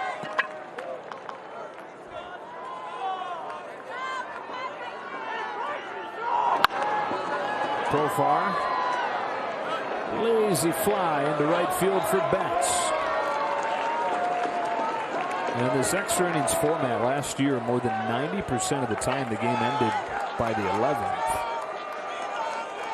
And so this one was beating the odds just to get to the 12th to begin with, let alone the way that it got there with nobody scoring.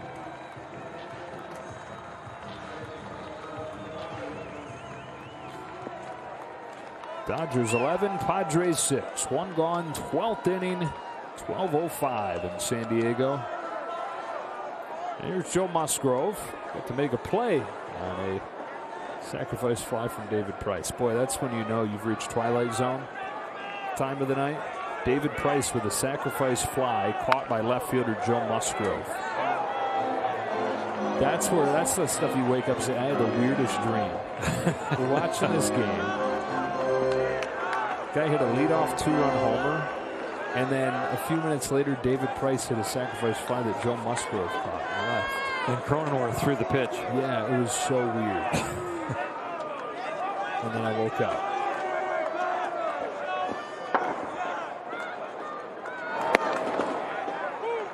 So this is only the 9th time in 60-game season plus that teams have played into the 12th.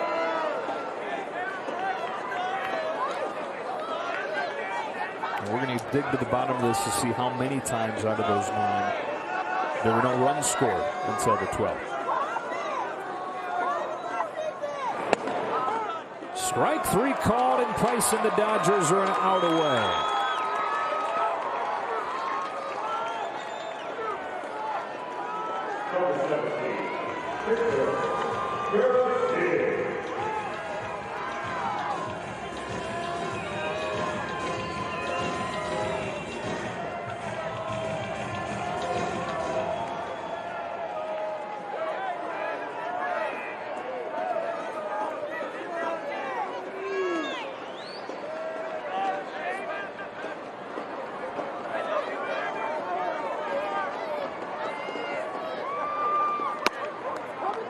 Strike 1 outside corner to Caratini.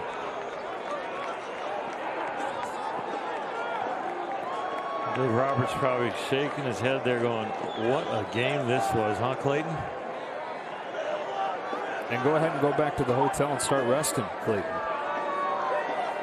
Starting pitcher tomorrow against Yu Darvish as these teams do it again. 0-2. To get to the hotel is not a half-hour bus ride. Nope. Instead of 30 minutes, it's 30 steps.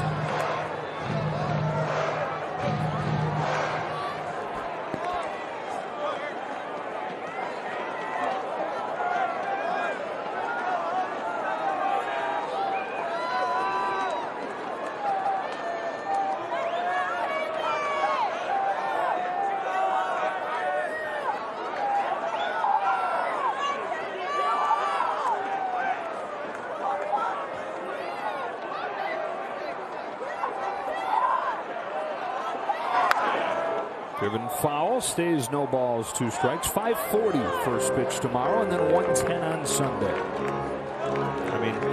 5:40 first pitch today. Hey, it's also Jumbo Jack Day.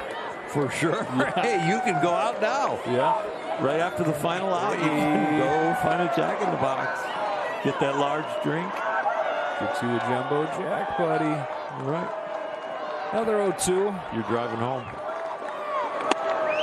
That will do it.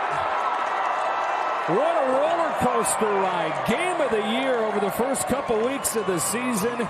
In 12 innings, the Dodgers 11, the Padres 6. They're 12-2. They're on top of the West. They were challenged tonight, but they came out on top. San Diego missed their chance. Corey Seager breaks the tie with a 2-run home run on the first pitch thrown in the 12th inning against Tim Hill. Walker Buehler, like 3 months ago, started this game. And long lost and everything that happened after. Taking no decision. Luke Raley hit his first career home run tonight. That and a million other things happened. Dodgers win at 12-2, best record in baseball. The first of 19 was a classic.